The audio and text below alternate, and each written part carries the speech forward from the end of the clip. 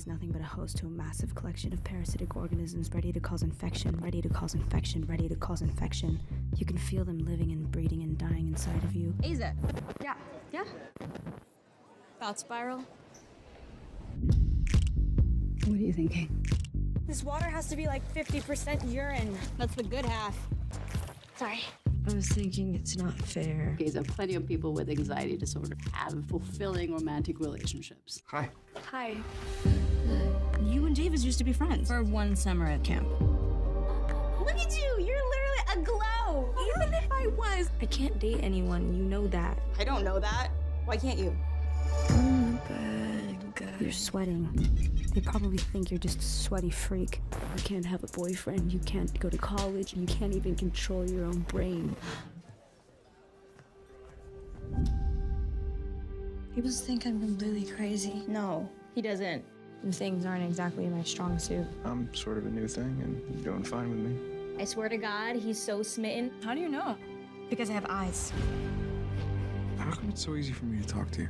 Maybe because our hearts are broken in the same places. Being intimate is intimidating for everyone. I bet that if you guys actually kissed, you would not be thinking about 80 million microbes. Aza, for once in your life, do not overthink this. Hey, is everything okay?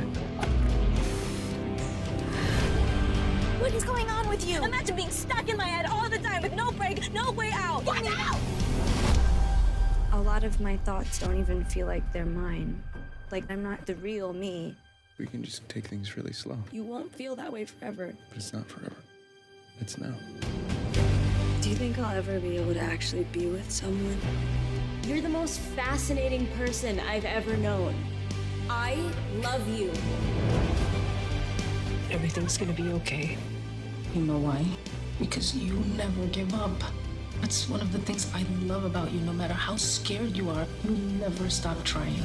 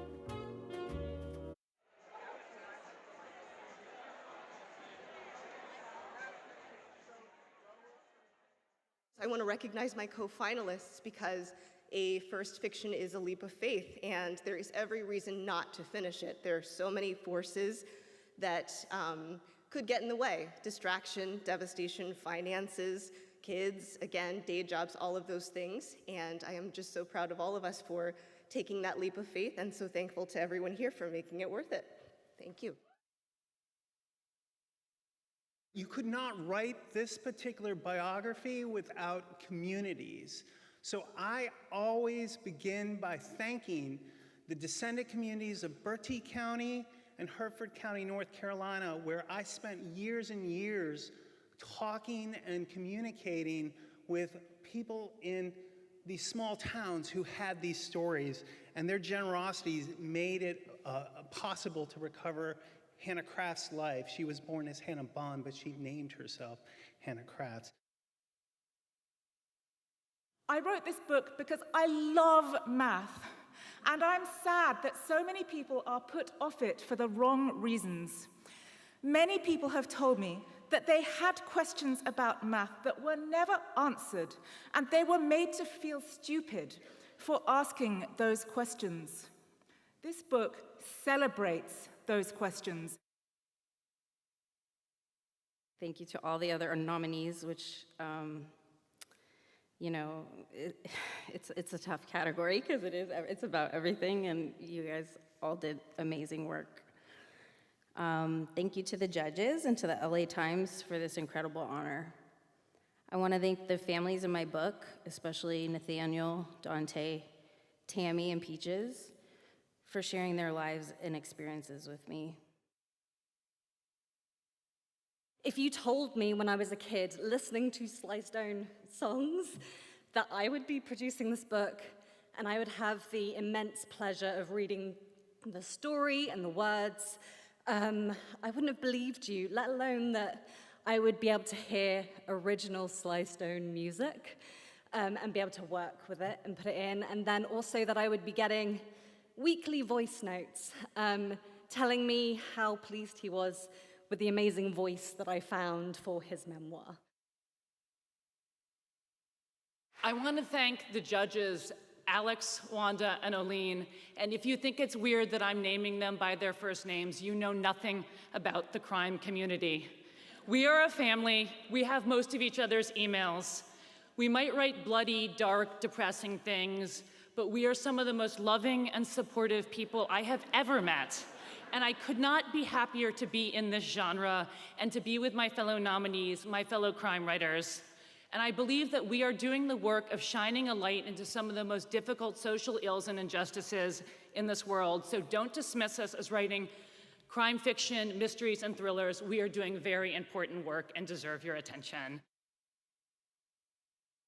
One of the things that I kind of resonated with was the idea of this guy in early 20th century America, one of the first Korean Americans before the door was shut for many decades. And what was it like for him to be here? And what kind of loneliness did he feel? And what sort of social, racial, class divisions did he have to navigate? And so he's not the main character of the book, but he is sort of a through line. And, for this and many other reasons, I really do, owe it to my dad.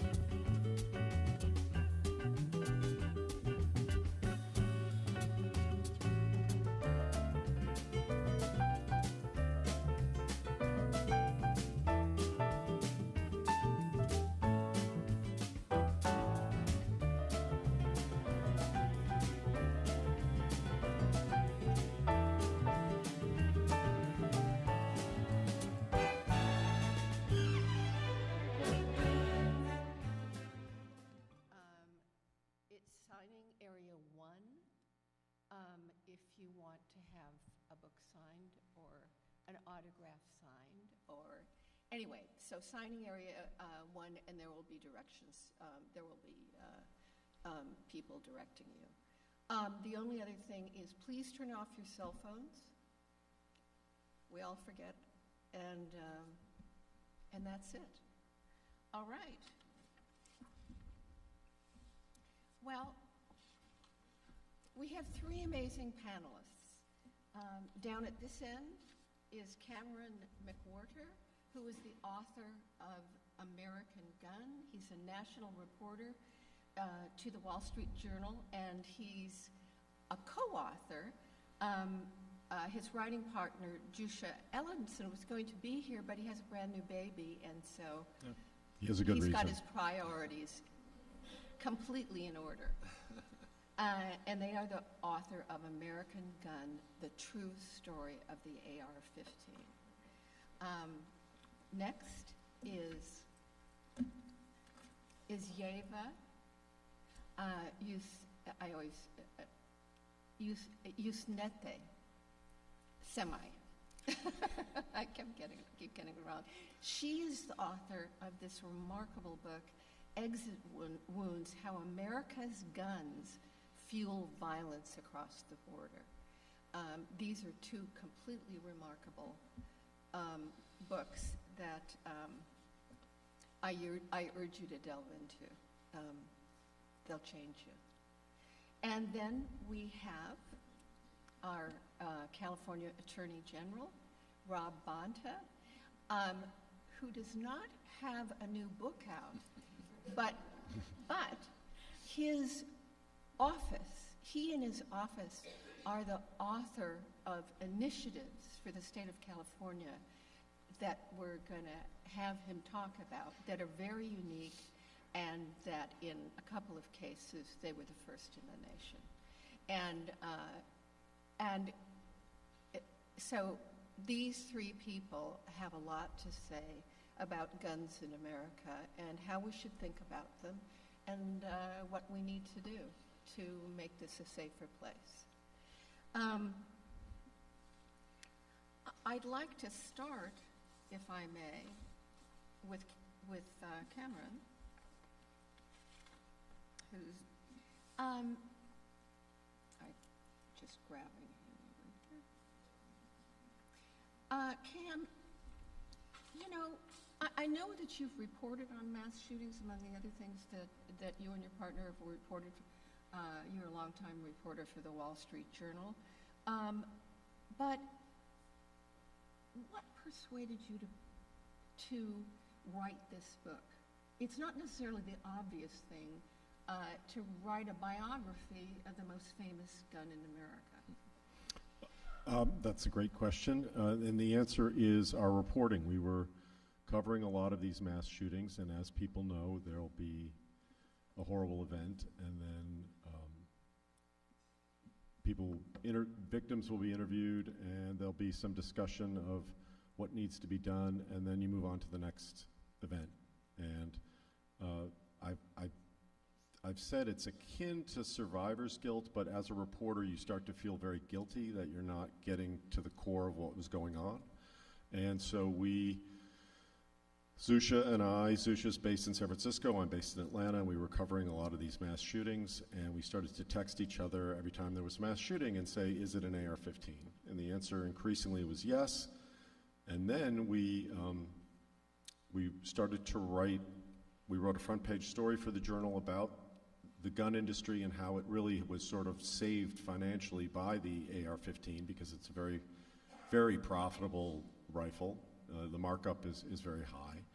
And we found this amazing American story about the inventor of this gun, this man who created it for the military, Eugene Stoner, who was really a classic American inventor. And he, not far from here in a garage, and then later in offices on Santa Marco Boulevard, he created what would become the AR-15, and it really, he thought of it as a weapon for the military, and he developed it as a weapon for the military, and it eventually, very long story, but it became a weapon for the military. But now it's become something much different, and So we felt we had to tell that story. How did we get to where we are now, where, you know, toddlers are having mass shooter training, you know, and this would be something that would be, certainly to Mr. Stoner, this would be horrific, that we've gotten to this place.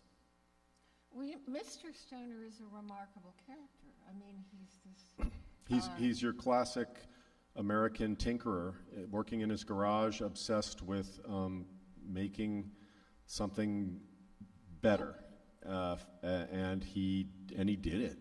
But the same design principles that made that rifle perfect for the military at that time also make it incredibly easy for a 14-year-old to walk into a school if they've never fired a gun before and wreak havoc.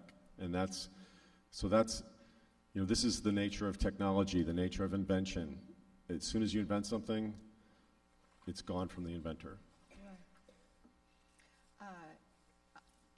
One of the people who worked with him in the last line of your book talks about the AR-15 and what's happened with it. He says, every gun designer has a responsibility to, the old man said, pausing yet again before finishing his thought, to think about what the hell they're creating. And yet it was very useful to men and women using it who were fighting. It's still in use today in Afghanistan. You know, the American troops use it all over the world. But you know, we start the book with an epigram, with a quote from Oppenheimer, and I didn't know the movie was coming out at the time. But you know, it was when he was being grilled, and he says, you know, you're not, when you're creating something, you're not thinking about the consequences of it. You're just trying to solve the problem, and I think that's an engineer's mind, and I don't have that mind. I'm a reporter, so I definitely am not a STEM person. But that engineer's mind can create amazing things in this world, but it also, the consequences are profound, and we have. You know, I've cited this many times, but prior to the assault weapons ban, and we can talk about that,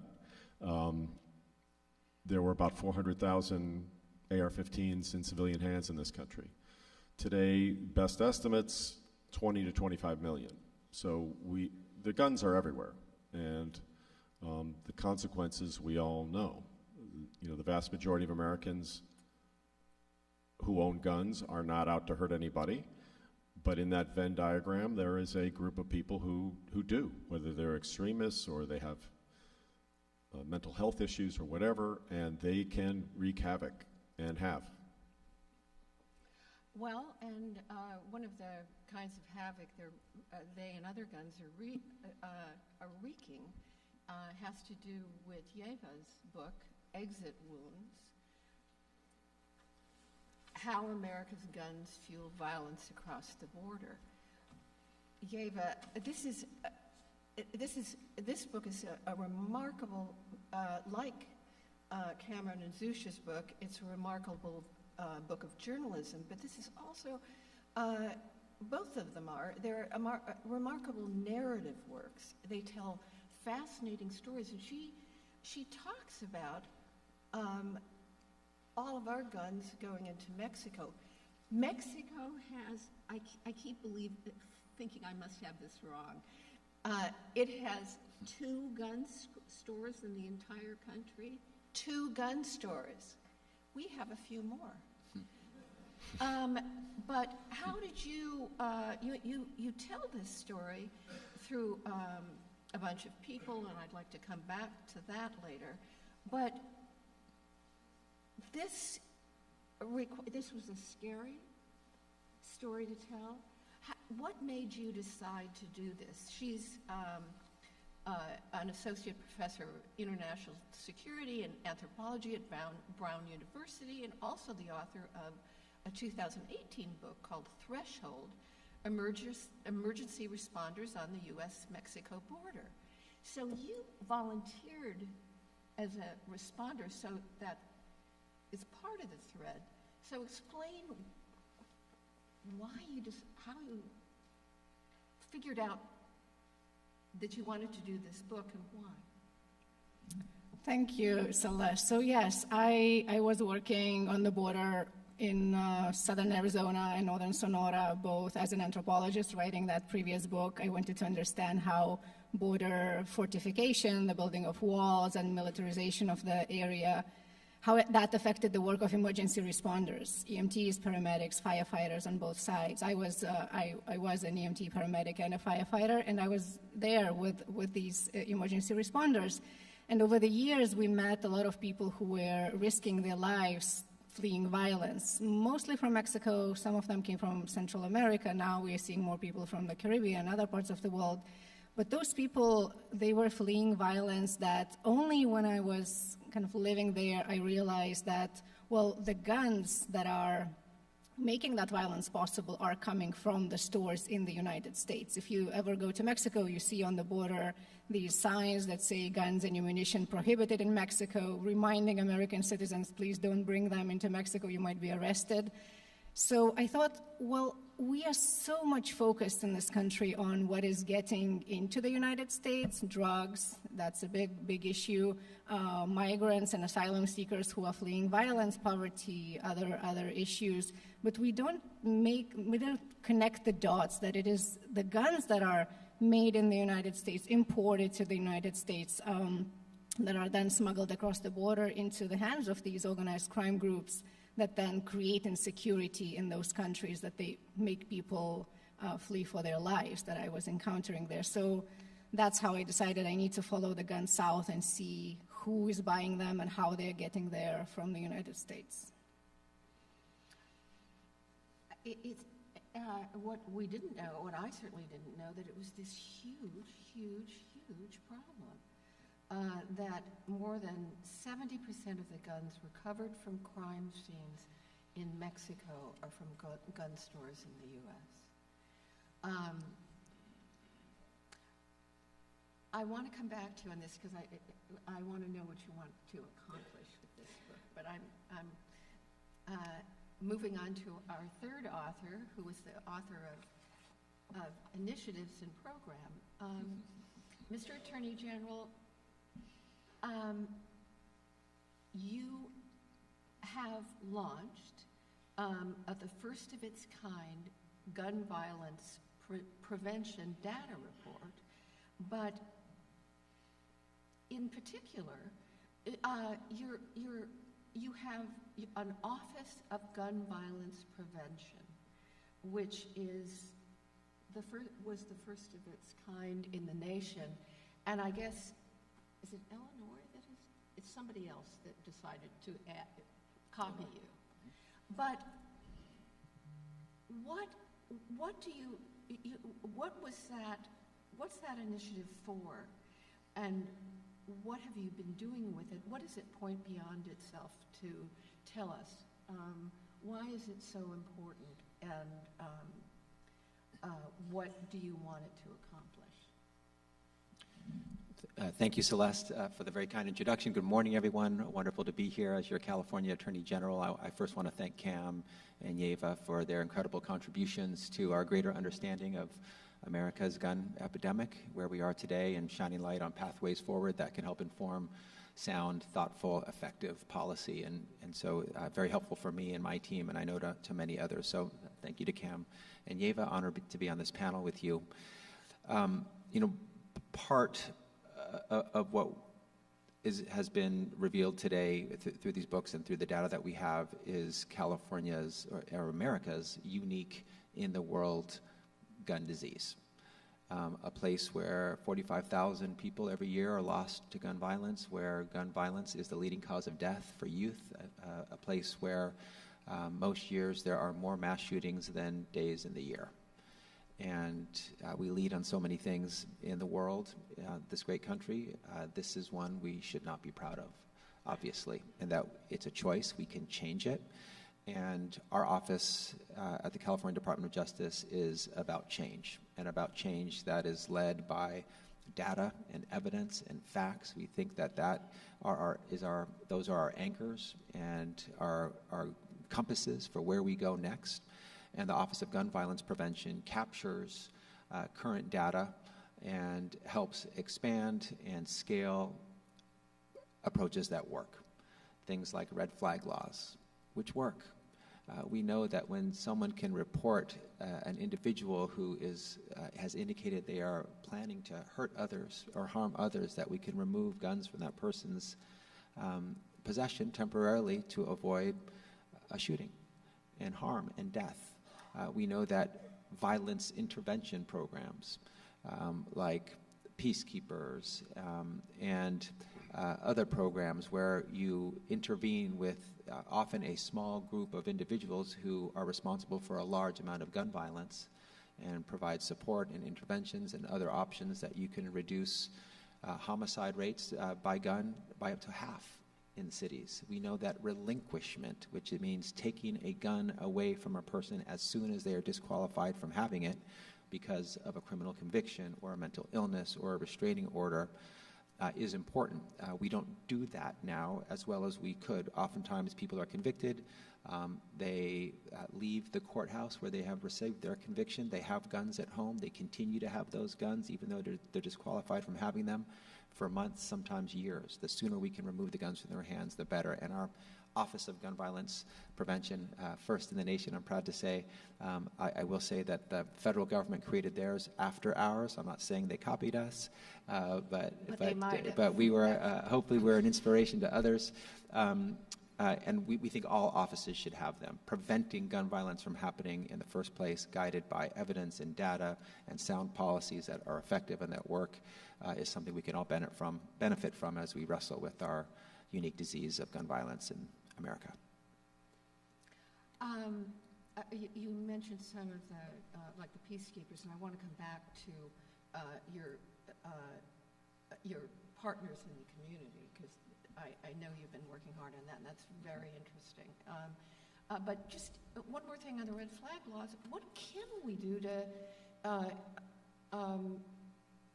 to improve the functioning of the red flag laws, and what's standing in our way in California? Because you're really focused on this, and rightly so, and even people who are strong gun enthusiasts, they don't want, they'll say that they don't want guns in the hands of people who are going to commit mass shootings, obviously. But that what is standing in our way, and what do you feel you've accomplished, and what's the next step with making those work? Because it affects domestic violence. It's so, it's so important, and I know you're very highly focused on it. The key is implementation and scale. We have the laws on the books. California had a first-in-the-nation red flag law a number of years ago. It has expanded its impact by allowing for more people, in addition to law enforcement officers and family members, others like educators and co-workers who receive information about an individual's desire, intent, plan to harm others, to seek a restraining order in court, and through due process and a judicial oversight, get a restraining order if they qualify for it. A lot of people don't know how to use that process. A lot of folks don't know that that tool exists. If they know the tool exists, they're not sure about going into court and filing a document. And so success leaves clues, in places like the San Diego City Attorney's Office shows the pathway for success. They have dedicated specific attorneys to work on seeking gun violence restraining orders and identifying those red flags and turning them in to the order that removes the guns temporarily from the hand of the individual before that person can harm somebody. So we've been working with Mara Elliott, the San Diego City Attorney, having her share her success with others, encouraging through our Office of Gun Violence Prevention other city attorneys and DAs to have dedicated resources in their office to regularly, consistently, when appropriate and consistent with the law, seek these restraining orders to make our red flag laws work in California.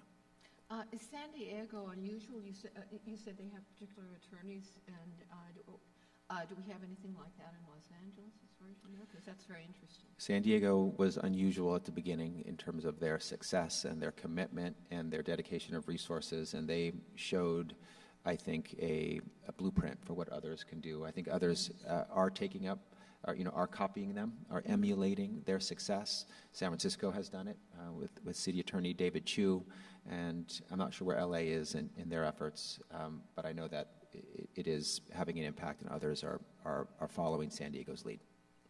That's great. Does it operate out of the city attorney's office? It does. Okay. Yep. So it's very interesting. Cam, you know, one of the things that, with regard to your book, I mean, this is the issue of guns has strong feelings on both sides. I've noticed that, yeah. And one of the things, I was a judge for the book awards, and Cam's book was a finalist, and my fellow judges were saying, this is the first book I've ever read that opens the discussion in a neutral way so we can have a conversation.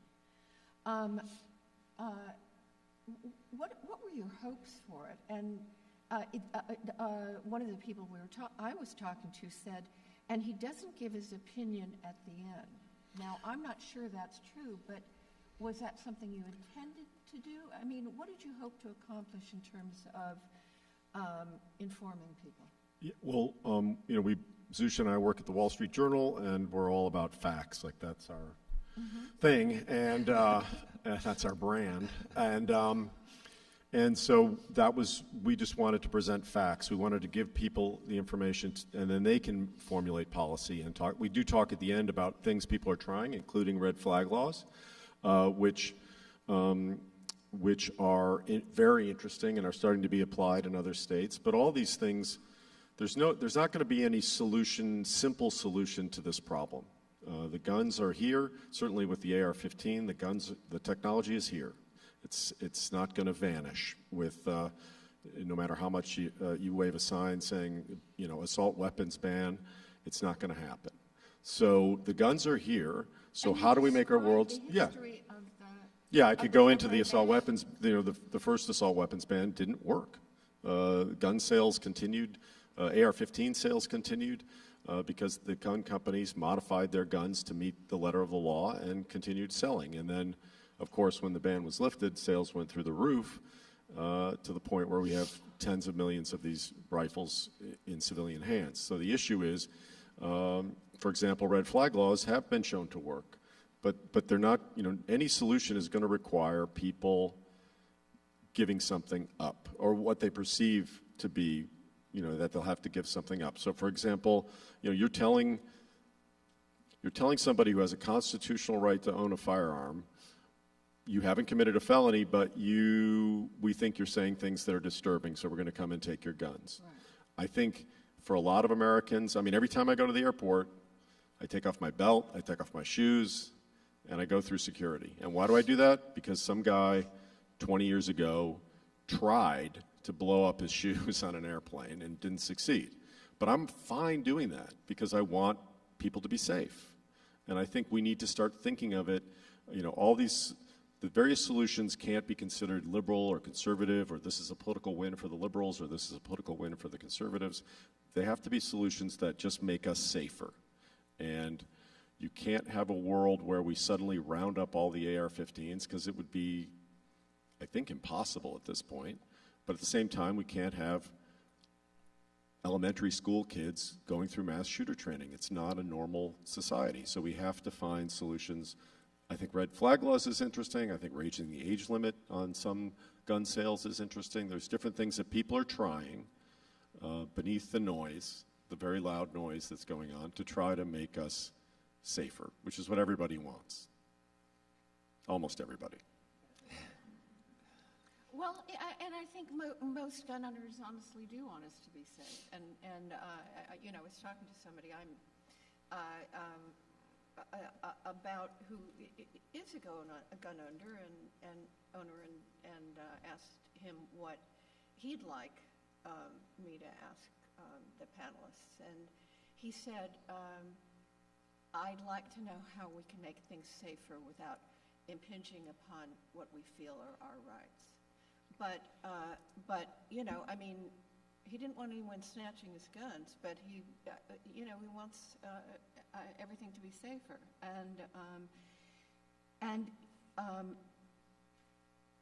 Yeva, you walked into a situation in Mexico where a lot of very unsafe things are going on, and you showed us the picture through a number of characters: a Mexican businessman who smuggles guns for protection, a teenage girl turned trained assassin, 2 federal agents trying to stop gun traffickers, a journalist who risks his life to report on organized crime.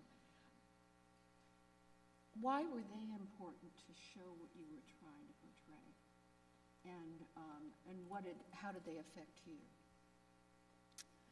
I think for me it was important to write a book about gun trafficking and gun violence that people would want to read. So yes, we need to understand policies and we need to understand numbers on how many crime guns in Mexico come from the United States, but we also need to understand the stories of people. So who are these people who smuggle guns? Why are they doing that? Who in Mexico is buying them? What does it mean like to live in a society where there are so many illegal guns from the United States in a country where gun laws are very strict and you need to pass a lot of requirements to acquire a weapon. And most AR-15 varieties are prohibited in Mexico, and AK-47 too, but those guns come from gun stores in Texas and Arizona, and some of them from California as well. Although the assault weapons ban did, in fact, there is some evidence that it did reduce the flow of weapons, at least to Mexico, temporarily. So for me, it was important to talk to various people, both the ones that were forcefully recruited into organized crime groups in Mexico, but also others who cannot turn to police for protection because of the weak criminal justice system, and who seek guns from the United States basically to defend themselves and their families from potential extortion and kidnapping and other forms of violence. And in the United States, I paid a lot of attention to what it means for U.S. federal agents to pursue gun traffickers in the aftermath of several failed, really horribly failed operations where guns were allowed to be smuggled into Mexico, and then we lost track of them, like Fast and Furious operation you might have heard about. It's a remarkable storytelling. What do you hope that readers will take away from it in terms of just the knowledge and also social change? So gun violence is a huge problem in the United States. We know that. That's why we are here. But I think we fail to see that our guns also have a huge impact in other countries. So outside of the United States, Mexico is our big neighbor, Canada too, the Caribbean. So how can we think also about our gun laws and our gun industry and gun lobby and how it affects lives outside of this country? But another very important thing for me is that we can't really solve this issue only through laws. We can't outlaw our way out of gun violence. It has to do with the demand in Mexico for guns from the United States, and it has to do with really unregulated supply, particularly in some states in the United States, of unlimited quantities. Like people I interviewed or followed, they could go into a gun store in say, Texas and buy 20 AR-15s, in 1 week, hundreds in 1 year, and most of those guns, the market for them is in Mexico. So I think it's important for us to realize the scope of this problem. Just as an aside, if you see pictures of the fall of the conquest of the Taliban in Afghanistan when they swept into Kabul, they're holding M16s and M4s, which are versions of the AR-15 rifle. If you study what happened in Northern Ireland, Armalite rifles were a key part of the IRA, and of course in Colombia it's been a huge, that's the weapon of choice for both the communist insurgents and the paramilitaries. So this gun has made its way around the world. Yeah, that's very interesting. Mr. Attorney General, California's had a lot of successes, and yet, you know, we still have a ways to go. When you look at it, what do you feel California's biggest successes are, and where are we failing? And I don't like to use failing, but you know, if we haven't solved the problem in a way, and you know, where do we still need to go? I mean, you're doing so much work, but you know, when you look at those questions. Thank you. Let me first say to Cam and Yeva, I was really appreciative of their humanizing of our American gun epidemic and the telling of the stories and who's victimized and exploited and abused and traumatized, and in particular the treatment of the victims of some of the mass shootings that we've seen, including Valerie's story in San Bernardino and her long road to recovery and how it's impacted her for the rest of her life, the trauma of parents from Newtown and Sandy Hook Elementary. And I think it's always important to remember the human side. And I do, as the Attorney General, of course, I see this role from a executive branch and policy approach, but I also see it as a dad of three, a dad who shares a text thread with my wife and my oldest daughter, Raina, when she was in high school, got a text from her that was usually, when's dinner, or who's taking me to soccer practice, or who can help me with my homework. It was, I'm in a lockdown at school because of an active shooter. And that shouldn't be a thing, to get a text like that from your child in school. Unfortunately, it's not uncommon. The seconds felt like minutes and minutes felt like hours. I was away in Sacramento. My wife was away. We didn't know what to do. We got on a side text to see what we could do to help Raina. And ultimately, she texted us back that there was an all clear and she was safe. And we were lucky. And others are not so lucky. And I can't walk into a movie theater anymore without taking a quick look at where the exits are and thinking about my plan when the shooting starts. And just my son earlier this week was waiting to get picked up by a friend, and he said that she's delayed because she's in a lockdown. And he said it so casually. I'm like, a lockdown for what? What's happening? She's in a lockdown at school. And it's almost like they accept it as routine, and there's nothing routine about it. So California's story is a story of success. In 30 years, we went from a state with one of the highest firearm mortality, gun death rates in the nation to one of the lowest. We have a gun death rate that's 43% below the rest of the nation. For our youth, it's over 50% below. If the gun death rate in California, they're great, and we're proud of them. And but any loss of life because of guns is a loss too many, and we always want to do better.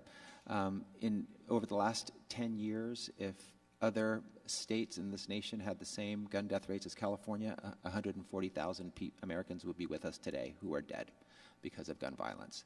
So we have a success in California. It is essentially the Swiss cheese approach, multiple policies, none of them perfect, each of them with holes, but layered on top of each other, closing those holes with the layering and providing a prophylactic, defensive, protective barrier against gun violence. So things like our assault weapons ban, our large capacity magazine ban, bans on things that allow guns to be used to kill many people quickly, our red flag laws, our waiting periods, our background checks. Together, we have been rated the safest state in the nation from gun violence by Giffords. And we're not immune to gun violence, to mass shootings, see Monterey Park and Half Moon Bay. So we're always trying to do more, trying to do better, thus the Office of Gun Violence Prevention leaning into red flag laws to prevent more gun violence. Massive investments, hundreds of millions of dollars into violence intervention programs, those ceasefire and peacekeeper programs that help reduce gun violence. We have a law now that provides a pathway to sue manufacturers, even in the face of PLACA, the gun manufacturer immunity, to hold manufacturers responsible. So we're always asking what's the next thing we can do to add to the layer of Swiss cheese to make it even tighter and more protective against gun violence. Yes. And we hope and believe that we're but Jordan wanted to start off. We're going to start off with the kimchi mac salad. So we're going to go through. Hopefully you guys can see it. I can't see there's going to be like an overhead camera, so you guys should be able to see what's going on over here. But yeah, do you want to start, Jordan? Sure. Let's do this. All right, so we're going to start with this. So it's going to be mac salad. I mean, traditionally, you know, my wife and I, we were in Hawaii. We made mac salad before, and we wanted to kind of spice things up a little bit. And come on, who doesn't like kimchi, you know? So kimchi is going to be that, oh, thank you. Kimchi is going to be that spice factor and that kind of interesting component that kind of elevates it and kind of makes it a little bit different. So we're going to start with that. We have some cooked macaroni right here. So that's going to go straight into the bowl. It was previously cooked. There's that. And then what's next, Jordan? Break it up? Yeah, so we're going to break that up. Move that here. All right, so what do you want to put in next? Go ahead and let everyone know. Let's start chopping up the cucumber.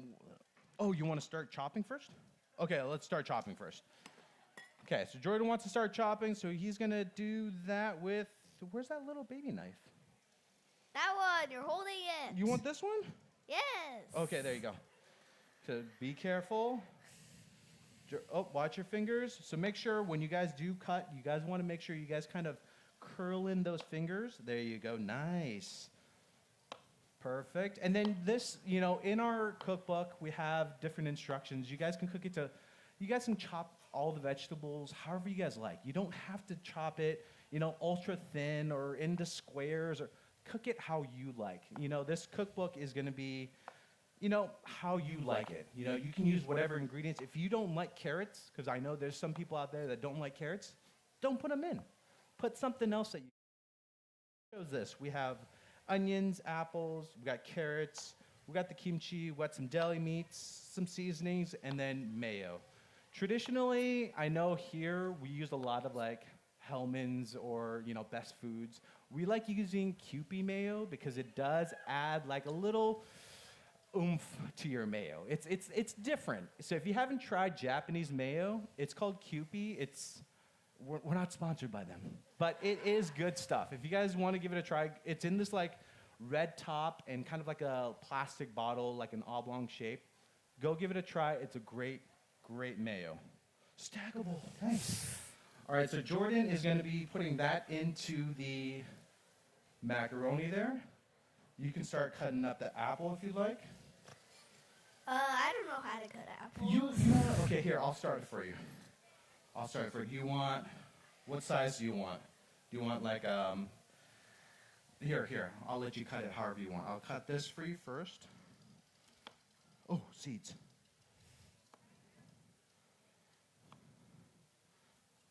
Here you go.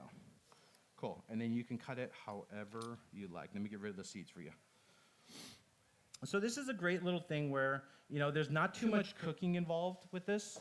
It's pretty much just a lot of prep work. As long as you get like your macaroni growing, or as long as you have your macaroni kind of like boiled and ready to go, it's pretty much just chopping and dicing everything. Next, what I'm gonna do is I'm gonna cut up this onion here, and we're gonna cut this as thin as possible because you don't want a ton of onion in here. You just want a little bit, unless you really like onions, then put a bunch in. But what you want to do is you want to cut these really thin just so you have that flavor and that crunch from an onion.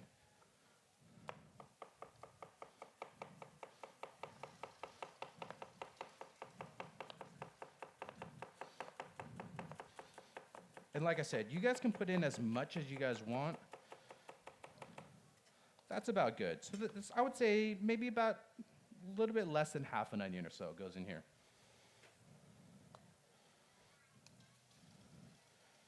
I know we have some kids in the crowd. Do you guys cook? Do you guys cook? Oh, you cook? You cook too? What kind of cereal? Reese's Puffs are good cereal? Yeah, I like it. What do you cook? Chicken, so you make it fresh? Oh, you know what? That's great too. I like that too. Jordan likes that too. We like Dino Nuggets. Have you had Dino Nuggets before? Yes, Dino Nuggets. They're cooler. Yes. Short ribs. Ooh, short ribs, braised short ribs. Ooh, we should have included that in the recipe too. Braised short ribs are great. Love short ribs. Anyone else? Any other kids out there cooking? Yes. You cook steak? What kind of steak? What do you season it with? Salt, good one. Pepper. Ooh, Jordan uses onion powder. Oh, Jordan loves onion powder. Can you tell him what's your favorite? Remember that one time Mommy made what? What did Onion Mom- powder cookies. Onion powder cookies. It was like a roulette, like you get a good cookie or a bad cookie. He got the onion powder cookie and he liked it. So he likes onion powders. All right, so we got our apples going, which is great. We got our onions. I'm not done yet. Okay, you just keep going. No, you're not done yet. I get it. I'm gonna chop. Can I do the kimchi then? Oh gosh. You want to do the kimchi? You do 1 carrot, I do 1 carrot. Okay, sounds great. I'll do 1 carrot, you do 1 carrot. So like I said, cooking's all about, finding what you like and then adapting it. So this cookbook is meant for you guys to pick it up, see what's in there. Wait, how do you do the kimchi? I thought you were going to do carrot. You want to do the ham? You could do the ham. You could do the carrot. Just watch out. They're Roll your hard. fingers. Yeah. Here. We'll do the smaller pieces. Only because we don't need the big pieces because everything's kind of big. So you could do the smaller ones, and then I'll show you a little trick. You're going to do, I know. you're going to do that so it lays flat. I don't know if you guys saw that, but you're going to cut here a little bit. Boom. And so it lays flat and it won't rock while you guys are cooking it or cutting it. Chop. And then right here, you're going to just do just a little bit so it lays flat on your cutting board, and then you can kind of just cut that however you like. But like I was saying, going back to it, you guys can cook with these recipes however you like. If you guys don't like something, don't put it in. But, we want to make sure that you do try and taste it with, like, if you guys don't have Kewpie mayo, I feel like it really helps this dish a lot. But if you don't have it, don't run out to the store and get it. If you have mayo in the fridge or wherever, just use that mayo. But when you do get a chance to go get Kewpie mayo, I swear it will change your life. It is so good. I mean, you can make so many dressings, and man, they should really sponsor us because I really love Kewpie mayo. I don't know how many times I've talked about it, but man, it is good stuff. But yeah, you can pretty much do it however you'd like. Oh, thank you. How about I do this? I'll do this while you do the ham. Is that cool? Cut the ham. Yep, cut the ham however you like. You gonna put the whole thing in? No. Oh my goodness. I'm going to do it in a separate cutting board so it doesn't get all dirty. So the kimchi, if you guys don't know, it's a fermented cabbage. It's great. It's got like probiotics and a bunch of different health benefits, but I really like it because it tastes good and I grew up with it. If you guys haven't tried kimchi, go get some kimchi. Who's tried kimchi in here? Oh, so no one, huh? No, I'm just kidding. No, kimchi is one of those where it's like, man, I didn't know I needed a spicy pickled cabbage in my life, but it kind of works. It kind of does. And you could throw it into like anything. Literally, you can spice up your life with some kimchi. Yes. And you could probably put it in ice cream. You could put it in ice cream, on ice cream. You could probably put it. Yeah, you could eat it that way. I don't know about cereal. So maybe not everything. But it's a great ingredient where you can really just spice up your life. Oh, gosh. You could probably put more ham if you want. You could probably put all of it, actually. Cook I like all ham. of it at the same time. Oh, all of it at the same time? That sounds good. I'm going to go straight into this. And this kimchi is already chopped up. But I want to chop it up a little bit more to kind of make it a little bit more bite-sized and uniform with the rest of the dish. And like I said, you guys can put however much you guys want into this. I'm just sorry, I have like allergies. I don't know if you guys know, if you guys have watched, I have like allergies. My nose is always runny, so if you guys hear me sniffle, sorry, I'm not sick. But that's about good right there. I'm gonna toss that in. All right. Layer them all together and then cut them at the same time. Oh, watch your fingers, watch your fingers. Curl your fingers. There you go. Are you going to leave them as strips, or are you going to cut them into like little squares? Or triangles. Can you do triangles? You can do triangles? I'm not going to do triangles. No, you're not going to do triangles? Okay. Nice, nice, nice, nice. Perfect. Perfect. Anyone out there have tried mac salad? It's macaroni salad. No, there's only like a couple of hands. Really? You did? Did you like it? No. Oh no. Honestly, mac salad, you know, in Hawaii, it's kind of like a staple. When you go over there, you get like a box lunch or something, or you go pick up like a plate lunch. You get rice, mac salad, so it's like your second carb. Excuse me, I got like carrots in my mouth. It's like your second carb, so you can have rice and mac salad, and it pairs well with pretty much barbecue or honestly really anything. It's like their potato salad, you know. So you're gonna eat this as like it's potato salad. You're gonna have it with grilled meats or, you know, hot dogs and hamburgers or, you know, anything you have. This is gonna be a dish for it, and you know our kimchi mac salad. It's just gonna be that much better. All done? Yep. Nice. What's next? What do you want to do next? That stuff? What's that stuff? It's milk. That's milk. So we're going to put a little milk in. It's going to help thin out the mac salad because we don't want just pure mayonnaise in there. It's going to help to thin it out, make it a little bit more creamy as well. Okay. Uh-huh. Yep. Yep. Nice, nice. What do you think's next? The Kewpie mayo? Let me help you with that. All right. Well, so I then, do the spices. okay, maybe we should have gotten a bigger bowl. I feel like we always do this. We always make, like, anyone else do that? We always make, like, way too much, and then you end up going, I need a bigger bowl. But it's okay. It's okay. We'll make it work. All right, so next we have, let's just take a pinch of pepper and just do, or maybe for you, like, a double pinch. Maybe a triple pinch. Maybe another, like, 2 more pinches. A quadruple? Yeah, quadruple. Nice, that looks good. So we'll do that. Oh, a little bit of salt, too.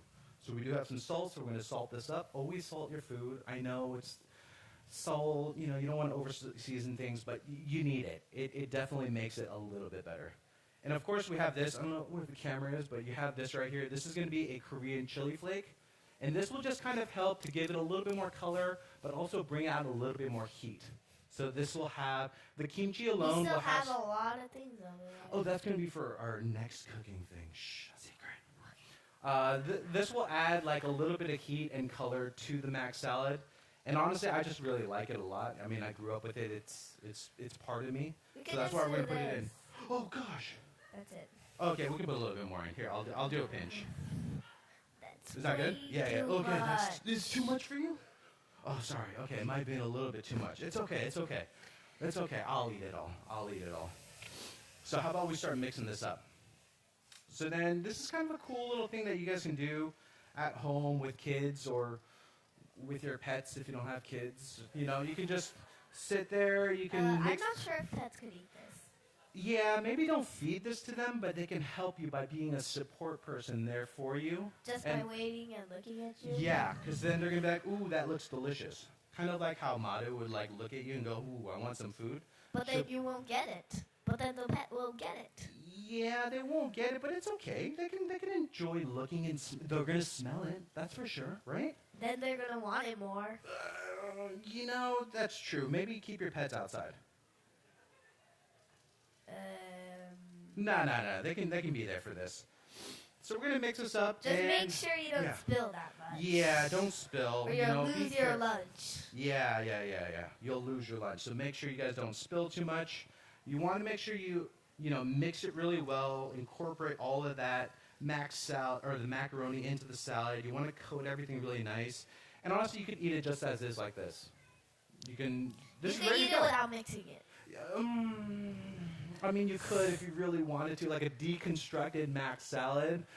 But I think the flavor might be better if you did it this way. We might have forgot a little bit more. But yeah, another one? What's 5 times a pinch? I don't even know what that is. 5 times 1 pinch. Yeah, 5 pinches. Got it. But yeah, that's it. That's Kimchi Mac Salad, guys. It's super easy. Honestly, it's one of those things that you can just cook ahead of time. If you're going to go to a picnic, throw it in the fridge, and then when you're ready to go, I mean, this was literally the recipe from the book, and look how much mac salad you're going to have. So you can always cut it by half if you don't need this much mac salad. But honestly, we'll probably finish this all. It's good. It's good. You want to give it a try? I'm going to give it a try. Let me get a spoon. Sorry, we ate breakfast, but I'm still kind of hungry. You want to try it? I don't think I can eat it because I have my mic right next to my mouth. You want to try it? Oh gosh, that's good. I don't remember the last time we made this. Might have been for that one TV show. I forgot. But anyways, yeah, so that's Kimchi Mac Salad, guys. If you guys haven't tried it, it's in the cookbook. It's one of our recipes. Thank you.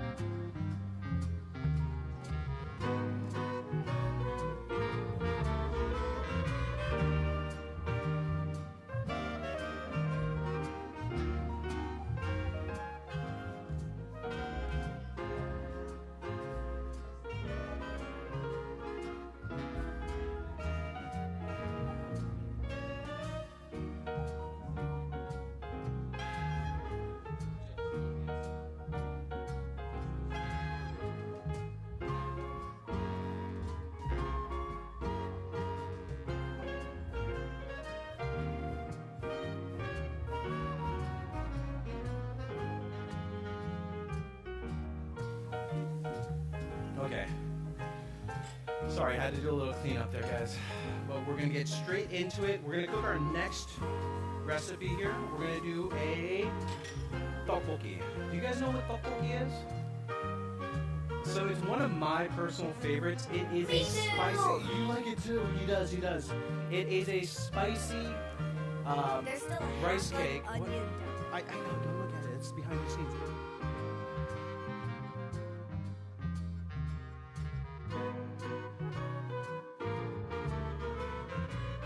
Savory gochujang sauce that I personally grew up with and I love. And this is a very easy recipe that everyone can do at home. I mean, you can pretty much do this with 4 ingredients. That's really all you need. But I like to kind of spice things up and throw other things in there, from hot dogs to ramen, and you can make it a tteokbokki, which is a ramen tteokbokki. You can pretty much put whatever you want in this. This is like a smorgasbord of whatever you want goes in here. It's sweet, it's spicy, you can eat it for dinner, you can eat it for a late night snack. It's great stuff. Oh, hey, are you ready? Yes. Let's do this. All right, so first things first, I got a hot pan here, and we're gonna add some water in there. Ready? I think I am not going to be able to cut that onion.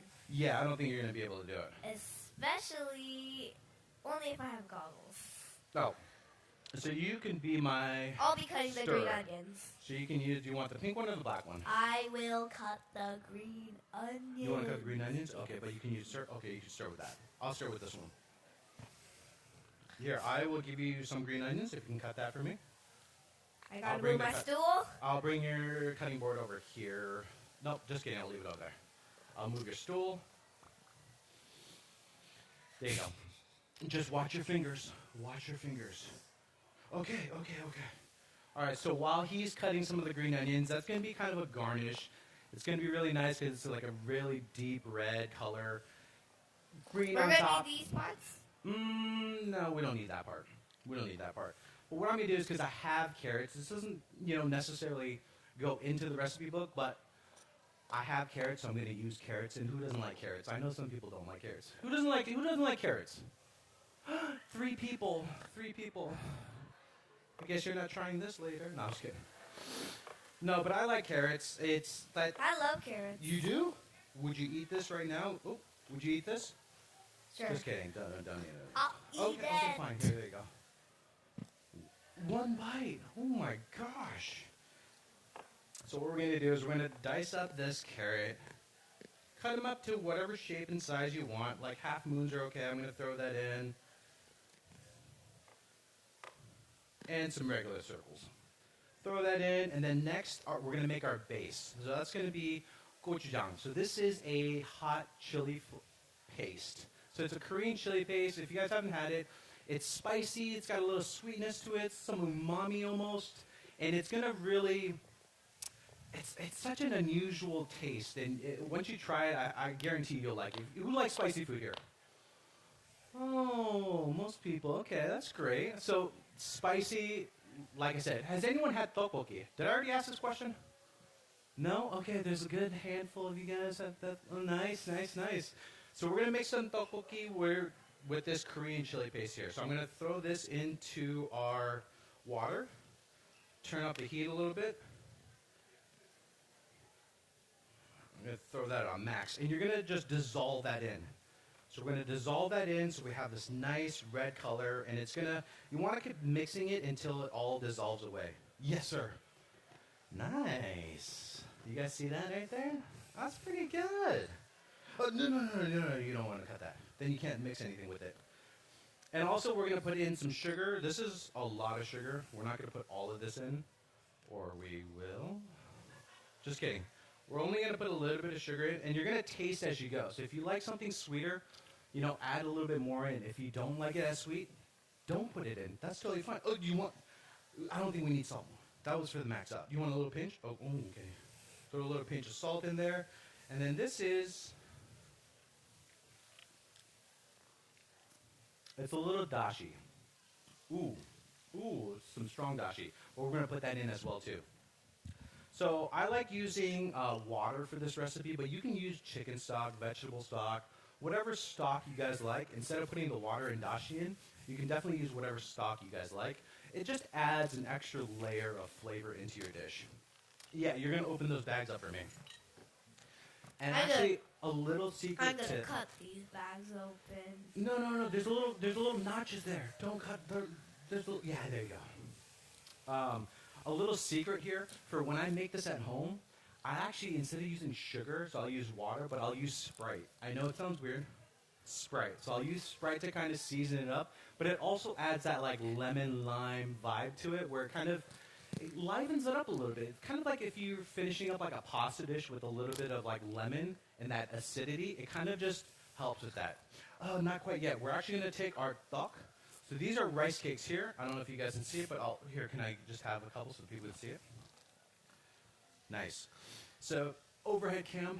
Let's put them in. Yep, go and put them in the water. So these are rice cakes here. They come in different shapes and sizes. This one.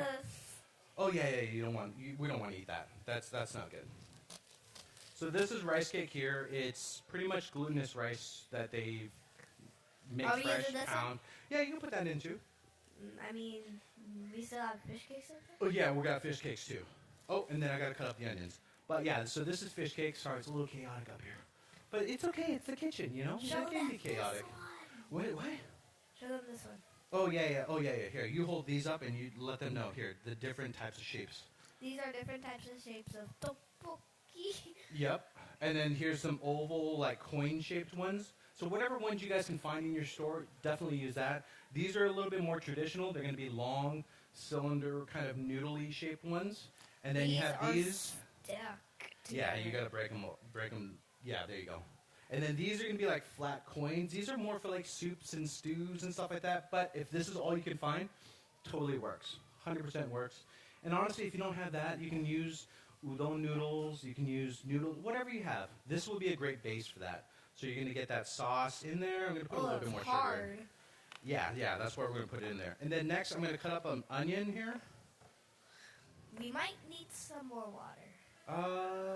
Yeah, we might need some more water, huh? So I like cutting up onion. Onion's kind of one of those things where I feel like it's in like every dish.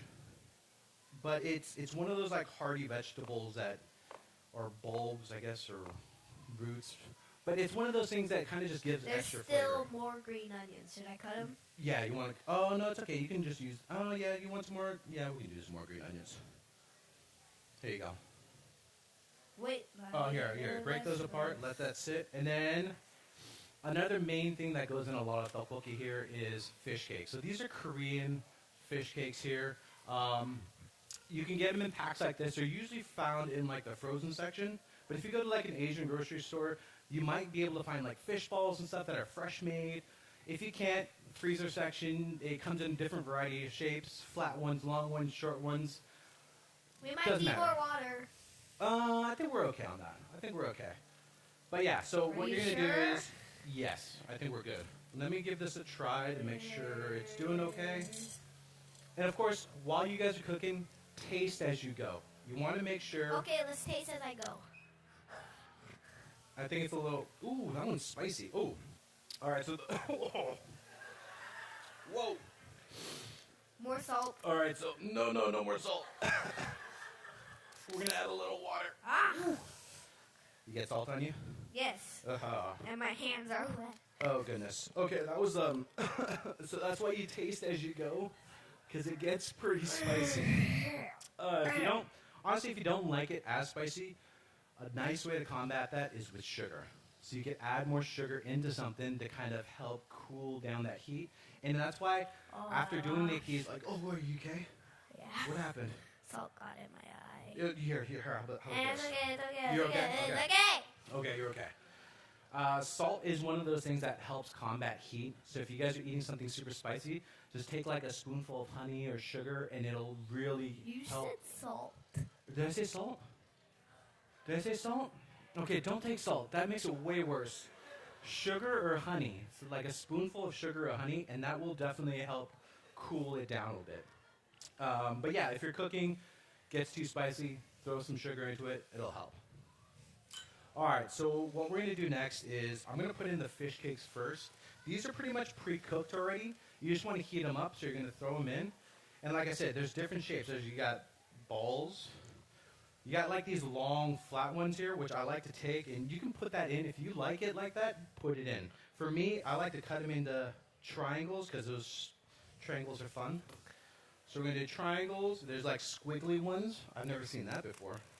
Yeah, you have. I know, I was just kidding. And then we're going to just chop them up and throw them in. And you know what? Because we do have a little residual like kimchi Sorry, left. I thought this was my knife. Oh, goodness. Since there's a little residual kimchi here, I'm going to throw it in because why not? We have it. So we're going to throw in a little kimchi.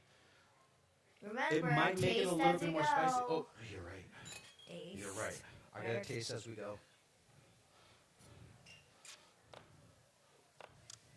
Honestly, that's pretty good.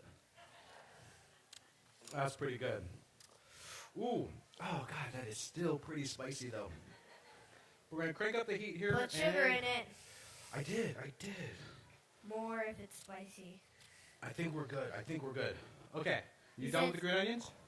Yep. Okay, I think we can put Garnish the done. duck in. Are you ready to put the duck in? Oh, wait a second. We're not going to put everything in. Well, That's let's- way too much. Okay, let's start. nonsense. Okay, go ahead. You can start putting it in. Here, wait. Let me move the stool over so you're a little bit closer so you don't have to reach. I was okay with that. Okay.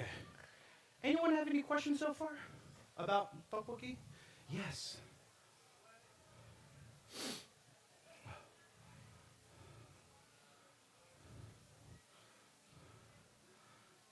Hello? Hi. Hi.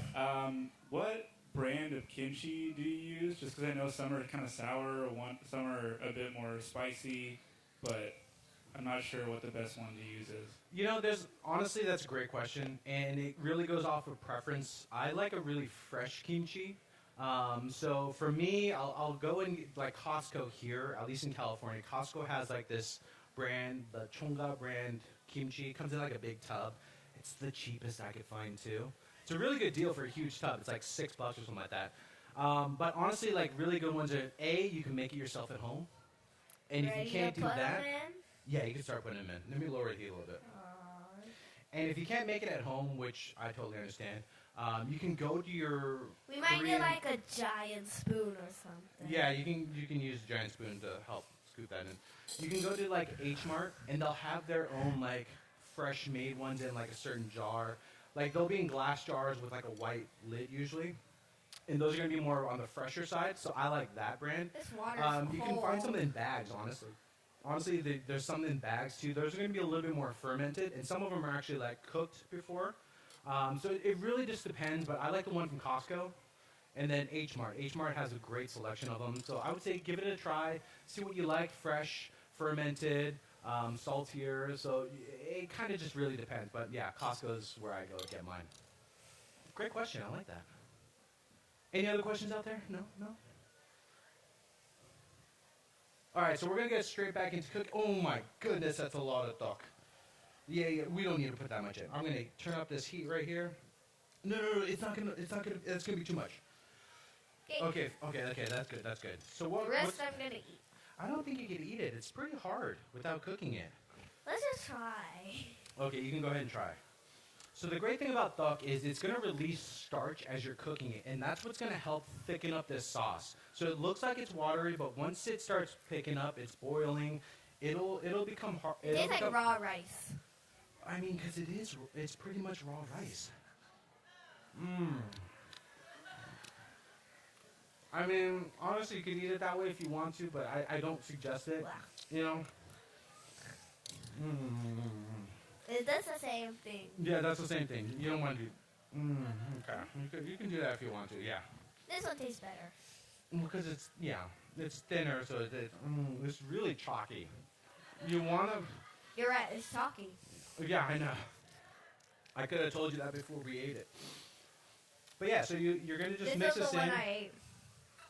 Well, don't put it back in the bowl. Unless you're going to eat that whole bowl. You need that whole bowl? No. Yeah. And this one, too. Yeah. And let me find the other one I ate. Okay. This one. So you're going to bring this back up to a boil? Oh, I ate half of this one, too. Okay. Oh, wait, there's some right here, too. Did you eat these? Oh, wait, you ate that one, too. Yeah, I ate this one, Yeah, take that out. So you're going to bring this back to a boil, and what's going to happen to that duck is it's going to start absorbing a lot of this, a lot of the soup, and it's going to release a lot of that starch into it, and it's going to thicken it up, almost like gravy. So it'll turn into like a gravy. Oh, I ate this one too. The rice cakes itself will soften up, and they'll become a little bit more soft and chewy, and they'll definitely be a lot more enjoyable versus just you don't need to add more water into this. It's called tteokbokki water, the secret ingredient. No. Okay, we're good with that. We're gonna let this come up to a boil here. You spilled. Yeah, I did. I know it's getting real messy up here. It really is, but they can't see it. They're right in front of us. I know, but they can't see up here. They can't see up here. Does anyone see this? Oh no, our secret's been ruined.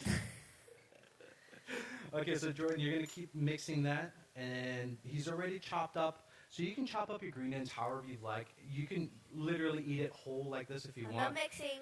But you can do it nice and thin. Hey, I wanted to do that. You already have that right there.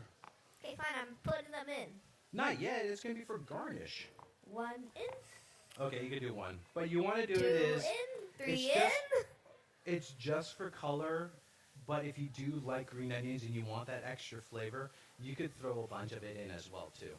Also, what we're going to do is we're going to put some sesame seeds in, and this will also bring out like a nuttiness to the dish, but also it'll make it look really pretty, and we like pretty food, you know? Okay, are you going to put it in? You can put it in. Not all of it, sprinkle, delicate. I mean, that's pretty good. Yeah, keep going. But you're getting it everywhere and they could see it. Uh-huh. You want to see it really cool? Watch this, ready? Oh my god, what is that over there? That looks good. Did anyone see all of this? That's all you. That's not me. That was all you. You did that. So you guys actually see it, like the rice cakes are getting a lot more These grains are malleable. I don't know if you guys, I don't know if it's overhead or where, but you can see it. Wait. It'll like flop Wait, around. can you show me it? Hey, Can can you show me it again? Oh yeah. Let's do this one. Oh, it's so hot. Hey, no, you're just making a mess now. You're making a mess. So what's gonna happen is that rice cake's gonna get soft, it's gonna release a lot of starch, and this water will actually become very thick. And you wanna eat this pretty much right after Let's you make see it. how thick it is. If it sticks onto it, it's not thick. Well, it's not thick now. It sticks onto it. It's not A little thick. bit. It's still a little watery. But yeah, so that's tteokbokki. This is kind of what I grew up with. Like I said, you guys can create this however you guys want. If you guys want hot dogs in there, I personally love like Spam in there. I cut up some Spam, you throw that in there. If you want protein, you can put in chicken or bacon. Ooh, That bacon. is spicy. Where's the water? Ooh, bacon. Huh? Where do we have water? It's Yeah, spicy. it's spicy. Here, you can have some water. Yeah, it's actually pretty spicy. So there's, when you go look for your Korean chili paste, on the side it'll actually now tell you mild, medium, and hot. I'm assuming this one is hot because it's pretty spicy even for me. But make sure you go get, whatever you prefer. If you like a mild one, yes, Are you sir. faking it? No, I'm not. Look at, I'm sweating. Feel, right here. See, I am, yeah. I think you're tricking me because I have wet hands. Maybe.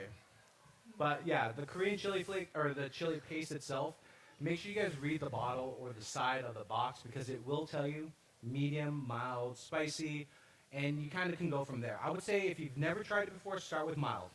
Only because it does have, mild still has a kick to it. So make sure you guys start with mild, and then if you guys want it spicier, you guys can go hot, medium, some however soup. you like. You can try it. Go ahead. But you guys can tell by it bubbling, it's already getting a little bit thicker. It's kind of losing that soup consistency. It's becoming more of a gravy. That's because the rice cakes are now releasing a lot of that starch into that I water. just tried some again. Yeah, it's pretty spicy. But yeah, you guys can, honestly, the kimchi kind of got lost. I would probably put a little bit more kimchi in here if I'm making this big of a batch. But yeah, there's also, for those people who don't In like... our recipe, we don't put kimchi in, right? That's true. In our recipe, we don't, but we had it on hand, so we put it in there. But if you guys don't like spicy foods, who can't eat spicy? I know there's a lot of people who can't eat spicy. We do have a version in our cookbook that the kids and my family like that is a sweet and savory. So it's not going to be spicy. There's no spice, there's no gochujang in there at all. It's just going to be a soy sauce and sugar-based one. And it's more sweet and savory. So if you guys do want, I do have an option for that. It's if in our it's cookbook. hot, you have to blow on This it. is our brand of If kimchi it's here. hot, you have to blow on it. No, it's still cooking though. That's why it's still hot. This one is Then why is hazondong. it bubbling? Huh? Why is it bubbling? Because it's hot. It's still cooking. This one is still hot. This one is hazongjang kimchi. I mean, honestly, this one's a pretty good one too. I've never tried this one personally this Max? until today. It is Max. Let's push it up more. It doesn't go up anymore. But yeah, so that's it. Really? That is our tteokbokki. Yeah, look it. So now you guys can see it. It's kind of becoming more of a gravy as you're pushing it around. You want to mix it so Let's nothing see sticks if it's to the a bottom. gravy. If it sticks, You said it's that not a already. gravy. It sticks. It's not a gravy. And honestly, at our home, I serve it just like this because I don't gravy like doing is not dishes. spicy, and that is not gravy. It will get gravy. It will get gravy. Spicy gravy. But don't mess around with that. But like I was saying, honestly, in our house, I don't like doing dishes. So I will serve it in the pan that it's cooked in. And that's another great thing to have is Garnish one up. pan cooking. Oh, also Just put throw your it green onto the table onions and everyone on. can grab however. Oh, yeah, green onions. You throw it onto the dinner plate and everyone just gets a ladle full and just kind of eats off of that. This can be like a late night snack too. You know, it's honestly, we even eat it straight out of the fridge. Like after it's been sitting in the fridge, it gets a little bit harder, but it's just a quick little snack. So it's great to have on hand too. Next day, probably not as good. The rice cakes get a little too hard. So I would say eat it within the same day, best fresh like this. If you have like one of those like burners that you can put like in the middle of the table and throw it onto like a low heat, I would say leave it on there so it kind of cooks and kind of gets more gravy-like, and you can enjoy it that way as well. But yeah, that's it right there.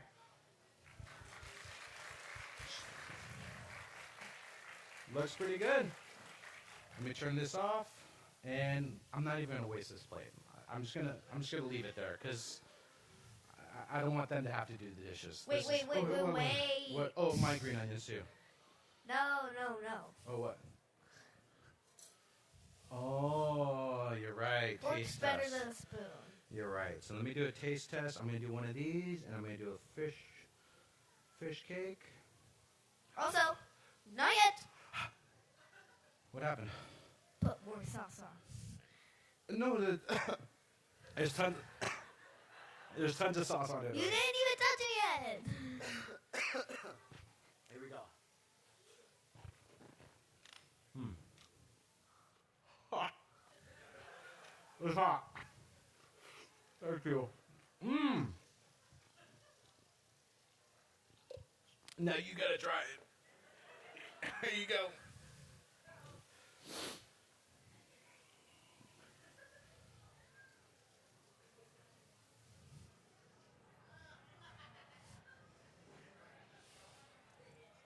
It's not gonna help. Oh, you got the mic.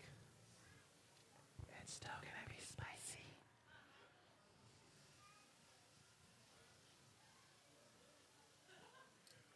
Not spicy at all? Wow.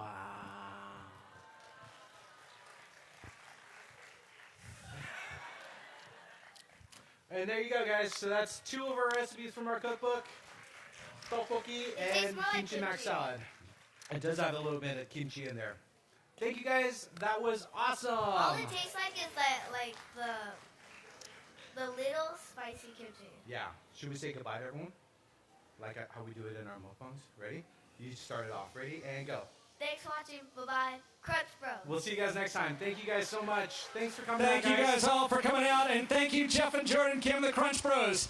Copies of their book are for sale in the book Soup Tin. Immediately to your left, they'll be signing copies of their book. Buy multiple copies in case you want to cook from it more than once. And stick around at 12:30. We've got Roddy Devlukia will be here. So thank you all so much. Great day of cooking ahead, and thanks for coming out to the 2024 Los Angeles Times Festival of Books.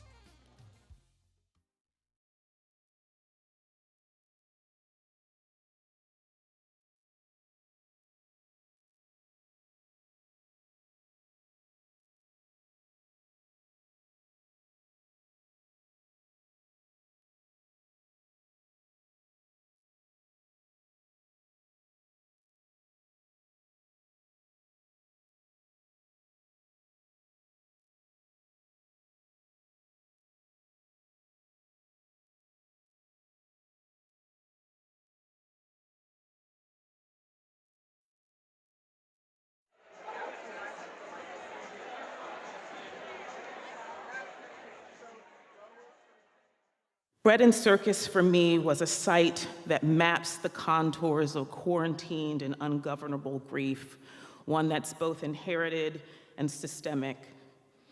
Writing this book helped me to name and touch that plasmic grief with whatever tools I have available. And as a poet, I kind of believe that every collection is its own type of cartography. Thank you so much for the honor of giving me the LA Times History Award. It's not something I ever expected to get, so I really don't know what to say about receiving it. I've written a very heavy book, that's all I can say, and the very fact you've lifted it up and opened it is something I'm extremely grateful for. So I can't tell you how grateful I am to have received your club prize. Thank you so much. This is my first full-length graphic novel that I both wrote and drew myself. It was very difficult sometimes. Thank you. But I learned a lot about making comics, and Also, like a lot about myself, which is sort of embarrassing in retrospect to have it in there through making this book. Back in 2013, I got a phone call from the Florida State Attorney's Office and learned that my great-uncle, Robert Stevens, died in 1937 at a notorious Dozier School for Boys, a reformatory in Florida. And after attending a meeting there with my father, freedom lawyer John Dorsey Dew, Jr., I knew I had to write about Robert Stevens, but I also knew that my story would need a different ending and ghosts. The novel took me 7 years to write. We are honored to present Jane Smiley with the 2023 Robert Kirsch Award. I love to make things. I love to cook. I love to knit. I love to make novels. And I love to go for walks and look around. And I think that the great pleasure of a novelist's life is curiosity. It might be curiosity about what you're seeing. It might be curiosity about what happened. It might be curiosity about what something that happened to you really means. What a novelist does is use, especially plot, but plot, character, setting, and theme to figure stuff out. And that has been the greatest pleasure of my life. I'm from Charlottesville, Virginia, and the idea for this book started after the Unite the Right rallies. I wanted to write a book that talked about what happens when we don't tell history correctly, and the repercussions of that. I wanted to write a book that talked about how you don't get to start history wherever you want it to be. And thankfully, I had my parents supporting me. It was a very difficult book to write, but I'm always grateful for people who are reading this book. One of the big projects of Monsters was an attempt to valorize subjectivity and undermine absolute critical authority. Each of us operates from our own specific experience. Consuming a piece of art is the process of two biographies meeting: the biography of the artist that might disrupt the consumption of the art, the biography of the audience member that might shape the viewing of the art. This occurs in every instance.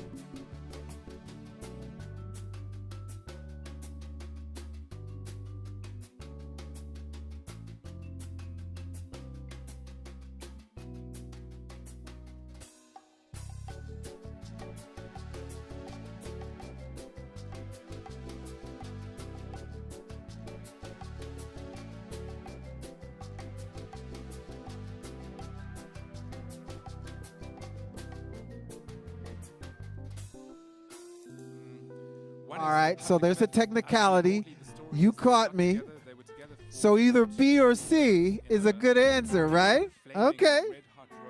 All right, I love it. He went to prison for 27 See? years. She showed They had to me. conduct their marriage apart for all that time, so All right. just once or twice a year. It's time for prizes. Parallel strands. The one is the myth of their marriage. They very self-consciously made their marriage into a public myth that was going to embody and represent their people's struggle for freedom. And like all very powerful stories and myths, it was very simple. And the idea was that here is a beautiful, powerful couple torn asunder. And the day they reunite is the day that their people are free. And in that sense, their story embodied the story of their people and the struggle for freedom. So that's the one parallel story about their marriage. The other is that beyond the myth, it was a real marriage between two real human beings, 27 years apart. You know, trying to conduct a marriage 27 years together is not that easy. 27 years apart is a struggle, to put it mildly. And the very short reading I'm going to do is about that. You know, one of the things that happens when you're in prison for 27 years is that very simple things like time get scrambled. The arc of a human life gets scrambled. You have a wife who is the most important person in your life, but you haven't spent any time with her since she was a very young woman. And although you love her deeply and think about her all the time, exactly who she is can slip into fantasy. And the little section I'm going to read, it happens in 1979 when Nelson Mandela has been in prison for 17 years. He's 60 years old. Winnie is 42 years old. And their daughter, Zinzi, is 16 years old. And Zinzi comes to see Nelson in prison, and he mistakes his daughter for his wife. And this is the moment that I'm going to read. So it begins with a letter from Nelson to Winnie. On the 2nd of December, Zinzi hinted that she and you planned to be here on her birthday. I looked forward to that day, as I would be seeing both of you together for the first time. But on the morning of that day, I prayed that you might not come. Unconsciously, during the previous day and night, I worked a little harder than I realized.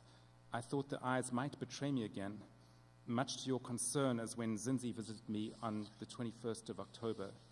I was therefore much relieved when you didn't turn up. He writes obscurely, in part to shelter from prying eyes, and perhaps too because he's embarrassed. Subsequent gossip among prison warders who witnessed the incident makes its nature clearer. The previous October, Zinzi had come to see him, and he had mistaken her for his wife. Zinzi, one assumes, reported what had happened to her mother, and Winnie's reaction, probably in a letter, is inaccessible, but it must have been severe because Nelson now awoke to discover that he was dreading seeing her. One wonders whether it was a moment of revelation for Winnie. She had long understood that Nelson's view of her was frozen in time. I often wonder, she had written to him back in 1970, if your memory of me isn't of a trembling little girl standing next to you in a shabby little black felt church. Every subsequent letter he wrote to her must have deepened her unease. Here was a man replaying over and over a romance from 1958. Those encounters on Robben Island, he on one side of the glass, she on the other. She must have known that they carried into that room increasingly discrepant views of each other, of their marriage, of whatever future they might have together. She had not actually seen him, she wrote in the early 1980s, since before he went to jail. The lighting in the visiting room on Robben Island was very bad, and the glass partition so thick, I could never see a clear picture of him, just a silhouette, really. Did she wonder how on earth they would make a marriage? Were he to be freed? It was probably unfathomable, a question to put off.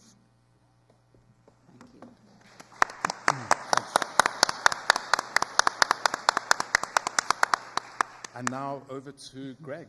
So I'm Greg Hekimovich. I am the author of The Life and Times of Hannah Crafts, the true story of the bondwoman's narrative. This is a book. It's a novel that was discovered. It was bought at auction in 2001 by the distinguished scholar Henry Louis Gates Jr. He did initial research with forensic scientists to authenticate the manuscript as written by a formerly enslaved woman, but there was no way he could discover the identity and proof. It became a New York Times bestseller because it's an absolutely stunning novel. And I just happened to be living in eastern North Carolina where the original research pointed to as the provenance of the author. I spent 20 years working in descendant communities and in archives, far-flung archives all over the United States, to piece together the mystery of her identity and tell her life story. And it's a life story that is a mini history of America. And I'm going to read a little passage from it, but what I want to tell you is she lived a profound life of joy and power, and her story is not the story of victimhood, it's a story of love and transcendence that everybody can learn from. Here's the piece I'll read from the beginning, and I will just say a few comments through and then we'll move forward. Her sweat mixed with ink as she returned her attention to her work. With a dash of her pen, she struck out the name she had been disguising, WH-R. She dipped her pen, drew up fresh ink, and took a risk. Beside the marked out passage, she wrote Wheeler. The ink still fresh on her quill, she backtracked through the manuscript. In every place where she had written WH-R, she returned and identified her enslavers. Their names are Wheelers, she wrote, darkening the missing letters over the dash so there would be no mistake. Mrs. Wheeler informs, Mrs. Wheeler came, Mrs. Wheeler complained, Mrs. Wheeler sent for. She refreshed her ink, touched her pen to her wipe, and continued revising the pages of her work. For an enslaved person, the fact that she could read and write was somewhat extraordinary. That she had escaped with a manuscript in her suitcase is astonishing. Hidden at Horace Craft's farmhouse using material smuggled to her from New York Central College, she continued work on a narrative she would complete months later in New Jersey. And I'll just close with what is so extraordinary that we have, that Dr. Gates helped discover, is the holograph manuscript. We do not have an object like this for any of the great African American writers of the 19th century.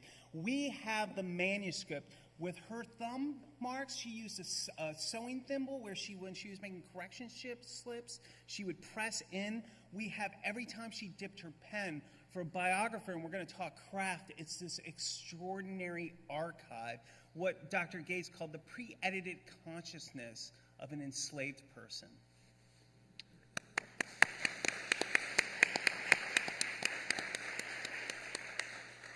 Thank you both. So I have written a book called Longstreet, the Confederate General Who Defied the South.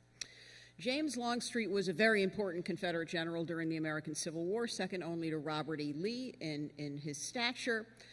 And after the Civil War, at the onset of Reconstruction, in a surprising and shocking move, Longstreet announced his support for the radical remaking of the South by Congress, for the plan of Reconstruction that would enfranchise African American men and create new interracial governing coalitions in the former Confederate states.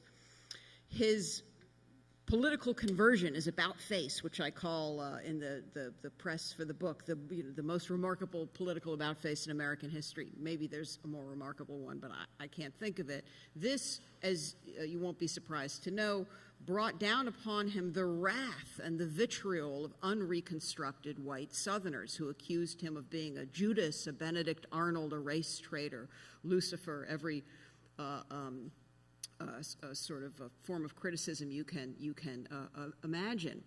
His willingness to change, in other words, in the face of the intransigence and intolerance of the white South, was a profound provocation and a very consequential one. So he was ostracized. He was made a scapegoat by Confederates for their defeat in the Civil War at the Battle of Gettysburg and in the war at large.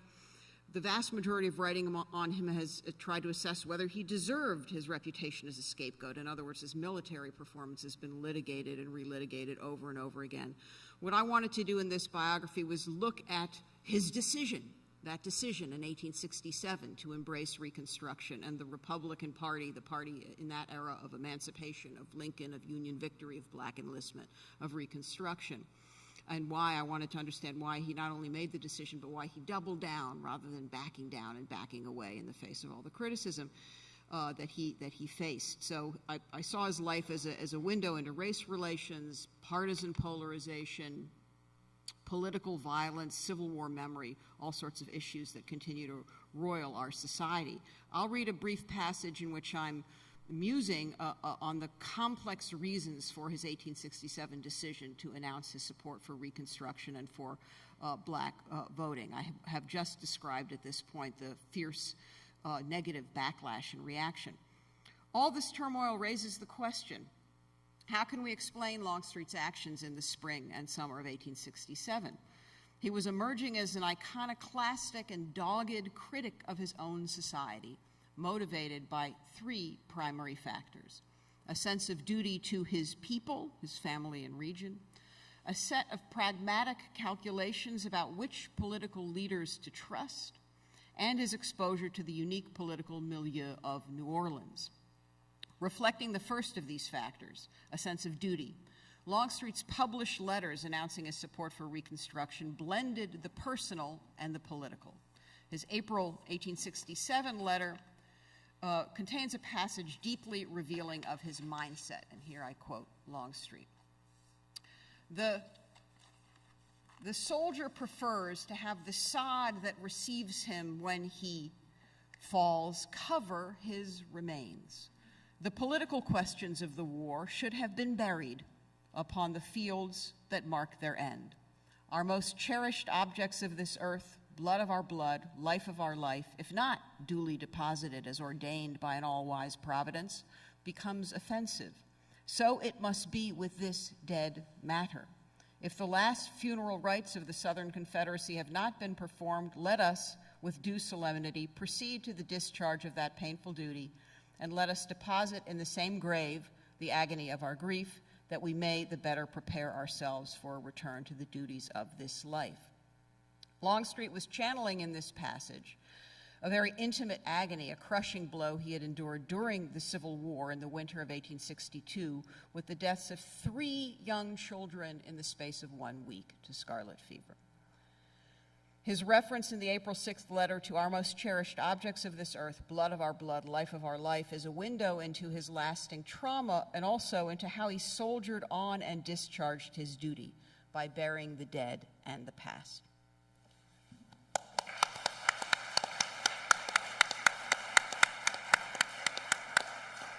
I have a really good question to start off Sure, with. yeah, roll. I'll just start with this. One of the first things that you engage when you're writing any book is what's the subject, right? What is your subject? What's your audience?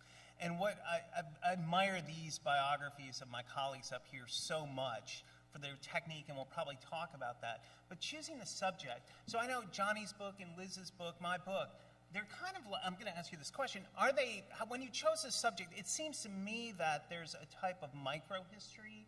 There's a way in which, and this is the art of biography, but your specific authors, how did the life itself tell a larger story? Because you're both going to zoom in, and this is the pleasure of biography because we're all individuals and we have to tie our shoes and we have to make our dinners and we have to move into our world of romance, hopefully.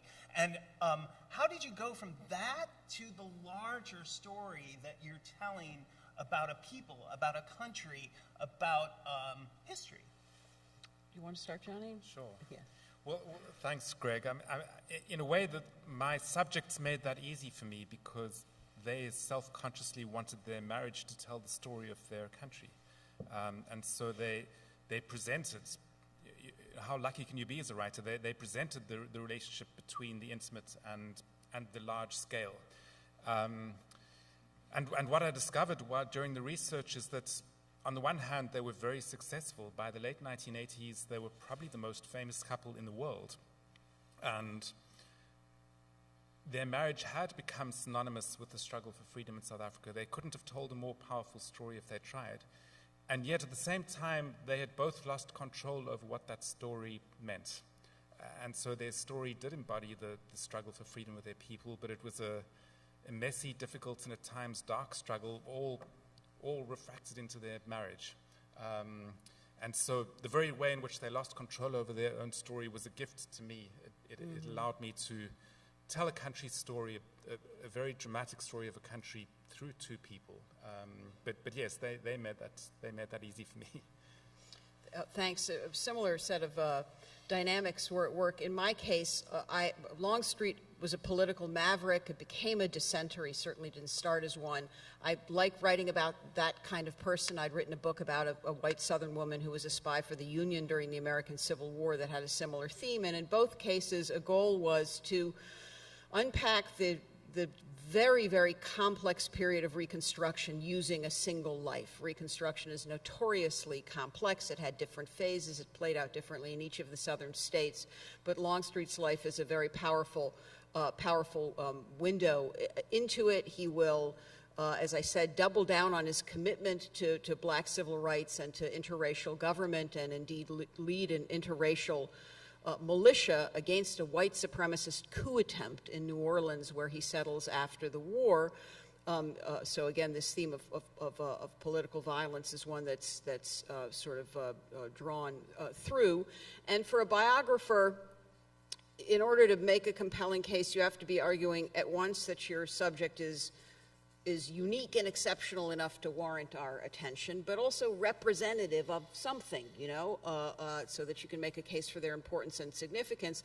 Longstreet was certainly exceptional in his status as a very high-ranking Confederate official who embraced Reconstruction, but he was representative during the post-war period of a larger group of white Southerners who decided to affiliate with the Republicans. Most of them sort of drifted away from the Reconstruction experiment, and they proved to be the weak link in that governing coalition after the war. And so for me, really, I felt that immense amounts of ink, I can't really conjure for you all, unless you're Civil War buffs, you won't know this. If you are Civil War buffs, you will know it. Immense amounts of ink have been spilled relitigating Longstreet's performance at Gettysburg, and whether he sabotaged Lee's plan and was therefore to blame for Confederate defeat in Confederate eyes. After the Civil War, he had a 40-year career as a Republican Party political operative that scholars had paid almost no attention to whatsoever. And to my year career, told the story of the country and of an era, just as in Johnny's case. And Greg, what's your answer to your own question? Yeah, it's really similar. When I read these books, I just see how beautifully wrought they do this important work of biography. In my book, I have the first African-American woman who ever wrote a novel, and as I told you, I had this holograph manuscript. And as a biographer, the detective story of uncovering her identity is one strand, but because the challenge of uncovering a life that has been purposely lost, that mystery actually tells a history. So the Wheeler family, two of them became historians, and their textbooks have been North Carolina textbooks. Their history books have been taught as North Carolina textbooks for almost the whole of the state's history. And what they say in that is they manumitted their slaves and sent them to Liberia. It's a lie. And it's a lie that is even still told at Wheeler House, preserved in the 1980s by white boosters. And what I find so fascinating, where it contends with a contemporary moment, I know Orange County, they've book banned Hannah Craft's The Bondwoman's Narrative. It's such a mistake. The half that hasn't been told is the very best half of our history. And it's there. It's there in our communities. It's there in the archive. It's there in the collaborative work that we as artists do with other artists to get those voices out there. And it tells a micro-history of America, a micro-history of the state. Her family was brought from Jamaica because of the way in which property was stolen from Native Americans, and all of this is recoverable, right? And when she's writing a novel and she's reflecting on Harriet Beecher Stowe, Stowe's got a different story of where she's coming from in telling that. So this literary history is American history, and it's a history that hasn't gone away from us. So to read these three works, right, you're getting an insight, a powerful narrative insight, powerfully researched insight into who we are. And it's a powerful thing to engage as a human being who loves reading. Absolutely. Let me throw a question out there to both of you that has come up, Greg, did you want to? No, I just wanted to say I'm not Jonathan Kirsch. I'm Heather Scott Partington, but I was asked to step in since he could not be here. I'm the president of the National Book Critics Circle. I've read a few of these books, not all of them, but I'll do my best, and I apologize for coming in late and no worries. missing part of the conversation. I will throw the baton over to you then. Would you like to? And I apologize if I tread on a path that we've already been on. No problem. I wondered, excuse me, I'm interested in what you were each talking about as far as secrets and research and telling the parts of history that have either been covered up or that had been intentionally blocked. And I'm wondering, I was just kind of thinking about the structure of your books as I was listening to that, and I was wondering if you could talk about whether or not the structure was organic and came out of your research process, or if it was intentional. And I'm thinking very specifically of Greg's book is sort of a different type of biography. It's a non-traditional biography, more of a, I think you say in the, either in the introduction or the end of the book that it's, it's that mystery. And so I was just wondering if each of you could talk about how you conceptualized the book as you were writing it. Yeah. I really wanted to look at my more experienced authors who probably didn't struggle as much as I did with the form of the book. It was organic and it was a team effort. And a lot of people don't know who aren't writers, writers collaborate. There's this professional world of editors, publishers, agents, colleagues. If you listen to them, they make the work better. So with my particular book, I had an organic form I was developing, but I was struggling. And I had this young editor at Echo HarperCollins who had bought my book, Norma Barksdale. She's in her 20s. She is an assistant editor, and my main editor was like, oh my gosh, I don't know what this guy's doing, and gave the manuscript to Norma. And Norma just moved a couple chapters around, and all of a sudden that unlocked everything for me. I think our more experienced authors can give you a better story of how they consciously directed it. But for me, I had a vision, but I needed help with that vision, and that came through, as I did, the whole story is collaborative, the communities who shared stories with me, sharing parts of chapters with them, all of that made my organic journey. But I'd love to hear how these really polished works came about. Can I answer your first question about Absolutely. secrets rather than structure? So, all people who exercise power have secrets. They all do stuff that they can't say. And so writing about powerful people is coming across secrets. But in this case, there was a particular strange kind of secret. This is a book about a marriage, and any non-fiction book about a marriage has to ask itself how on earth you know what happens in a marriage. It's private. And in this case, the one marriage partner, the husband, was a prisoner. And the only circumstances in which his wife could see him was in the visiting room of a prison. And there were bugs in that room, and their conversations were recorded. And halfway through writing this book, I came across the transcripts of these recordings. What a strange situation where the form in which a husband and a wife, two spouses, conduct their relationship in such difficult circumstances is there in front of you. On the one hand, it's a treasure if you're a non-fiction writer. It's quite a source. On the other, how does one use it? It's such a violation. And so it was a very strange species of secrets, a very ethically strange one to deal with. And the question is, does one censor? Are there things that you read and don't say? Or is it more a question of how you write it? And very self-interestedly, I went for the latter. And with the principle that you can write anything as long as you are preserving dignity while you're doing it. It's a very hard one. Readers are vicarious, and you want to feed their vicariousness, and yet you do want to defend the dignity of your subjects. but you're not a fair adjudicator of whether you're doing that. It's ethically a tough position.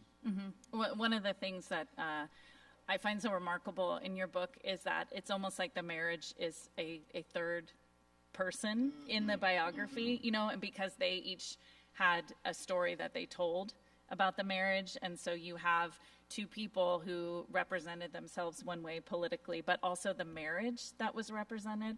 And so for me, that ties in with how I think of structure as well, like how you moved back and forth between those things is very interesting to Understanding that the subject was the marriage, actually, and not either of its partners was crucial in giving the book its direction, for sure. Elizabeth, I'm wondering for you how that took shape. Yeah, so in my case, I teach and work in Charlottesville, Virginia, which was the site of the horrific Unite the Right rally of 2017.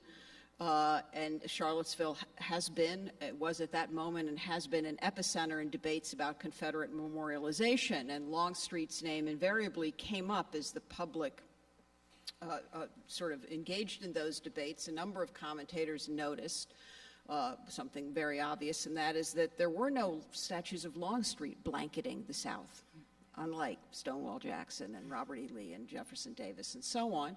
And a number of people said in op-eds and so on in passing, stipulated that Longstreet was, in that sense, the exception that proves the rule. That is to say, the absence of statues to him proves that the Confederate statues that did blanket the South were monuments to white supremacy.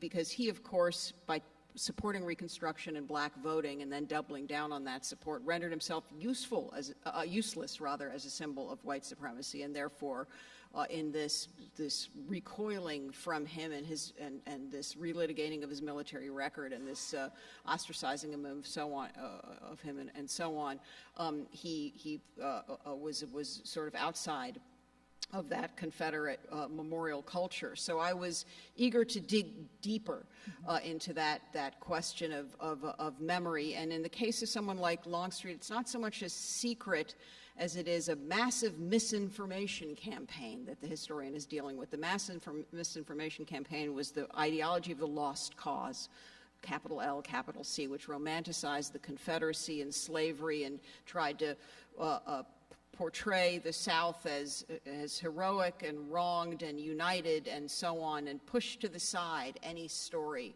that didn't fit that narrative, including stories of African-American resistance and heroic contributions to Union victory. 200,000 black men served in the Union Army, and about 80% of them were Southerners. So in a sense, the Civil War was a war of the South versus the South, but the Lost Cause didn't want anyone to know that. And so trying to recover all of the history that's been obscured by the Lost Cause was a major goal, and Longstreet himself became a sort of a warrior against the Lost Cause. And it's very important to say that Longstreet was no Hannah Crafts, he was no Frederick Douglass, he was no Charles Sumner, he was not an abolitionist, he was not a progressive by the standards of the best people of the time. What he wanted was a limited secondary role for African Americans and black in politics in the South. But even that limited challenge to the racial status quo was enough to make him a complete pariah. And that tells us an enormous amount about the utter intolerance of those who dominated Southern politics. And the Lost Cause myth played a very key role in their dominance. Thank you. I know that books are very much a product of, in biography.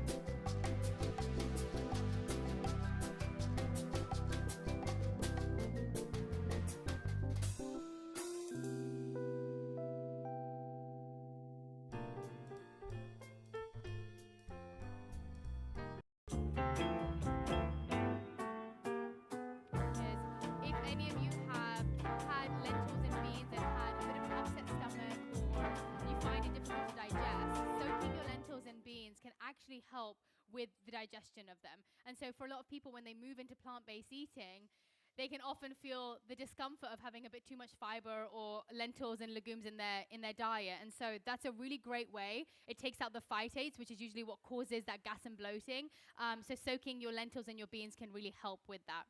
So we're actually going, sorry, I'm going in the wrong order, aren't I? That's okay. I'm going to start by sauteing spices. Now, one of the reasons you saute your spices rather than just throwing them into your dish is because it actually allows the spices to activate. Now, spices have so many incredible medicinal properties. They also are, I think, the staple of having a plant-based diet feeling exciting and fun. Like, you can take a humble potato and you can travel around the world just by changing the spices that you're using. So today I'm using mustard seeds, so I'm going to throw them in. They'll start popping. We're using cumin seeds. Does everybody here like to cook with spices? Or is there anybody here who gets a bit scared of cooking with spices? Like, you don't know what to use and when to use them? Good. Oh, everybody loves a bit of spice here. I love it. I'm also using some green chilies. Now, obviously, you can adjust the recipe as you want, as spicy as you like it. I love everything a little bit spicy. I love a bit of tahini on the side. I always carry a little one in my bag whenever I'm going anywhere. And then I have, what else am I going to put in it? Oh, one spice I want to share with you all is called asafoetida. Now, asafoetida is a great replacement for onion and garlic. And you might say, why do you want to replace onion and garlic? Because onion and garlic have incredible medicinal properties. However, what we've done is taken them and used them across everything, everywhere. From breakfast to evening, we're eating onion or garlic in something. And it starts to irritate the lining of our stomach. And so for a lot of people who have things like IBS or any kind of irritated gut, asafoetida is a great alternative to use, which mimics the smell and the taste of garlic, but is a lot kinder to your gut. So I'm going to add that in. And then we've also got some curry leaves. Over here. Oh, thank you. Yeah, so fresh curry leaves. You can get dried curry leaves, but all spices are so much better when they're fresh. So I prefer getting fresh curry leaves. You can go to your local Indian store. They'll have them there. And that's the same with spices, honestly. When you buy them whole and you grind them up at home, it is a whole different experience that you get. The aromas, how fresh they are. The fresher, the better, in my opinion. So we're going to mix that up a little bit. Amazing. Oh, that's already done. And then I'm going to add in the tomato paste. So I'm just going to add that in here. Might add a little bit more oil in there as well. Get that cooking. I'm sorry? Is that no, it's actually an Indian green chili. So they look more like, I guess, a small version of like a serrano pepper that you would use. They're probably a little bit more heat in them than a jalapeno, but you could use that. I use that sometimes when I haven't been to the Indian store. Yeah. So, Roddy, I think that it's a question that I think a lot of people have is going to ethnic markets and not knowing what to do there. And how do you, what are your recommendations for navigating Indian markets? Because we do have some really good Indian markets. We do. I don't know where you shop. I go to Indian Groceries and Spices. Is that what it's called? Indian Sweets and Spices, that's the one that I go to. It's great. It's got all the different options. They've got organic lentils. They've got every spice that you can imagine. And for me, I love going. Like, one of my favorite things to do is going to a store and explore all the different spices that they have. And so I encourage you, if you're not used to cooking with spices, go and pick a spice every week or every month to experiment with. Try it out, smell it, try it with different vegetables and in different dishes. And I think it's a really fun way to explore. I'm now going to add in, I'm going to add in the veggies first to saute them. So let's saute. I've got cauliflower, zucchini, and green beans in here. But honestly, this is just so versatile. You can add in whatever veggies you want that are seasonal, that you like having. Chuck them in, and they'll cook while the lentils are cooking. Another reason I would say, spices in Ayurveda. If anybody doesn't know what Ayurveda is, Ayur means life, and Veda means knowledge. And it's essentially the science of life. It's a holistic way of health. It takes into account your mind, your body, and your spirit when it comes to what you're eating and every single thing that you're allowing into your senses. And so in Ayurveda, it talks about how spices aren't just for flavor, as I said, but they help with digestion, they help with immunity, they help with elevating your mood depending on what spices you're having. And so I really recommend not just, I use them as preventative mechanisms of keeping my body as well as possible. Every single day, adding a little bit of spice into your life can make such a difference. And one way I love doing that is in the morning, I'll have hot water with coriander seeds, cumin seeds, and fennel seeds. That is like the 3 spices I recommend to anybody who's new at spices. I have that in hot water, you boil it up, and it stokes your digestion, it helps to gently detox your body. And it's just really, I find it really delicious. I love the taste of fennel. It gives a really nice sweet flavor in the morning. Okay, we've sauteed these, and now I'm actually going to add in the lentils. I'm going to add in water and let that boil. If anybody has any questions, by the way, feel free to throw them out at me. Repeat it. Yeah, coriander seeds, cumin seeds, and fennel seeds. You buy the seeds whole, throw in a teaspoon of each, and boil it in the water, and then you can chew on the seeds if you want to, or you can strain it out. Yeah. I've been having that for, gosh, I say like 8 years now every morning, and it's great. My water, let me add that in. So we're going to cover this up with water, we're going to let it cook, and then to make it creamy and rich, near the end, we're going to add in some coconut milk. And if you don't like coconut milk, you can always add in cream if that's something that you have. This is going to be a plant-based meal, so I haven't got cream in this. But coconut milk adds a really nice, rich flavor to it. I'm going to add in some salt.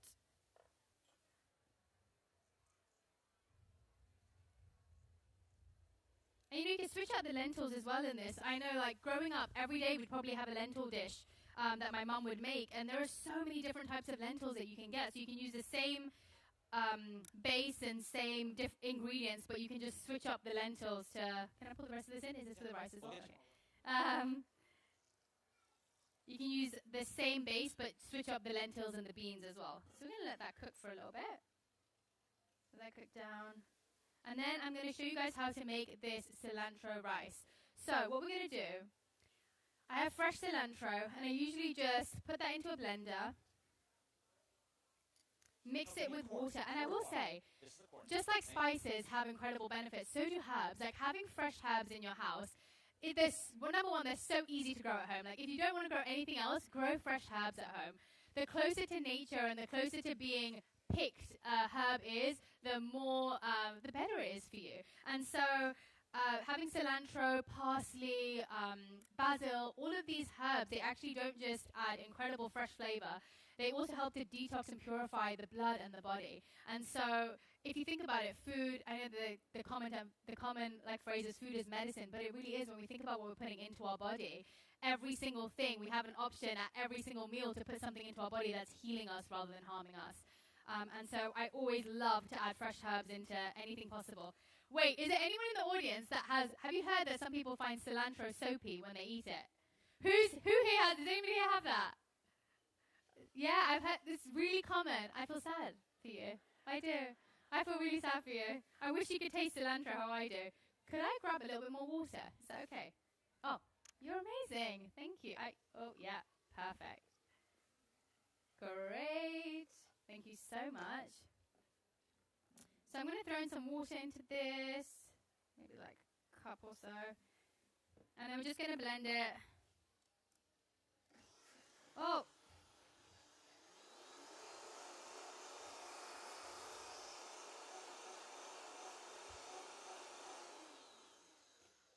And you can do this with any herb. It just makes your rice taste a little bit better rather than having plain white rice.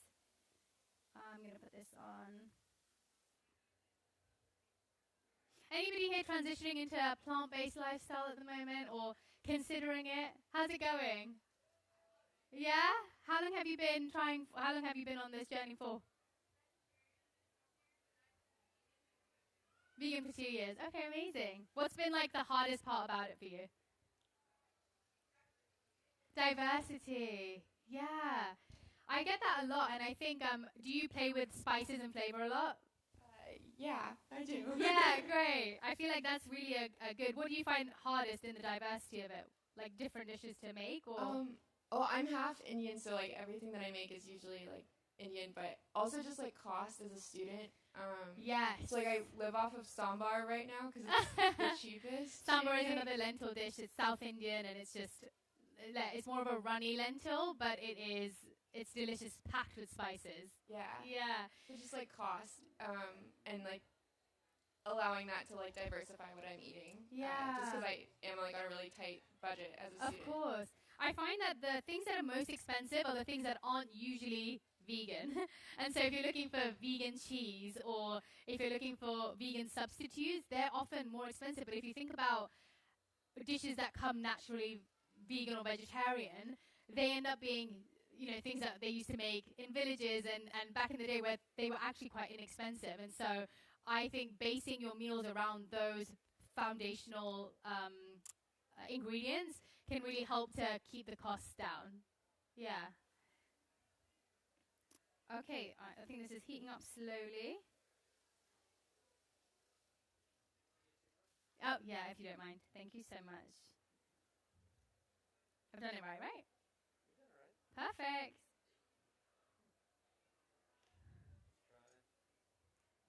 Thank you. Okay, perfect.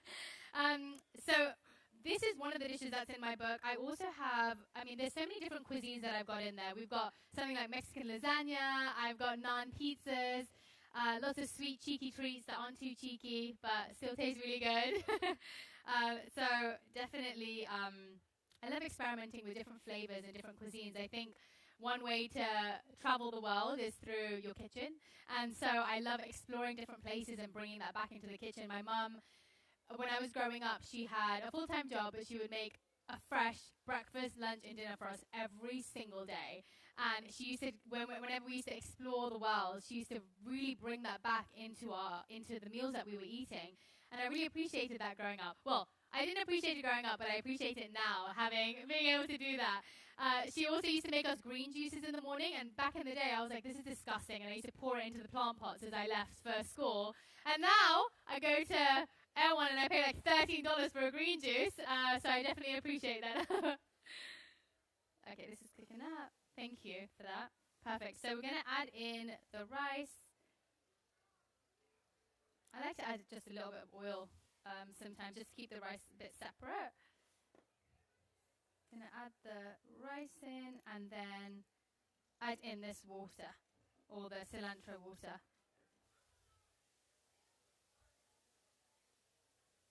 Amazing. Anybody else have any questions at all? Yeah, go ahead. Oh, I think he's just passing you the mic. Go ahead. Milk goes best with the masala chai. Oh, good question. I love a creamy oat milk, but I think I've been experimenting with different milks. Cashew milk is really rich and creamy too. I know that there's, every day I find online there's something about something, right? Like oat milk is not bad for you, and then this is bad for you. So I always think everything in moderation. Like if I'm having a cup of masala chai and I want a cup of oat milk, I'm going to have a cup of oat milk, and it's fine. I just might not have a liter of it. So yeah, I love oat milk or really nutty milk. I think that's really nice. Yeah, thanks. Yeah, where's the salt gone here? Hi, what are some recipes you would suggest that are good to meal prep from your cookbook for college students? Oh, good question. Definitely this dal. It's a good one. I have a rainbow noodle stir fry. So easy. It takes like a 15-minute thing. If you cut up all the veggies, I think the hardest part about cooking, or the thing that takes the longest, is the chopping. And so I usually try and chop up a lot of my veggies and things in the weekend. So then, and also cook a lot of my proteins in the weekend, or at least air fry them or do something. So then I have way less to do during the week. So a meal that would usually take 30 minutes when you're chopping and cleaning ends up taking 15 minutes. So rainbow noodle stir fry, this dal, my Mexican lasagna, so fast. And you get everything from your beans, you get your protein, your carbs, your healthy fats in there too. So yeah, I definitely recommend that. I also wanted to say there's this, in Ayurveda, they talk about this quality called ojas. Ojas is essentially described as the nectar that is produced when you have healthy digestion and you eat food that's good for you. It's what comes out of your body. The way that you see it is healthy skin, healthy nails, luscious hair. When you feel like you see the goodness that's happening on the inside, on the outside of your body. And it says that our skin actually, our tissues have 7 layers. And so if you imagine when you eat and when you're drinking certain things, you have to eat abundant nutrients to reach all 7 layers for you to be able to actually see and feel it in your body. And so when you're thinking about when you're preparing meals, I always like to think about it as on my plate, seeing the rainbow, making sure we've got different colors, because every single vegetable that's a different color will provide different nutrients to you. So when you're going shopping, make sure you're looking at your shopping basket or your trolley and thinking, have I got things that have different colors in them? Have I got things that have different nutrient values in them? And I think being an active participant in our health and understanding our body is such a big part of health. Rather than asking everybody what we should be doing or shouldn't be doing, trying to think about how can I impact my health as an individual. And I think that starts from when you're going shopping and you're looking at the things that you're buying and experimenting with that. All right, I'm going to bump this up a little bit. Any other questions, anybody else? Okay. Hi, how are you? Good. I'm great.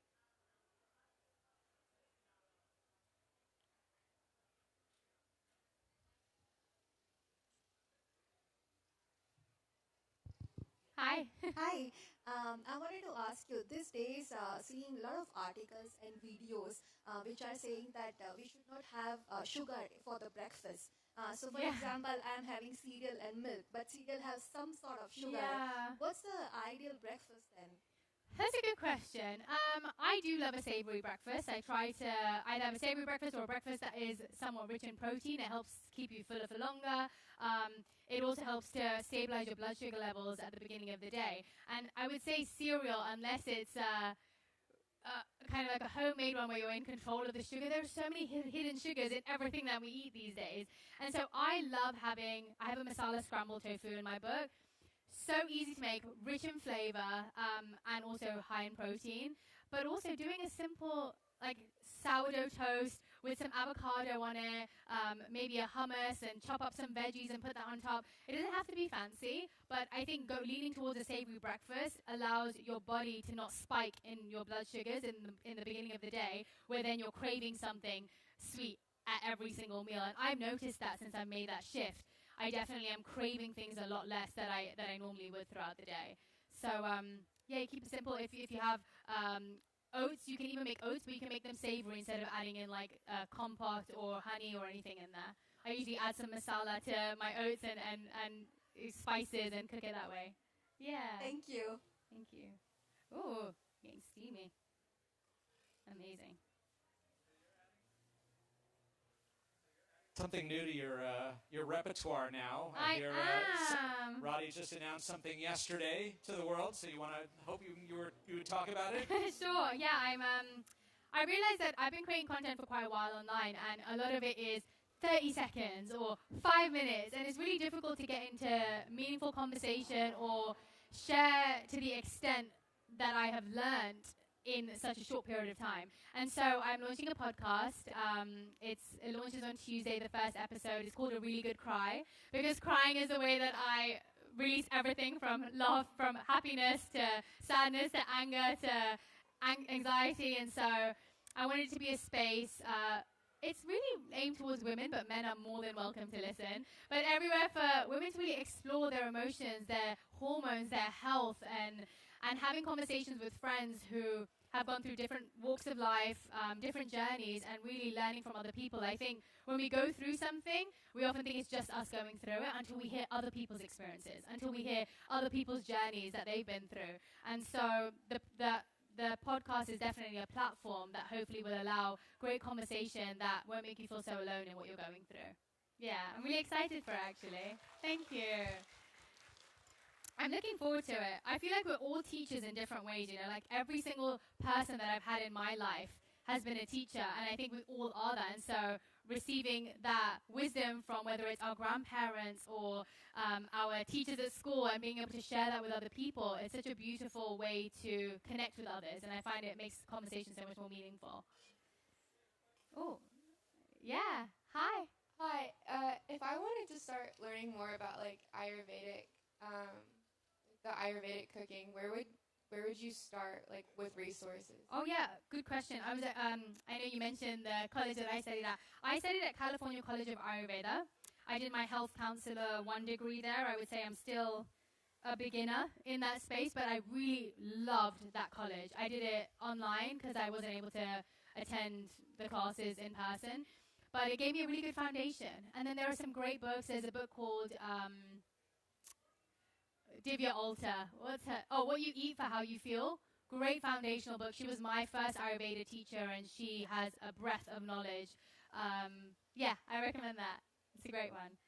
So the lentils are nearly done, actually. I'm going to add a little bit more water into there, and then we're going to add in... Actually, I'm going to add in the coconut milk right now. Make it rich and creamy. And then we've also... Oh, yeah. Let's throw that in. Amazing. And then we've also got garam masala. Now, spice mixes are my favorite. Like, if you don't want to buy all the whole spices, grind them up, make them yourself. Oh, this is CCF. Amazing. Okay, so CCF is, as I mentioned earlier, that you can have it in your tea. You can also grind it up and make it part of your meals. And so I usually have a batch of CCF that's ground up that I can put into savory dishes like this, but then also have the whole seeds for whenever I want to make it in tea. So you can either have CCF or you can add in garam masala, curry powder. I'm going to let that cook down again. Perfect. Any other questions? Yeah, go ahead. Well, while she's going around, yeah, please. You talk about how you're earth and your husband is fire. So one, if you can elaborate that, but also, are there foods then that work for you that wouldn't work for someone else? Definitely. I have to kind of cook, not separately, but I have to use different things for me and my husband, because in Ayurveda it talks about how each person has a different constitution. And by that I mean, like we have genetic makeup, in the same way our bodies are made of the 5 elements: earth, water, ether, fire, and air, but in different quantities. And so depending on what your constitution is, I have a lot more earth and water in me, which makes me a lot more grounded, and I need foods that are more stimulating, whereas my husband is a full fire body, and so he needs things that are cooling and grounding and very nourishing. And so everything from spices to the vegetables you eat, it can all impact these different elements in our body and bring us in balance or out of balance. There I go. There we go. There you go. So yeah, Ayurveda really talks about everyone as individual, and that's why I absolutely fell in love with it. I was a nutritionist to start off with. I learned a lot about Western medicine in that, and I worked in a hospital as a dietitian where I was treating everything from diabetes patients to pediatric patients. And what I realized was sometimes we have this idea that one medicine, one idea should fit everybody. And how does that make sense? Like, you look out into the crowd and I see all these different faces, all these different body types, different features, and different personalities. And so in Ayurveda, it says every single person is individual, and it really helps you to understand your body so you can create an environment internally and externally that helps to optimize your health. And so every single thing that you allow into your senses, into your body, has the ability to impact that. Yeah. Yes. Hi, my name is Ashna, and I just want to say first, love your content. Thank you so much. Since the beginning. But I just wanted to ask, because like I feel like you've touched about it in like maybe a few reels of yours. Kind of like, my question is like, specifically with like vegan food and like bloating. Like I feel like I'm kind of going into more of a vegan sort of diet. Yeah. When I realized like how much food was affecting me, because like I originally had like a vegetarian diet. And so my question is, what foods do you kind of recommend that like don't like cause too much bloating and kind of just like the puffiness in the body? That's a good question. You know, I always think health is like the best investment. And so I recommend people getting gut tests, allergy tests, even once a year, our body changes so much. Like I could eat something today and I'll be fine with it, and in 6 months' time I can feel uncomfortable when eating it. And so, one, I recommend going out and getting some sort of gut test, allergy test, because at least then you have evidence and answers in front of you of what you should avoid. And then I recommend doing an elimination diet. This is what I used to do when I was a dietitian with people who couldn't figure out what is it that's upsetting my gut, what is it is causing my digestion to act this way. And so doing an elimination diet means you kind of start cutting out everything that you possibly think it could be. And then slowly you start reintroducing. 1 week you'll reintroduce one thing. Next week you'll reintroduce another thing.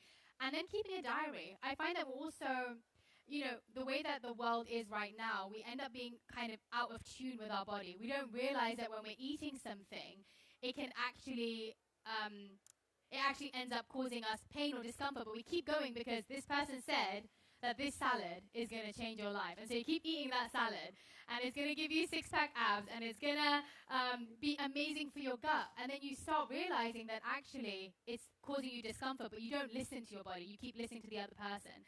And so doing a food diary is really impactful to help connect back to your body. What am I eating? How is it making me feel right now? And then in 3 hours' time, how is it making me feel? Because you have to remember, food is meant to create energy in the body, vitality in the body. It's meant to make your body feel nourished. So if you're eating a meal and it's making you feel lethargic or it's making you feel uncomfortable, that's a sign that your body is giving you that something isn't right, and I need to understand what that is, and I need you to hear me. It's your body screaming at you. And so trying to create a diary where you're monitoring this, even for a week, a month, it can give you a lot of insight into your own body. I hope that helps. Great. Okay, I feel like these lentils are getting there. I sometimes, I love doing this on a stovetop, but I also love using a pressure cooker. I find that it makes lentils really rich and creamy and cooks a little bit faster than on a stovetop. And the rice is actually done, and it's got this beautiful green color. It's simple, but it kind of infuses the rice with a lot more flavor. Can you smell it? There you go. Woo! Oh, right. There you go. Perfect. Yeah, so these are still cooking. If anybody has any other questions that they want to ask. Go ahead, yeah. So we both recently started our more plant-based journey, and something that we're struggling with is now removing meat and chicken and things like that. I don't know if this is normal, but we start to crave sweets more. Yeah. And then also the other struggle is going with family and so and we're Mexican, so there's a lot there's not a lot of options. Yeah. So how do you manage when there's not a lot of options for you, making sure that you're not just eating for us it would be bread. Bread, yeah. Yeah, bread's my go-to. Yeah, exactly. Okay, yeah. But also sweets are an issue. So how do you counter that? I find that it says that you end up craving a lot of. Pardon? No, go ahead. You generally end up craving sweet foods when your body feels a bit deficient in something. And so, how are you finding getting your protein into your diet? Are you finding that quite difficult? Yeah. I know. And so I think making sure that you're getting a variety of different vegetables to make sure you're getting the nutrients, and then making sure you're increasing protein. And then also, give yourself a break. If you feel like having something sweet in the day, I like to have something sweet every day. So I will portion out what I want to have that's got my sugar in it for the day, and I'll make sure that I get to have that sweet treat, because you also don't want to feel like you're depriving yourself throughout the day. So it doesn't mean that you eat a whole chocolate bar, but maybe you keep that chocolate bar for the full week and you have a bite of it every single day. And so I think it's okay to still indulge in something. I live in an 80-20 rule. I'm I will eat as healthy and as well as I possibly can for 80% of the time, but I also want some joy in my life where I have a little bit of sugar and I have a little sweet treat now and then. And I think that's part of the joy of life. We have to do what makes us happy too, but also know where the limits are. Yeah, of course. All right, I feel like we're nearly ready to plate this up. Are there any dishes that anybody has tried to make vegan and failed at? It's been a miserable time eating it. Go on, tell me. Tell me what you tried and didn't work. I'm a vegetarian, but one time I tried to make homemade seitan, and it didn't go very well, and it tasted like rubber. Oh, no. I know. You know what? Seitan is a tough one. I do find it tastes a little bit rubbery when they try and make it out to be meat-like texture. I've never had meat before. I was born vegetarian. Oh. But I've heard mixed reviews on it. I find that who's fully against meat alternatives here? I know you are. Who's found it really helpful in their journey and has really appreciated them? I do find that it can help, especially, my husband used to eat meat growing up, and then when he transitioned, he really appreciated having the texture without the animal, and so I think it's definitely a great transitional substitute to have. But eventually, people kind of end up going back towards the more natural options that come into vegan and vegetarian cuisine. Are we ready to play up? Are we ready to play up? Let's do it. If anybody else has any other comments, questions, throw them out at me. I'm all ears. All right, this looks delicious. I forgot to add my main ingredient. Well, not my main ingredient. One of my favorite ingredients. This is sambal, and they sometimes use it in, I guess, like in Chinese, Thai cuisine, and it's crushed red chilies, but kept in acid, almost like fermented. It adds such a great flavor. Once I found it, I've started adding it to everything. You don't have to. It adds quite a spice to it, but I'm gonna add this in because it was what I usually do, and it is such a great taste. It's a perfect chili substitute if you don't have a green chili there too. Amazing. Okay, we are gonna plate this up. I also love a good naan bread with this. Naan or some sort of wrap or a roti. So I usually just like to plate up the rice and then throw over. I wish you guys could taste this. Oh yeah, go ahead.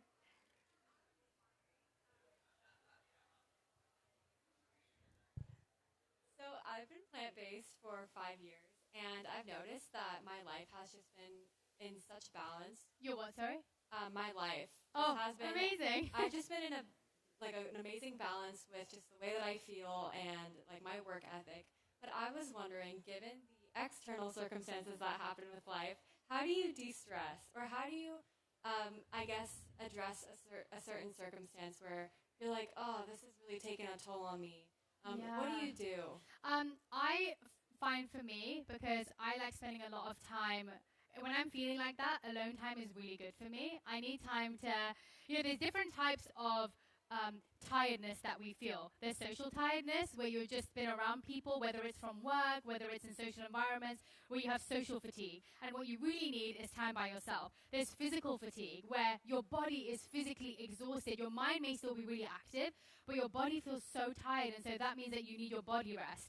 Mental fatigue, where you've been working, maybe you guys have been studying for an exam, and your mind cannot take in any more information. And then there's also emotional fatigue, carrying heavy emotions that have stayed with you day in, day out. And so, number one, identify what kind of stress or what kind of fatigue you're feeling in your life is and where it's coming from. So identifying that. For me, that comes with writing.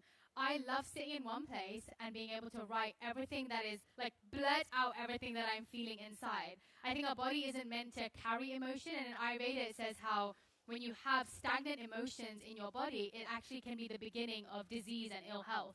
And so movement of body and movement of emotions is so important for your health. So if you are feeling anxious every single day, sit down with yourself and think, what is it that I'm feeling anxious about? Breath work. Breath work is the reason I even was able to get up onto stage today. I have suffered with, anxiety through ebbs and flows of my life, and the one thing that has helped me to actually not cancel on things, to not get to the stage and run away, has been breath work. And there are different types of breath work. There's breath work to energize you. It's called Kapalbhati, skull shining breath. There's also the yogic full breath, where you take the breath in through your nose and you feel it going through each limb, each part of your body, and you really feel that sensation going through all the way down to your feet. I recommend that if you are feeling anxious. It really helps to slow your mind. Breath is the anchor between our mind and our body. So whenever you feel you're anxious, it's usually you're thinking about the future or the past. So bring yourself back into the present moment by using breath to connect your mind back to your body. And that's really helped me. Breath is probably the one thing that's helped most with my anxious feelings. Yeah. I'm going to put this. Ooh, yum. For that dish, do you use only the yellow lentils, or can you use the other types of lentils? Sorry, say that one more time.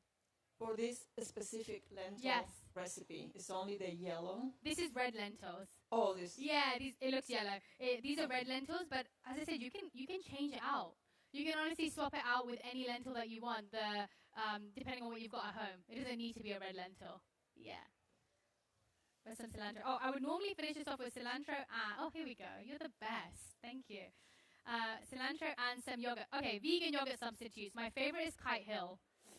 They do a really great Greek thick almond milk based yogurt. So I'm going to use a little spoon and pour that on top.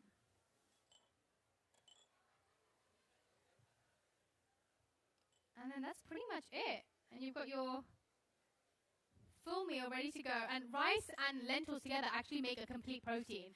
And so sometimes people are like, with vegan food and vegetarian food, you can't get complete proteins. But actually, the way that you can is by mixing specific ingredients together to make complete proteins. And a complete protein means it has the full breadth of all the essential amino acids that make that up. And so mixing beans and rice and lentils and rice together actually creates that complete protein. Amazing. Yeah, that's basically the full dish. Thank you guys so much. Thank you so much to Roddy. Roddy will be signing copies of her book. Her book is for sale just to your left at the Book Soup tent. She'll be signing copies and answering any other questions you have. Thank you guys all for coming out. Stick around. Come on back in a little less than an hour from Good Mythical Morning. We've got Josh Schur here. Thank you guys so much for being here. I appreciate you. Thank you.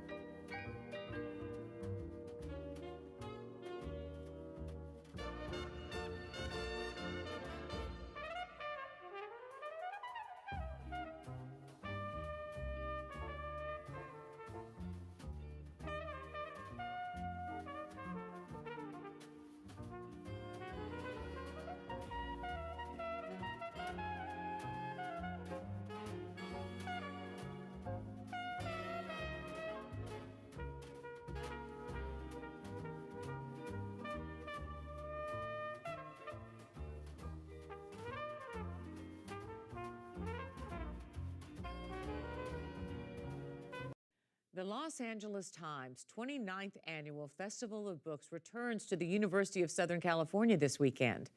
The event brings together hundreds of writers, experts, and storytellers. Kelvin Washington sat down with comedian Tiffany Haddish, who will be at this year's event, to learn more about her new book. Kelvin. Thanks, Lisa. Comedian, actress, and author Tiffany Haddish is known for keeping audiences laughing with her roles in movies like Girls Trip and Haunted Mansion, and she was the first Black female comedian to host Saturday Night Live back in 2017. And all my friends are telling me, Tiffany, you a star now. You big time. You balling out of control. And I'm looking at my bank account like, And a few years later, she won a Grammy for Best Comedy Album for her stand-up special, Black Mitzvah. It's my mitzvah. I'm here to teach. And now Tiffany has a new book, I Curse You With Joy, and she is here to tell us more about it ahead of the LA Times Festival of Books. And here she is, Tiffany Haddish. It is great to have you here. For the record, folks, I've already been laughing the last 20 minutes before we even started to do this. Great to be here with you. Tell me a little bit more about I Curse You With Joy. It's going to be released next month. Tell me about the process of getting to this place where you write this book. Well, my first book, okay, Tiffany Haddish, The Last Black Unicorn, there was a lot that I had to take out of that book. And so what I've taken out of that book, I've put into this new book, Tiffany Haddish, I Curse You With Joy. And it basically picks up where things left off in the last book, talking about things I know about me, right? And my experiences of being in this business of entertainment and how I've dealt with it and where I've come from. I want to be a huge star. Not physically, but I want to be big. And how it's helped me to manage this. Now, I ain't perfect. Right. I'll talk about that in the book, how I'm not perfect. And it's okay not to be perfect. It's best to be yourself. Right. And how to be yourself. I wish they gave a manual on how to be a star. Ooh. Right? But they don't give a manual on how to be a star because it's individual. Right. That's a great point, though, and a great question. I mean, you're working hard on the comedy circuit. You're putting in the work. Now, all of a sudden, you take off in a role like that in Girls Trip. What was that like? Going from, hey, I'm working hard, and the comedians know me, and I have some respect in that community, but boom, now I'm a superstar. Now I go to CVS, and it's different. Yeah, well, it's harder. It's even harder. There's less anonymity. Anonymity is the right word.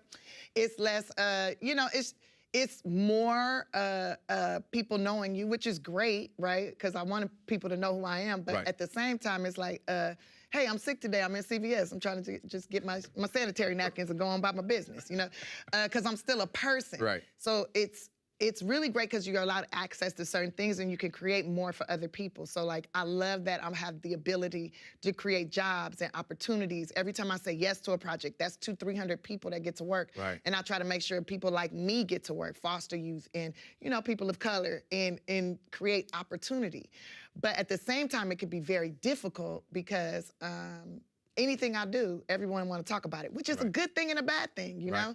It's like, I made this mistake. Everybody knows. Well, you know what? Ain't too many people like me, though. That's the journey, right? Going through this, learning, but unfortunately, or how challenging it is that we all kind of witness this. What has being an author become for you? It's been therapeutic, being able to kind of express those things that you're going through? Yeah, it's therapeutic for sure. Relief. It's a relief to be able to tell the stories that all my homegirls know most of them. Right. My friends know, but it's like to give the world a better understanding of who I am and what they're dealing with. What are they watching here? Like, somebody said, oh, Tiffany, you probably an industry plant. I said, an industry plant? Well, I wish I was a damn plant because that means, you have roots. Right. Right, you have roots. And just like a plant, the seed starts out in the dark. You don't see all the stuff that happened to get it to where it sprouted up to be a tree, right? And I feel like now I'm a tree that's bearing fruit. And it started back in 1996. 1996. That's not when I was born. I wish it was, but it's not. That's when I started doing stand-up and really started believing that, you know, I have this ability to provide joy for others and let me figure out how I can do it in a more massive way. You and I were talking a moment ago. You're a woman of faith. It matters so much to you. Correct me if I'm wrong. You find out at the age of 27 from your father that you are Jewish. Tell me a little bit about that. Well, it was kind of crazy because my grandma had always been telling me, you know you're Jewish, you know you're Jewish, you know you're Jewish. And I thought she was just trying to say I was different. Right? And then I ended up started working at bar mitzvahs and bat mitzvahs and executive parties as an energy producer. And when I would hear the prayers, when I would hear the Torah being read and all these things, I don't know what it did, but it resonated in my soul. It made me feel some type of way. It's like a recalibration of some sort.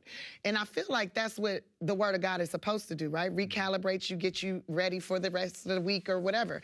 And I just gravitated towards it so much. And I ended up doing like 500 bar and bat mitzvahs. Wow. By the time I met my father, I knew a lot already about the religion and about the faith. And then when my dad told me that my grandma wasn't lying to me, that it was true, I'm like, oh. And then I did like a 23andMe because I thought maybe he a liar because he ain't been around all these years. Then maybe you a liar because you ain't been obedient to what the book say and all this either, you know what I'm saying? So I do the 23andMe and then bam, it shows up in my bloodline too. Yeah. So it's like, okay. I think I'm gonna embrace this, but I wasn't sure how to go about embracing it. Do I really want to? I don't know, because I hadn't embraced any religion at that point. I just been a studier of multiple religions, multiple things, right? And I talk about that in the book. And when my dad was sick, he was like, you know, it's very important that you honor our people. You have to honor the people. You have to tell people about Eritrea, tell people about your faith, tell people about where I come from, where your bloodline come from, all of that. So he passed away in 2017, and by the time I was invited to the Oscars, I showed up there in an Eritrean traditional dress, and put the place on the map. That's a whole nother thing. Tiffany Haddish, shoulder look good. Great chatting with you. Folks, Nice get on shoulder. out there. Go see her at the Festival of Books USC this weekend. Meet her, have some fun, and get a book or two or three and get it signed. Lisa, back to you.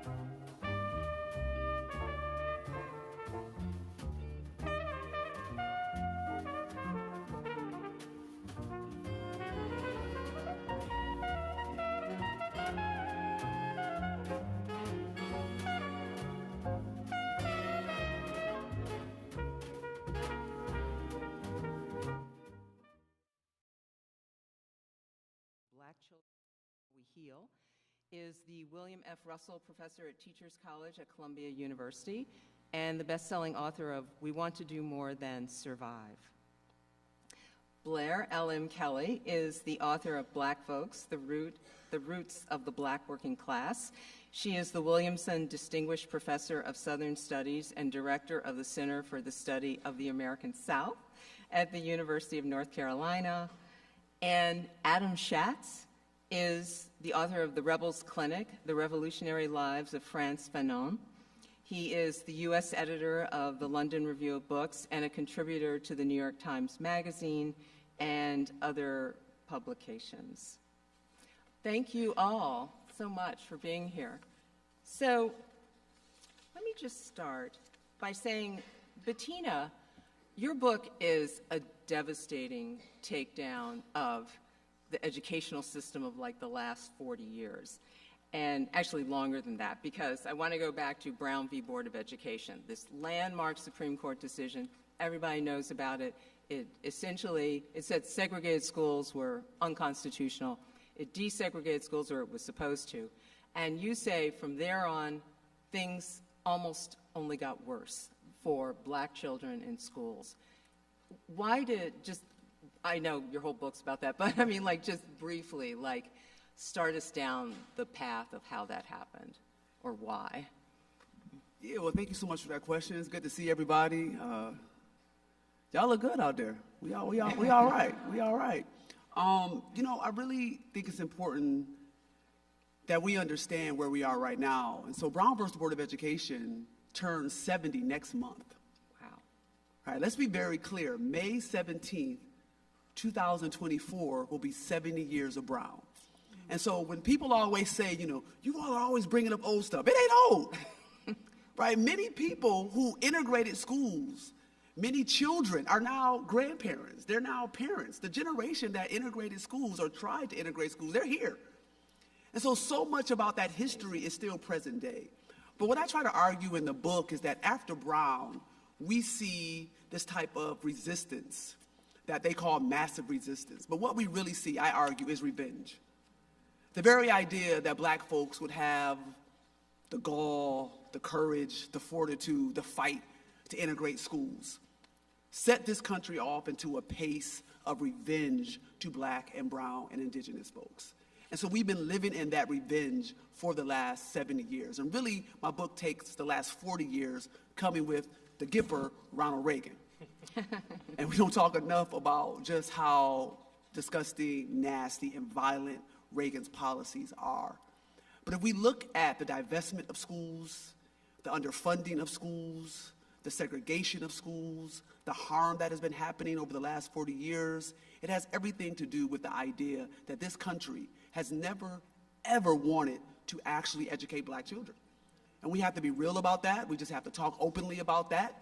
And anytime you try to have any policy that is going to correct any of the wrongs of educational policy, of economic policy, of health policy in this country, black folks and brown folks and indigenous folks are met with fierce resistance.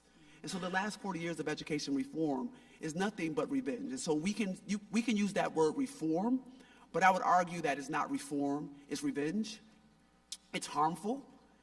And we have to be able to interrogate our educational policies and see our educational policies, regardless of the president, as anti-black. Yeah, that's amazing.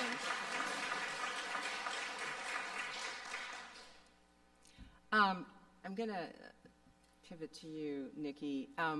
Enslaved women, not often, I shouldn't say that. Enslaved women retaliated against their slave owners, and sometimes their children as well. And these were people who had abused them, assaulted them, physically, sexually, did everything to treat them like slaves. And the only way I think that they could find any justice was to retaliate against them. And sometimes that involved retaliating against their children. Your book opens on this very compelling, startling image of a black woman, an enslaved woman, who essentially kills or tries to kill her. She does kill her slaver, and she pushes the woman into a fire, and the woman's holding her baby, and she pushes both of them into a fire. Baby survives.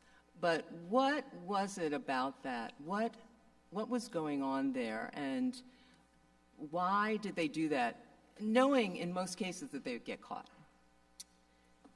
Well, what I argue in my book is that it's not very common for enslaved women to use lethal force, but when they did, they were motivated by a sense of justice. And so my chief argument is just that in my book. And what I assert is something that no historian has asserted before me, is that Black women were intellectuals who thought very long and carefully about designing a rather complex and sophisticated plot to get their own brand of justice. And this is at a time when the only justice enslaved people as a whole could receive was that which they seized with their own hands. And so that is a central current and thread. This is not a typical book about slavery. Black women's voices are very prominent in the book, and so I'm happy about that. But yes, they had very keen sense of philosophy of justice is what I write about in the book. And that philosophy centered on fairness, human decency, but also a sense of human equality. And so their enslavers wholly miscalculated that Black women harbored such keen senses of justice. And I think that was my intervention into the scholarship. It's really fascinating, yeah. Blair, looking at your own family and the amazing stories of your grandfather and your great-grandfather and how they worked so hard as sort of nascent members of the nascent Black working class after emancipation and in the decades after emancipation.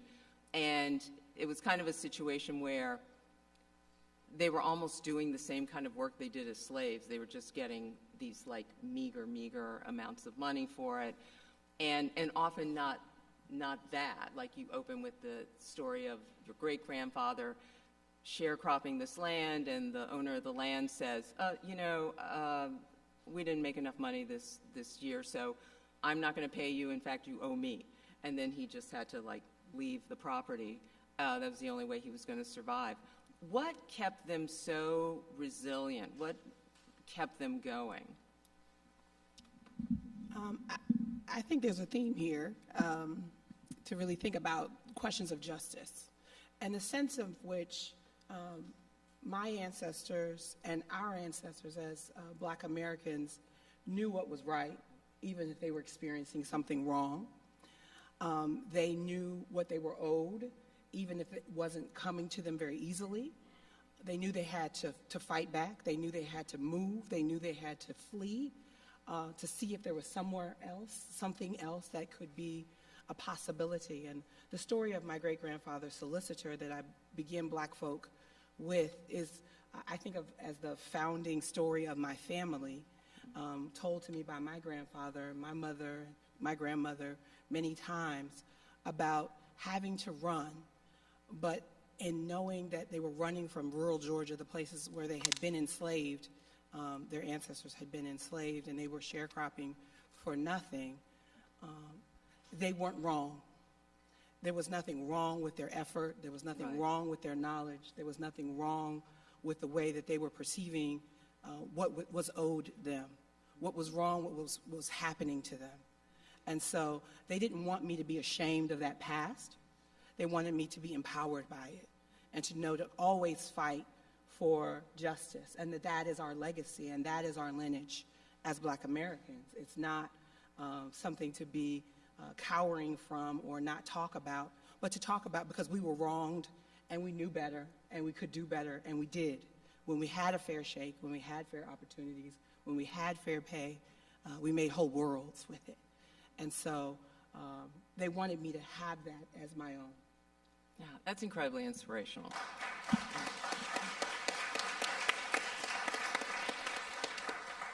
So, Adam, the mystique of Frantz Fanon, who died at 36, very young, very cancer, I believe, 1961, which is many years ago, 60 plus years ago, his mystique lives on. I mean, he was an anti-colonialist, a psychiatrist, a writer.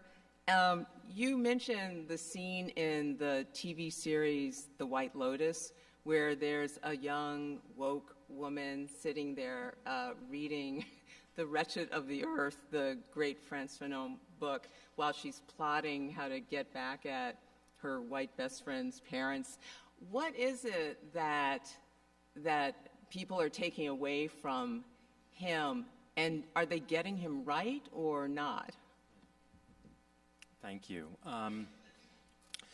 I think that they're drawn in part to his personal heroism. I mean, he's a man from Martinique who joins the Free French Forces when he's 19 years old, helps to liberate France, discovers when he's in France that he is seen not as any other French person, he's seen as a black man. It's a shattering experience for him. And he ends up, after studying psychiatry in Lyon, joining the Algerian FLN, the Front de Libération Nationale, the National Liberation Front, and becomes a leading spokesman of the movement once he goes into exile in Tunis. And then, as you mentioned, he dies of leukemia in 1961, in, of all places, Bethesda, Maryland. And Fanon did not want to end up dying in the United States. In fact, he referred to the U.S. as the country of lynchers. Yeah. So I think that certainly his life story is partly responsible for his mystique, but it's also the incredible power of his writing, his penetrating insights into the colonial psyche, into the effects of racial oppression, of colonial oppression, on the minds, even the bodies of oppressed. This is a guy who was on to the implications of racism for public health long before psychiatrists were studying this. And since we are talking for the most part here about Black American history, I think it's worth pointing out that Fanon has an unusually intimate relationship to Black American literature and Black American history, although he spent almost no time in the United States. I mean, he went there to die. Nevertheless, if you read Black Skin, White Mask, you'll find that so many of the examples that he draws upon are from writings of Chester Himes, of Richard Wright, stories of civil disobedience in the United States, which he greatly admired. And after his death, Fanon might have been forgotten had it not been for two groups of people. One was the Palestinians, who read Fanon in translation in Lebanon. The book was translated into Arabic in the early 1960s, The Wretched of the Earth. He was read in training camps in Jordan and Lebanon. And the other group is Black Americans. It was Black psychiatrists like Alvin Poussin, and it was the Black Panthers who resurrected Fanon after his death. And there's a misunderstanding around the embrace of Fanon by the Black Panthers, a rather complacent notion that that the Black Panthers loved Fanon because he defended armed resistance. I mean, he certainly did, and there's no getting around that, although his understanding of violence was much more complicated than I think we understand.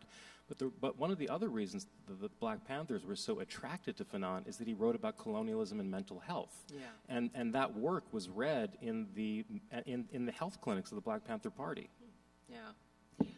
And I want to come back to that in a minute, but before I forget, and how could I, because I have like 30 pages of notes here, but Nikki, you quote from Frantz Fanon in your book saying that violence could be cathartic, and I believe that's what the quote was, and for these enslaved women.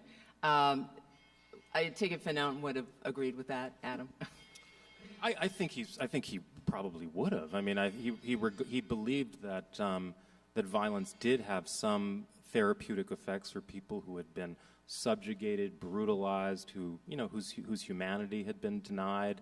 For Fanon, the colonized person, or the person who was a victim of racism or of extreme experiences of domination like slavery, these people have been they've been deprived of their humanity. They've been, in a sense, forced into feelings of despair, of passivity, of impotence, and violence is one way of overcoming those feelings in certain extreme situations, and it certainly was for the Algerians who rose up against French colonialism.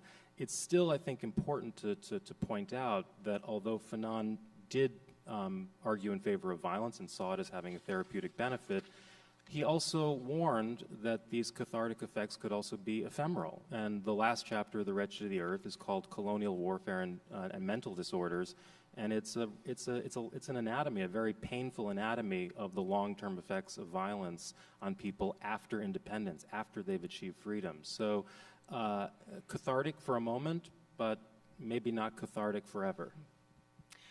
All these books talk about resistance to a certain extent. That's the title of the panel. And resistance is hard.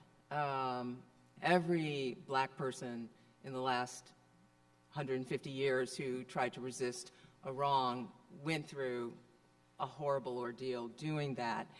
And I'm just wondering, what was it, do you think, that kept your subjects going? Like Callie House, I think of how she was a washerwoman, and she tried to support a freedman's pension for former slaves. And just in the act of getting people involved, there was an association, and she got people to contribute tiny amounts of money to it so that they could lobby. She was investigated, convicted of fraud for taking people's money. At one point, the Postal Service stopped delivering her mail, so she couldn't communicate to people by mail, and she went to prison for a year. I mean, how do people survive stuff like that? I mean, what keeps them going? I think, Callie House is, you could tell that story in that way, right? You could tell it as sort of how do you keep going in the most awful kinds of circumstances. Or you could talk about someone who survived slavery, whose mother was enslaved and a washerwoman, and she ends up doing the same work after her husband's death. But she builds the largest movement for reparations in U.S. history in the 19th century. Yeah. So you could say it that way. Yeah. You could say that a washerwoman had an understanding of her power, her independence. She basically took the laundry from white homes, brought that back home so she could care for her own children, her own community. She used that mobility to foment a movement and to build a network. They used that understanding to communicate with one another. She saw a political world happening outside her door in the 1860s and 1870s and said, I will be the voice of it. And she becomes the national leader of that movement. So as much as the government wanted to suppress her, wanted to silence a conversation about what the ex-slaves were owed, she had an understanding from a very simple job, a simple position, of her power and of her resonance as an American citizen, and that she ought to be heard. And so the government is responding to the power of her work, the power of the voices of the black working class in that very first moment. Mm-hmm. And so for me, it isn't so much of the importance of emphasizing the suffering that she went through, because she certainly suffered for her resistance. But she was sparking conversations that are still relevant today and are still part of what we are striving to help America understand. So as from her position with very little education and very little power economically, she had power intellectually, and she had power to foment that argument. So that's what I would emphasize in her life story. That's a really good point.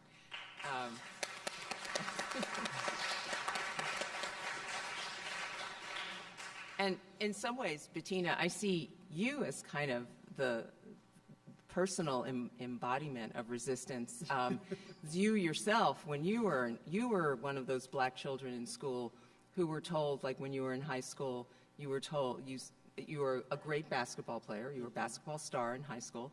And when you wanted to apply to college, one of your teachers said, well, you're not college material. And then you finally found, but you had to work at it, find someone who would help tutor you math. And you had similar problems or challenges as you went through college. And talk a little bit about what kept you going.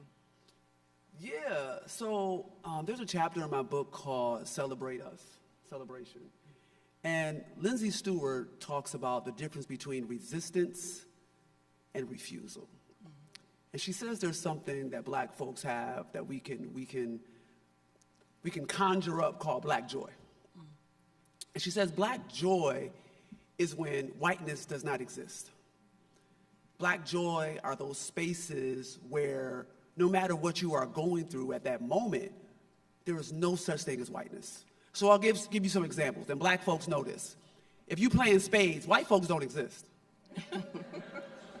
There's no moment in spades playing where you're thinking about white folks. Amen. Right? When you at your table on Sundays having good food and hanging out with your family and having a good time, it's these spaces that we have to find where we are refusing whiteness in the moment, where whiteness doesn't exist. Now, we know it exists on the outside of this moment, but in that moment, I'm going to find love. In that moment, I'm going to find joy.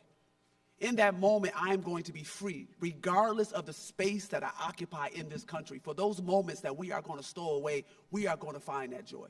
We are going to find that peace. We're going to find that love. We're going to be in community with each other. And so for me, it is about resistance, but it's also those moments of refusal that bring us together. And that we have a joy that regardless of the circumstance, regardless of what we are going through, we will find and have that joy. And so I always remember the story of hush harbors. Right? Hush harbors were these sanctuaries that enslaved Africans would build. And the average eye could walk by a hush harbor, you would know what it was. And in the middle of the night, enslaved Africans, enslaved black folks, they would leave. They weren't running, but they would leave. And they would take the pots and pans out of the big house, out of the kitchen, and they would go to these hush harbors. Now, why would you go to a place called a hush harbor with pots and pans? Right? They would go to the hush harbor, and they would have what you would call church. They would shout, they would sing, and they would put the pots and pans over their mouths to catch their screams. But they were going to release, baby. They were going to find joy. They would put holes in the ground, and they would sing, and they would shout in the holes in the ground to catch the noise. So my ancestors have gone through that. Ain't no teacher going to deny me nothing. Right? And so that's the part that we have to find out. Right? That's what we have as black folks. And when we channel that refusal, we have to resist, of course, but there also has to be moments where we refuse. And that refusal is a part of our humanity. That refusal is a part of keeping that piece of that humanity that they are daily trying to take from you. And so I think that is where we have to have a distinction, as Lindsay Stewart would talk about, between resistance and refusal. And that piece in between is that black joy. And my parents cultivated that joy. My community cultivated that black joy. And so no matter what teacher told me, no matter what basketball coach told me, I knew exactly who I was. I knew exactly where I came from. And so at no point were you going to deny me what I knew my ancestors, my parents have fought for. And that's actually, yeah. You write about joy, too, and the joy that black families and friends, and even when things were hard and, you know, work wasn't going well in terms of how they were getting paid and stuff, that people still had their communities, and they, inside of that, they felt a lot of joy. I think you actually used the word joy, too. Yes, absolutely. Because I think so much of what is said about black people is said about our lack. It's said about what we don't have, what we haven't been allowed to do, what we've suffered. So much so that, you know, in my teaching, I had students who said to me, "I'm so sorry you're black." Oh my God. They were expressing sympathy for the ways in which they were taught that I had suffered. And I said, baby, y'all could take that back, because I enjoy being who I am. And I'm gonna let you in on a secret that black people enjoy being who they are too. And that white people aren't at the center of everything we think. We don't wake up and say, whoo, white people. You know, so that independence and writing from that point of view, that the black people I study, the black people I descend from, the black people whose stories I collect, the black people I encounter in the archival record, they too woke up and thought about their own kids. They too woke up and thought about their own spouses and their own loves, their own challenges, their friends, their community, their home folks, where they were from. And they centered themselves in their own struggle. And their struggle wasn't just struggle. It was joy. It was creativity. It was food. It was games. It was laughter. It was jonesing on each other. You know, my grandfather loved to make fun of people. Like, he was good at it. So he, you know, he had lived this hard life. He had hoboed on trains and struggled and fought Jim Crow and fought segregation in Philadelphia and fought to join a union. But he was funny, and he was cool, and he loved to laugh. And so I wanted that balance. I wanted to write a story that wasn't about just what we suffered, but about who we were, our character, and that value, that character, that joy, that connection, that respect for one another, that love, also has to be at the heart of how we write about the Black experience. I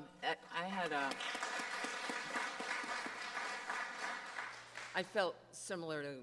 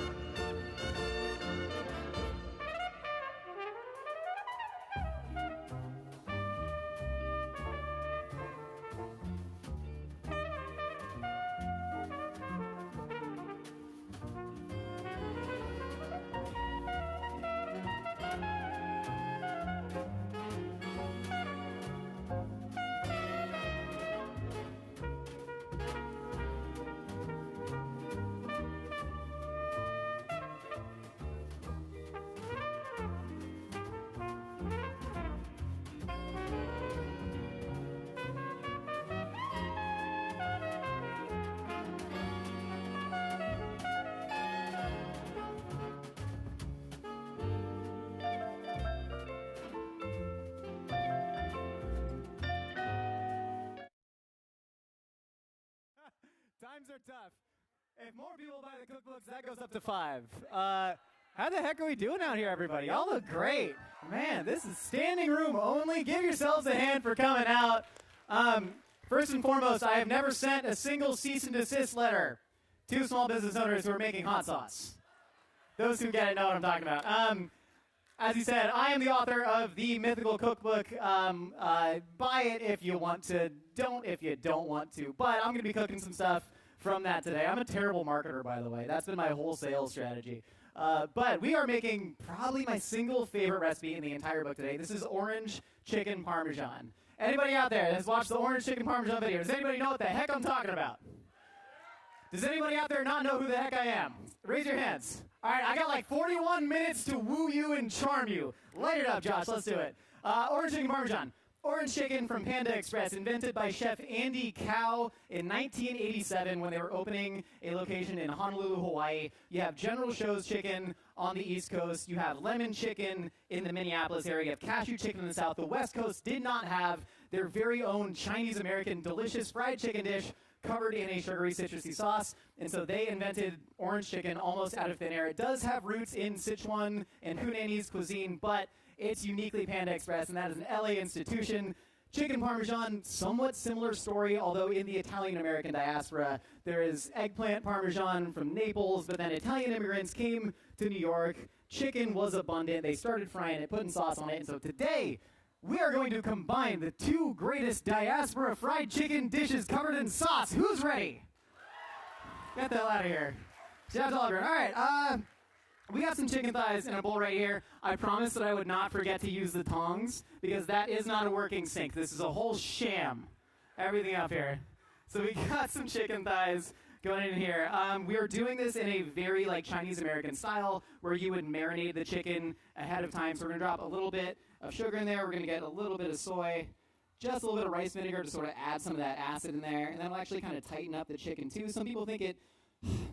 If you ever hear the term removes impurities, ask the person that just said that, name the impurity. Nobody's ever named an impurity to me, so vinegar does not remove impurities from food. It makes food taste like vinegar, and vinegar tastes good. That's the reason you add vinegar to food, and that's most things in food. It'll make it taste like that thing. We're going to add a little bit of sugar. Sugar is one of the few things that will actually absorb into the cell wall, along with salt of meat. So anytime you're adding stuff like white pepper, although it tastes good, if people say you have to marinate this for 24 hours ahead, know that that white pepper is doing nothing to the inside of the chicken. It's sticking on the outside of the chicken, and it's not actually getting in there. But look at the wind.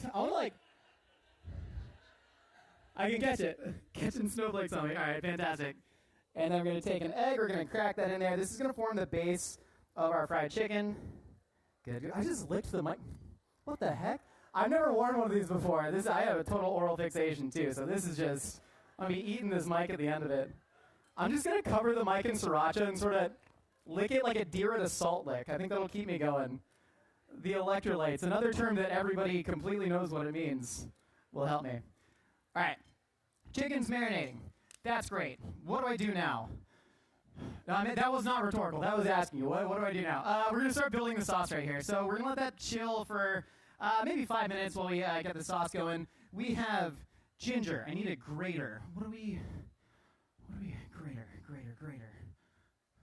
I need an adult. Woo! Great toss, man. Did you know that he is a somewhat newly minted USA track and field official? So everyone give it up for any track and field fans. You're all lying. I would have seen you at my track meets. Actually, I've had several track meets on this campus, and this is actually a really cool homecoming for me. 0-time All-American. All right. We're going to take some ginger. Anytime you're talking about specifically like Chinese American cuisine, you got generally a lot of ginger and garlic acting as the sort of flavor bases of that. And so I love to just get a ton of ginger and garlic going. You're going to sweat that out in some oil. There we go. So we're using like kind of primarily Chinese, or at least Chinese American cooking techniques on this one, but with the flavors of Italian food. On the show, Good Mythical Morning. Any Good Mythical Morning fans? That's so much louder than track and field. You can't even win an Olympic medal for YouTube shows. Anyways, no. That's what's up, buddy. So on Good Mythical Morning, we made this for an episode, and we all sort of asked ourselves, what does it mean to be orange chicken parmesan? What actually makes this orange chicken about it? And so orange chicken has a very sweet, very savory, very acidic sauce, and it uses orange juice. And we just thought, what if we use tomato juice, the official drink of hungover dads on an airplane? Anybody else have hungover dads drinking tomato juice on airplanes? I feel like that's a weirdly specific reference, but something that also hits. What about, I had this conversation recently, anybody have a dad that's really into airplanes? No plane dads out there? Do we have any plane dads in the audience? You in the hat, plane dad? We got a plane dad in the house. 80% of dads are plane dads. All right, so we're getting ginger and garlic going. Boom, boom, boom. Pan. That's hot. That's great. Perfect. Oil. What is this? They got fancy stuff in here. I like this. I like this. So I'm going to drop that in there. I'm going to get yoink. Never use a knife blade to scoop ingredients off of a cutting board. It's really bad for your health. And a knife. That's fantastic. You want to do this on super low heat. As you can see now, you don't want to hear any sizzle. Keep it together, Josh. You got 34 minutes to woo the people that don't know you. We're also going to toast some fennel seeds. Fennel seeds are one of my favorite things. I grew up eating a bunch of Mama Celeste 39-cent pizzas. Does anybody remember Mama Celeste? Yeah, shout out deep. It reeks of fennel seed in the best way because fennel seed is one of the flavorings of Italian sausage. So anytime you're thinking about how do I want to make a dish taste Italian, right? You want to find the ingredients, things like parm, things like basil, things like tomatoes, although tomatoes didn't get to Italy till the 1600s, weren't really popularized until the 1700s. So anytime somebody talks about what's traditional Italian cuisine, if there's a tomato in there, that came straight from Mexico. So fennel seed, something that really makes Italian sausage taste like Italian sausage. We're tossing that in there. We're toasting it up. What else we got? Oh, basil, dried basil. There's a lot of people, what is it? I don't watch Star Wars, but only Siths deal in absolutes. That's a real quote. I didn't make that up. So many people are like, never cook with dry herbs, only cook with fresh. They are completely different products. So anytime you're getting dried basil in there, it's going to be a more muted flavor, sure, but it's just going to be a different flavor, which is really fantastic. So we're adding that, and now this is sauteed all nice. You guys think I forgot anything? Nah, probably not. All right, we're going to toss in our tomato juice, and we're going to get that reducing a little bit. That's awesome. Tomatoes, very acidic. One of the vegetables that has naturally occurring glutamates in it, which is in monosodium glutamate. So if anybody ever says MSG is bad for you, like, you got to stop eating tomatoes, brother. You got to find a different hungover airplane beverage. All right, let's try some chicken. Let's see if we can do this without injuring ourselves. Anybody had any catastrophic deep frying injuries? Yes, you, covered in burn scars in the back. No, I have maintained a pretty good track record of not getting hurt in the kitchen against all odds, and now I jinxed it. I absolutely jinxed it. I mean, I watched Final Destination last night too, and that didn't help. So, no, I did talk to somebody who fell feet first into an industrial deep fryer. Yeah, I didn't think you were gonna get that today. I didn't think I was gonna say that up here either, to be clear. Woo-hoo-hoo. All right, so we're taking the dries, we're taking the flour and a little bit of cornstarch, and we're tossing it directly into that wet marinade. This is a technique you'll see often both in Japanese and Chinese fried chicken. And so you sort of get this like half wet coating. You're going to add some more flour to it, pick it apart, drop it in the fryer. That's going to give you that super, like, one of my favorite textures in food is fried thing covered in sauce. It's like this beautiful crunch yielding to sog. And I think we need to reclaim the word soggy as a positive adjective. Paul Hollywood and his soggy bottoms. I'm here for the soggy. We got a big up for soggy bottoms. Come on. Some of us sweat. Woo! All right. Very cool. How does this deep fry? What's up? More. Thank you. More sauce. More. Down with dry foods. Does anybody want to work a deep fryer? All right. Cool. What are you doing? I'm going hands. Listen. Okay, everyone, use gloves. They actually tried to pass a law in Los Angeles to make every single chef wear gloves all the time. And the heroes of the LA culinary industry to stop it were sushi chefs. And this is absolutely true because they were like, I'm not charging people $300 for an omakase and handing them chutoro that had been imported all the way from the Tsukiji fish market smelling like latex, and they got the bill crushed. And I love that for them. Shout out to the sushi chefs of America. All right. As I pollute the kitchen with salmonella making chicken parm. Yeah, I am not them, but they paved the way. I stand on the shoulders of giants. All right, cool. This is good. I haven't asked you how you guys are. What do you guys like to cook at home? Motley Crue shirt. What do you cook? You like waffles? You were talking like Eggo, or we're talking like waffles? Heck yeah, brother. Belgium, we talking Brussels or we talking Liège? How specific you want to get on those waffles? Actually, dude, you got the big sugar crystals? Where do you get them? Actually, Liège waffles are literally one of my favorite foods in the world. I had one when I went to Belgium for the first time several years ago. This is when I got locked in the bathroom of a sandwich shop after I ordered 2 liters of beer at the Delirium Brewery in Brussels, and I thought it was like a pitcher where you share it with your friends, and it was a single serving. And that was a very confusing day for me, especially when I got locked in a bathroom of the sandwich shop next door, and I only had a working knowledge of high school French, and the light didn't work, but I said, it's okay, I'm just going number 1, it's going to be perfectly fine. And then the door handle straight fell off, and I was like, remember what Madame Keith said. Remember your training. And then I just started yelling help in American, and I really don't think that restaurant owner loved me. So, yeah, Julia, come up here, come on. Get up here, this is my lovely fiance, Julia. Julia, get up here.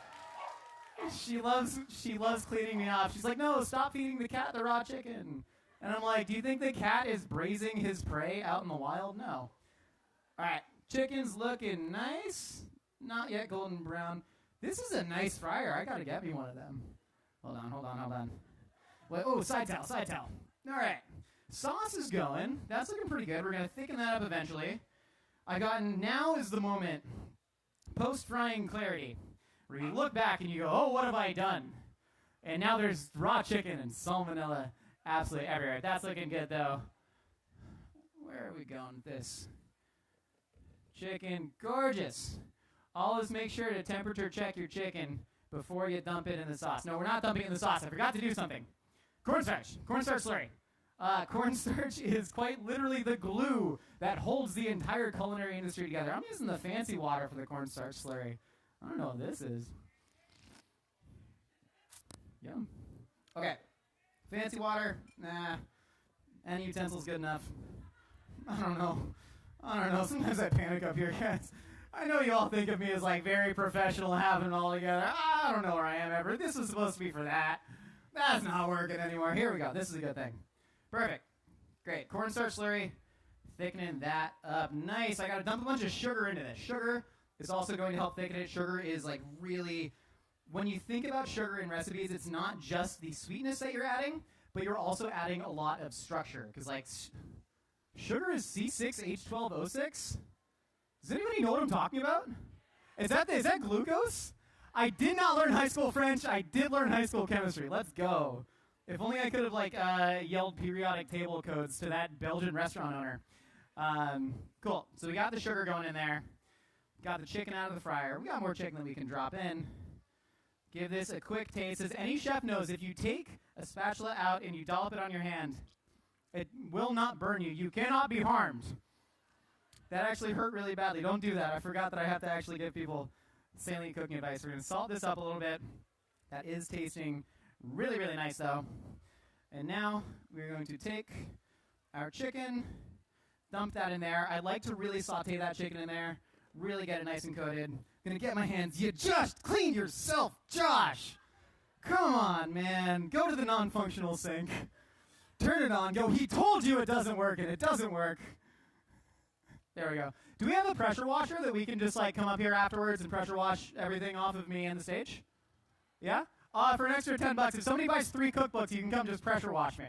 That's a deal. All right, we're pulling this off. We got to get our garnishes going. I got to stop mucking around. I said muck with an M. Okay. Clean station. Hold on. Who wants a book? Sorry. No. Whew. I've turned into a prop comic all of a sudden. Like early era Howie Mandel. There's no raw chicken on. We're baking this. You're baking it. You don't need. It can be raw. We're gonna cut this. And did somebody say Gallagher? No way. Carrot Top, much more iconic prop comedian. Everybody on 3, shout your favorite iconic prop comedian that peaked in 1993. 1, 2, 3. Wait, who? Did I get? Carrot Top. Yeah. No, Howie Mandel. Early Howie. Early Howie, prop heavy. Well, I should tell you what I'm doing. We're cutting cherry tomatoes in half. This is going on for our garnish. Fantastic. And then we're going to put a little bit of basil on top. This was surely supposed to go somewhere. Something just makes you feel alive. Actually, this is absolutely true. One of the best ways to cool down on a hot day, eat hot foods. If you eat spicy foods, I once tested this by going on a 3-mile run and then going into a Korean sauna and then eating a bunch of spicy Korean goat neck stew. And I felt great after that. But it actually does. It triggers your body's natural cooling responses. So, hot day, don't eat ice cream. Just dump a bunch of sriracha in your mouth. It also just makes you feel something. You know, life gets so monotonous. Start ripping hot sauce. All right, putting that back on the heat. Love that for me. This chicken is cooked. One of my favorite things, it's like a little guilty pleasure. You know when like you eat the peanut butter spoon afterwards? My favorite thing, you don't shake the chicken off. You let the oil just kind of like drip. And then you just get a little more grease for your buck. All right, now we're going to attempt, give this, hey-oh, there we go. Perfect. So we're going to sauce all of that. Oh, God, I just want to be at a Buffalo Wild Wings right now. Sorry. I know people think of me as like very suave and debonair. No, I just want to be at a B-Dubs right now. Boom. Pop that in there, get all of that excess sauce. No food waste in this kitchen. And now we are going to cover this with a little bit of mozzarella cheese. And we got our cherry tomatoes. Oh, I'm sorry. I'm going to clean up this whole set, I swear. None of y'all should do this. No, this is beyond. This is ridiculous. I'm ashamed. All right, we're going to pop the cherry tomatoes on the... No, yes. I should go cheese first. There we go. Okay. I act like I am not the one that wrote this recipe, and I am not the one up here. We're going to put some mozzarella cheese on that.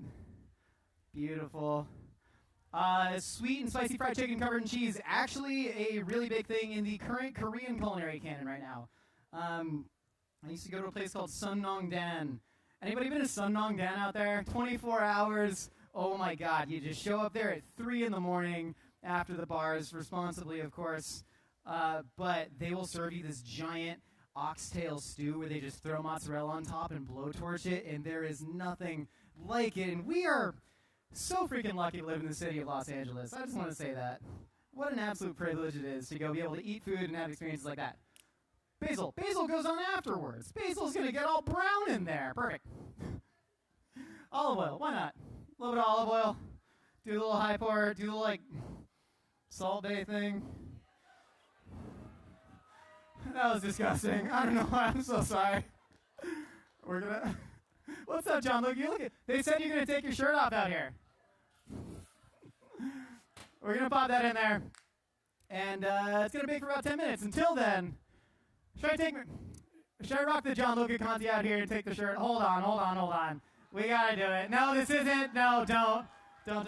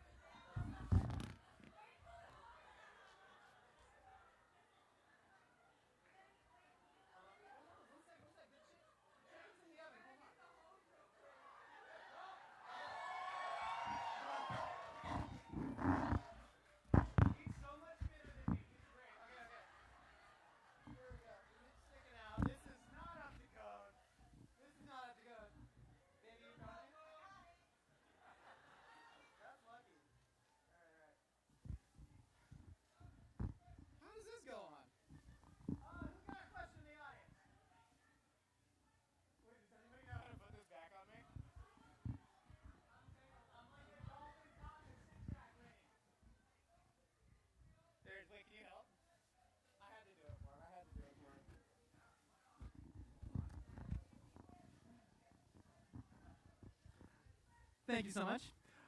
Okay, well, we got a couple minutes. Oh, we have a question. Go ahead. What? I can't suffer oil burns on the bare arms. I had glasses at some point. Does anybody have any questions except for why I took my shirt off?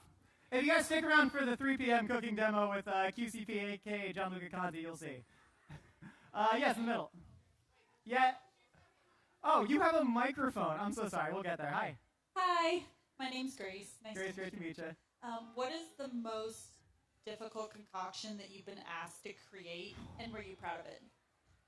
I'm going to skip to the second part now. The most difficult concoction I've ever been asked to create. I was once asked to, I know exactly what it is, and it wasn't about the creation, but it was about the sourcing of the ingredient. This has gone down in mythical lore. We were asked to make hagfish slime gravy. Does anybody know about hagfish? I have only known about hagfish because I lived in Koreatown and I would eat hagfish at Korean restaurants.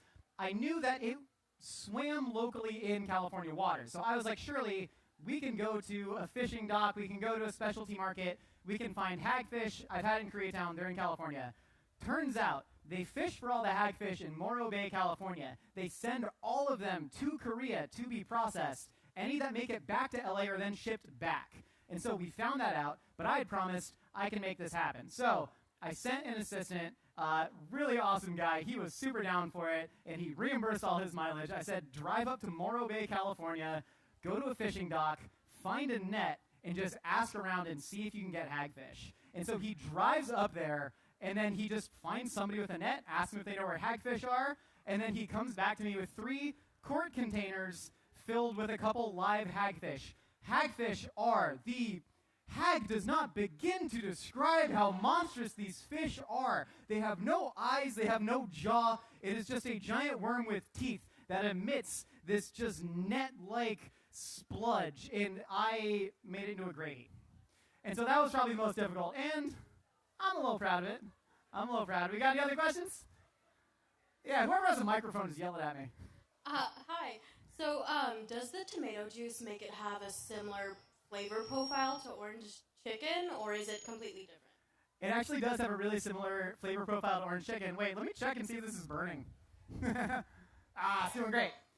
So, anytime you think about, I was terrible at math, but I kind of think about cooking in terms of like an algebra equation, right? You are simply subbing out variables, and if you know the chemical makeup of one variable, you're subbing in for another. You know how to adjust an entire dish. So if you think of orange juice, right, you got that sort of aromatic, orange zesty flavor, that like citrus, aroma. You have a lot of vitamin C, you have a lot of citric acid, and you have a little bit of sweetness. If you think of tomatoes, you have similar acidity, right? You have similar sweetness, frankly, to an orange, but you're not getting that aromatic. And so you sort of adjust with that. You throw in more ginger, more garlic, and probably a little bit less salt, maybe a little bit more acidity. So basically you taste tomato juice, taste orange juice, go, this is a little bit less sweet, so you add more sugar. Did that explain it? I think I got heat stroke. I'm fine. Legally, I did not get heat stroke. We're not trying to, I know the insurance for these things. Who got a question? Yes. Is there any type of specific food that you think would work with basically any other food? Like the universal food.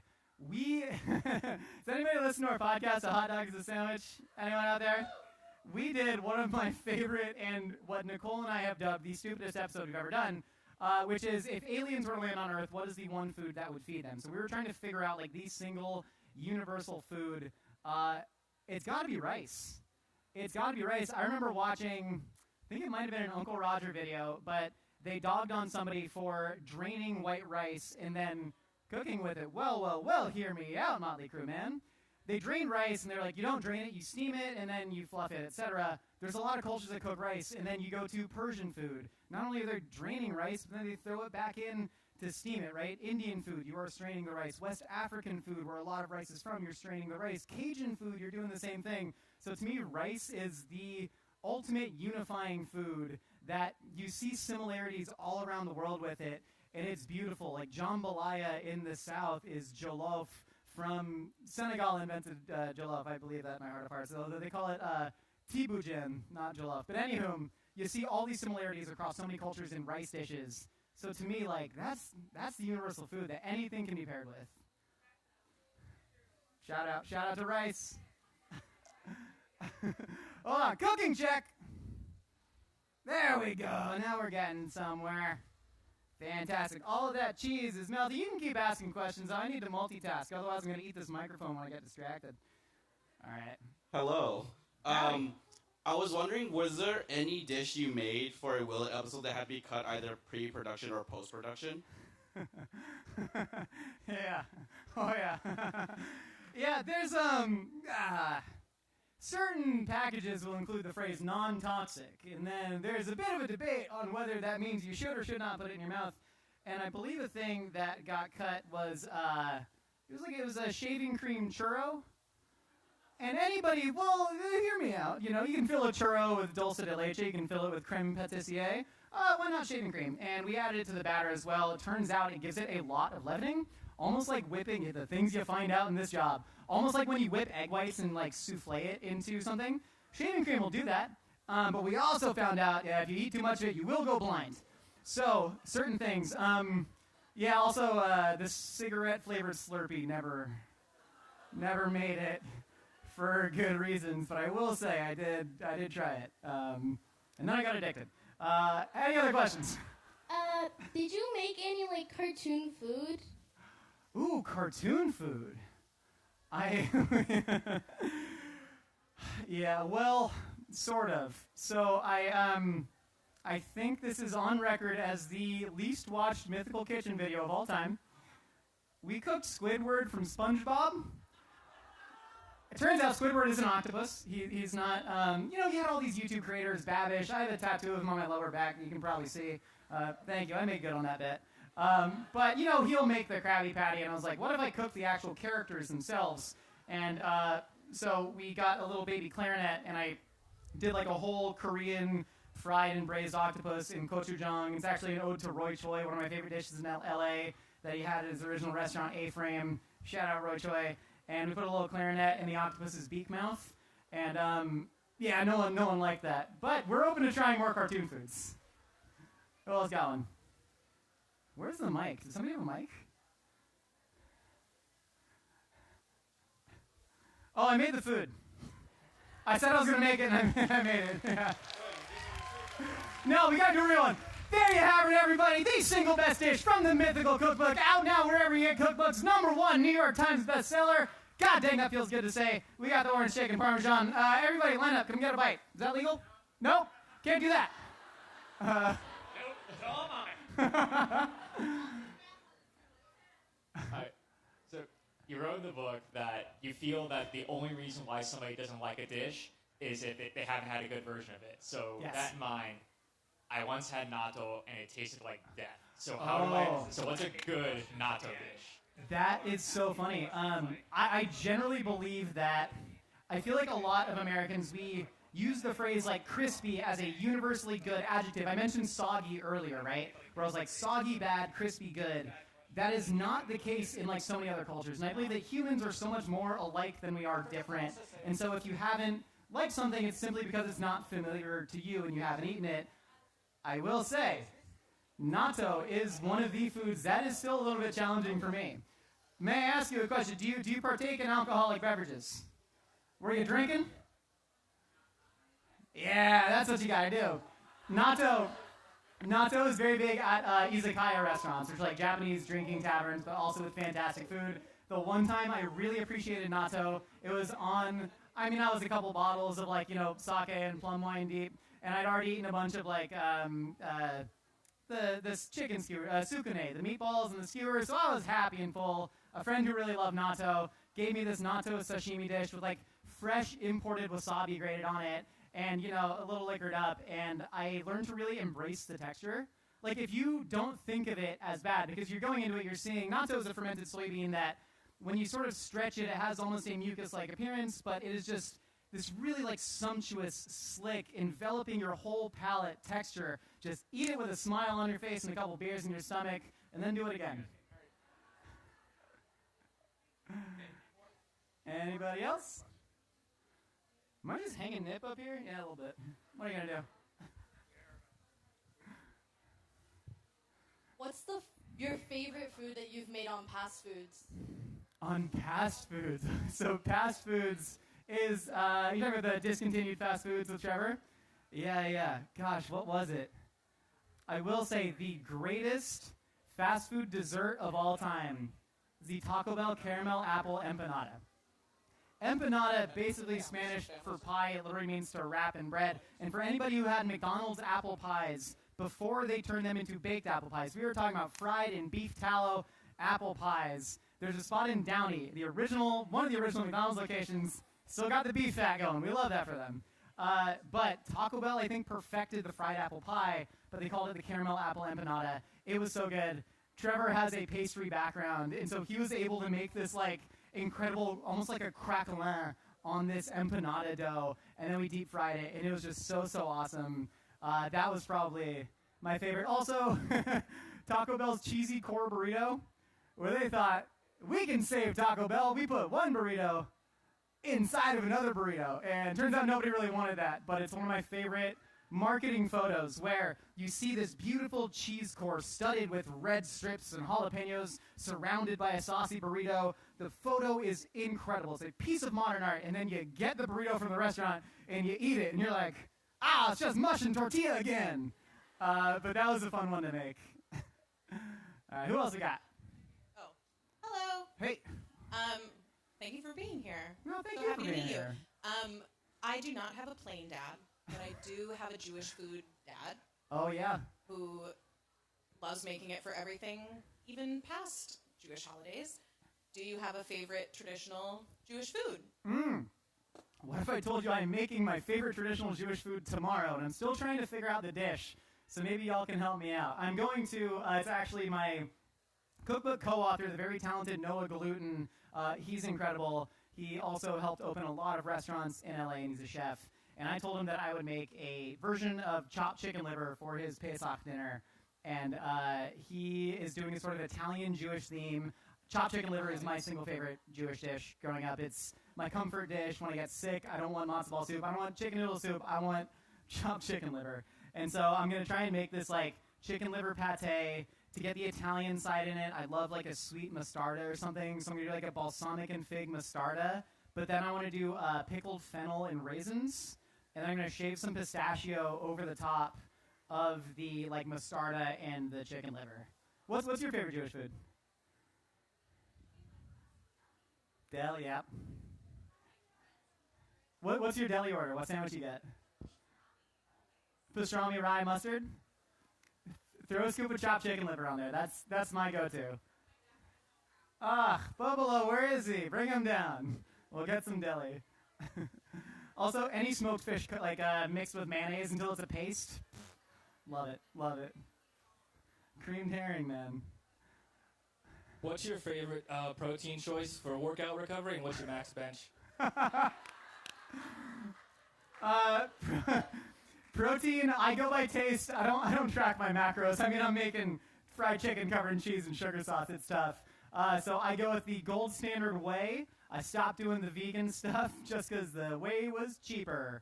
And so I use chocolate malt flavored, actually. Get that little bit of maltiness on there. So I use that for recovery. And then max bench is still...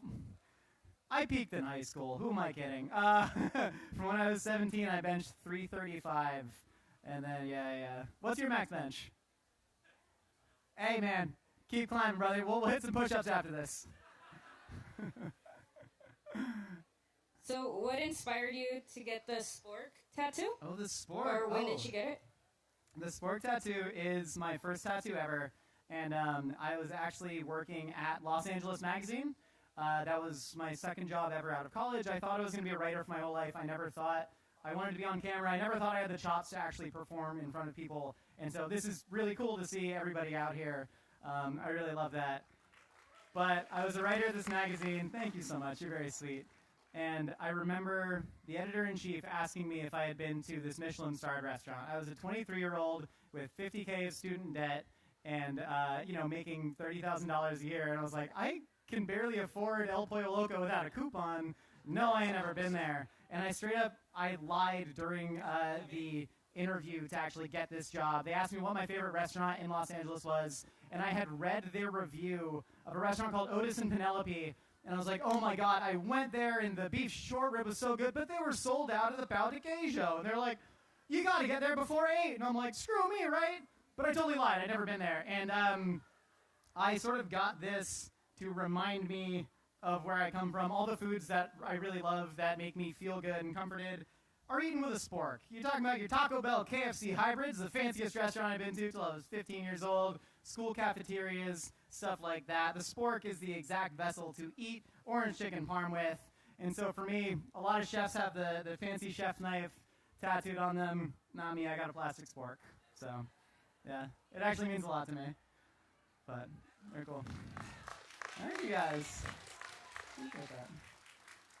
Any more brain busters out there? What we got? Hi there. I am also a resident of Koreatown, and I wanted to ask what your favorite restaurant in K-Town is. Ooh, favorite restaurant in K-Town. Okay. Big fan of Yangji Kamjatang. You know Yangji Kamjatang, bunch of pork neck stew. That's a great time. For all you can eat Korean barbecue, that's like the only Korean barbecue I'm actually going to do. Come on, I need to get fed. Ukuk, it means Beef Nation. They're fantastic. But they also got Honey Pig next door, which is good. Heijing Chan is also fantastic. Dan Sung Sa for a little bit of drinking food. That's a fantastic place. And then, what is the dude? Jules, the dude that had that really cool pop-up with the Korean bento boxes, it turns out he lived in our apartment building, and then he opened up a brick and mortar in K-Town. What's it called? Oh, Kin, K-I-N-N. Kin, yeah. That's a good spot. And then, God, I'm blanking. I haven't been down there so long. The Prince. If anybody's a fan of The New Girl, The Prince is the bar that they shot it at, and they also have fantastic Korean fried chicken down there, and very cheap pitchers of Height and Cask beer, which cannot be beat in my mind. Anybody else? Who wants it? Who wants to step up to the plate? We got an aggressive person over here. Good aggressive. Like an athlete. Like a tiger. Like a tiger chasing prey.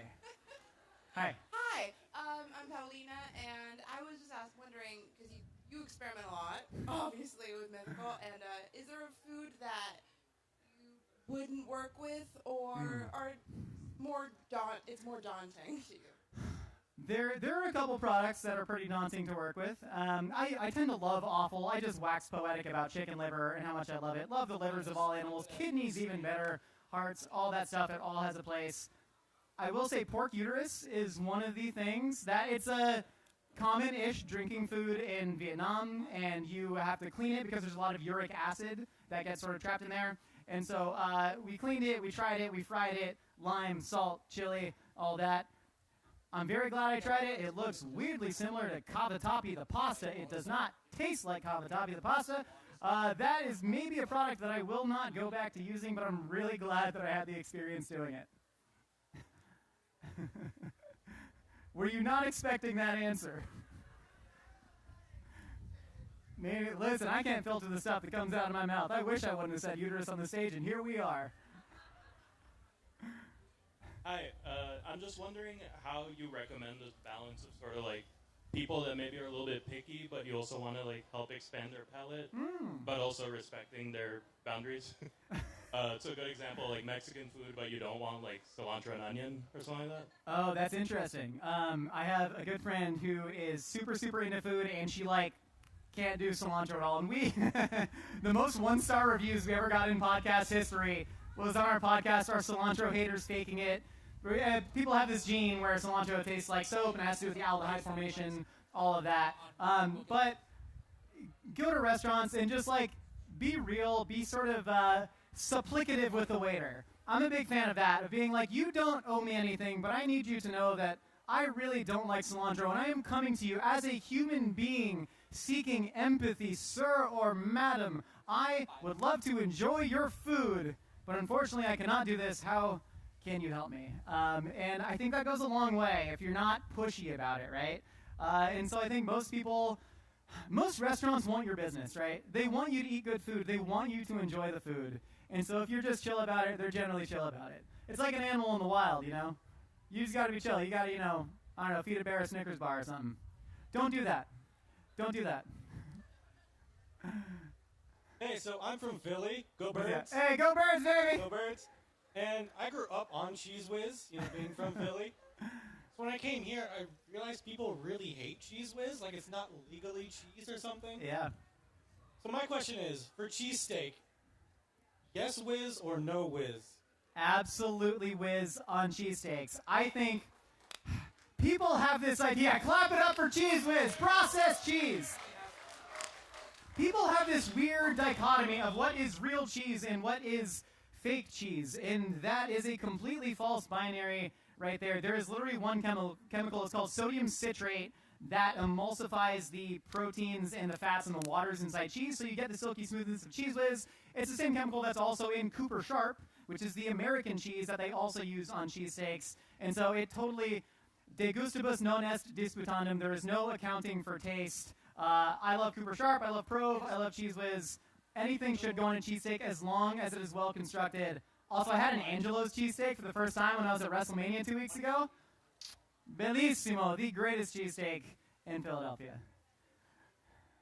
Hi. Hey there. I know you're not vegan, obviously, but do you have a food that, you like cooking that's vegan or eating? I have actually done a couple 2-month-long vegan stints. Actually, my fiance Julia almost broke up with me because 2 months into dating, I was like, oh, I'm vegan now, by the way. There was a documentary, Arnold Schwarzenegger produced it. It was called The Game Changers. And they showed some athlete who ate vegan and his stamina tripled. And I was like, this does not pass scientific muster at all. Let's try it. And so I went vegan, and then I didn't feel great for 3 weeks in the gym, and then I went back. But I love cooking vegan food. The funny thing about the modern veggie burger craze to me, all the fake meat, the veggie burgers that bleed, Beyond, what's the other one? Impossible. The greatest veggie burger in the world was created probably about 8,000 years ago in Egypt. It's called falafel. I have never. What are you talking? What? We're talking about black bean burgers, corn burgers. You synthesize the molecule that makes red blood red, and now your soy protein is bleeding. Dude, eat a falafel. It is so good. There's protein in the chickpeas. So when I went vegan, I actually gained 10 pounds in a month. All I was doing was just eating falafel constantly. Happiest I've ever been, most regular I'd ever been. It is the ultimate food. I also love tofu, though. I love all forms of tofu, especially fried tofu. Silken tofu in a Korean soup, like kimchi jjigae. You can make that vegan with a vegetable stock. Bunch of tofu and kimchi. Spoon that on rice. It's good. I actually really miss cooking vegan food. And a lot of chefs use meat as a crutch. And so, yeah. What's your favorite vegan food to cook? Heck yeah. You ever mess around with those weird mushrooms that all the people are cooking now? You see that? They're making the lion's mane mushroom into a steak. Yeah. I'll see the dude at the farmer's market, and I'm like, that's more expensive than a steak. Yeah. I did take, I think it was maitake mushrooms, and I was like, what if I just chicken fried these? Buttermilk batter, a bunch of Frank's Red Hot, Tony Sachery's best Cajun seasoning of the game out there. Big up for Tony Sachery. Also, R.I.P., he is dead. But, what? I shouldn't have done it like that. But anyways, dredged it, battered it, fried it, ate it like a fried chicken sandwich, fried hen of the woods mushrooms. So good. Oh, we're wrapping it up? I'm getting the Oscars wrap it up sign? All right, we got to do one more cookbook plug. I wrote it. All right, see you guys. Thank you so much. I had a shirt at some point. Hold on. 5 more days, it's someone's birthday. So. Oh, stop it. Oh, yeah. On the count of 3. 1, 2, 3. Happy.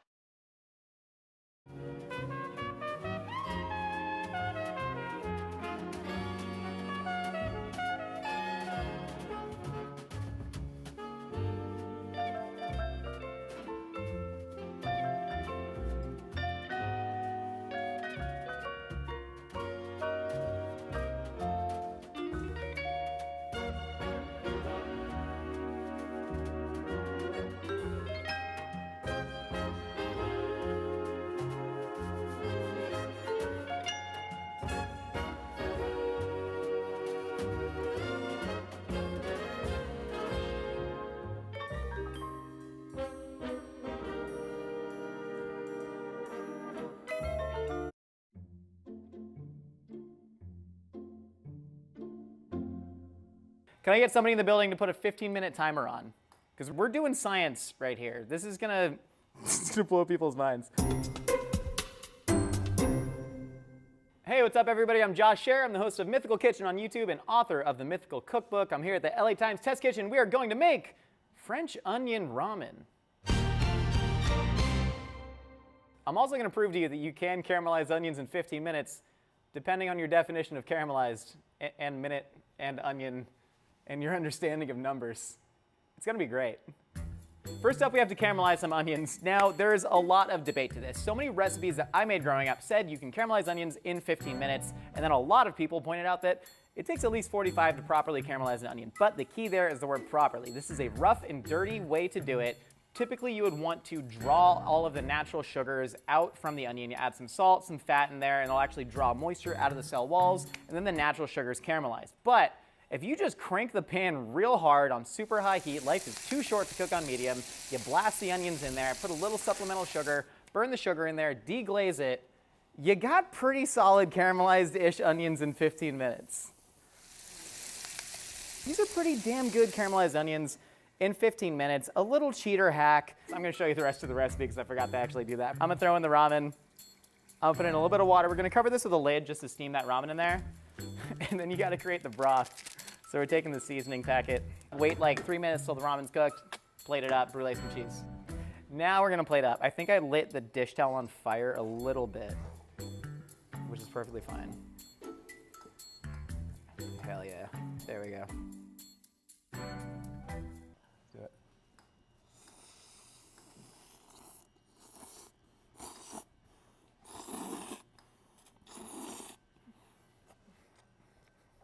That's so good. That's so good. It's so easy, so delicious. Come on now. There you have it. That's how you make the French onion instant ramen with cheater 15-minute caramelized onions. Perfect for a French bistro that you're never going to open. Keep that in the fantasy. It's a lot more expensive than you think. Thanks so much for stopping by. I'll see you all next time. Buy the cookbook if you want to. Like, no pressure. I don't know.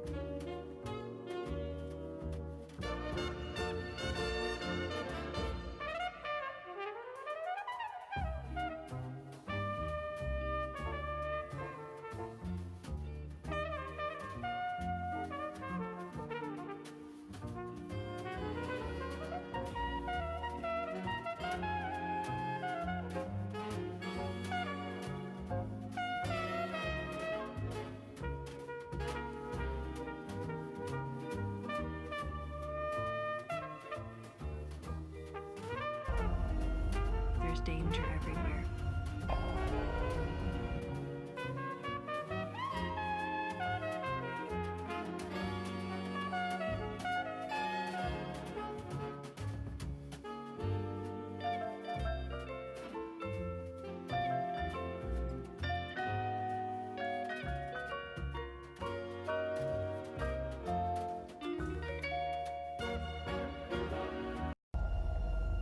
there's danger everywhere. But danger had never looked quite like this before. This girl, Rena Vert, she's been missing for 3 days. That name, I saw something. What happened under the bridge? Can you keep a secret? You don't step foot in Victoria in 10 years. You just show up in the middle of my homicide investigation. I'm writing a book. People will tell me things they're not going to tell you. Girls are always missing. Big girls is what the cops call us. Like the lighters. Why do they call you that? Because we're disposable.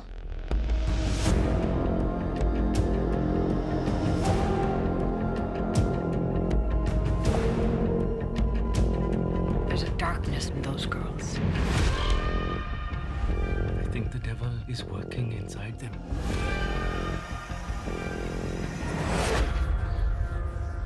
Can't be. This is a tale of horror and wonder, of innocence and beauty, violence and sin. This story would haunt the island for years to come. It forever changed a fact that young girls were the ones we were supposed to protect. Not be protected from. I want you to take me under the bridge.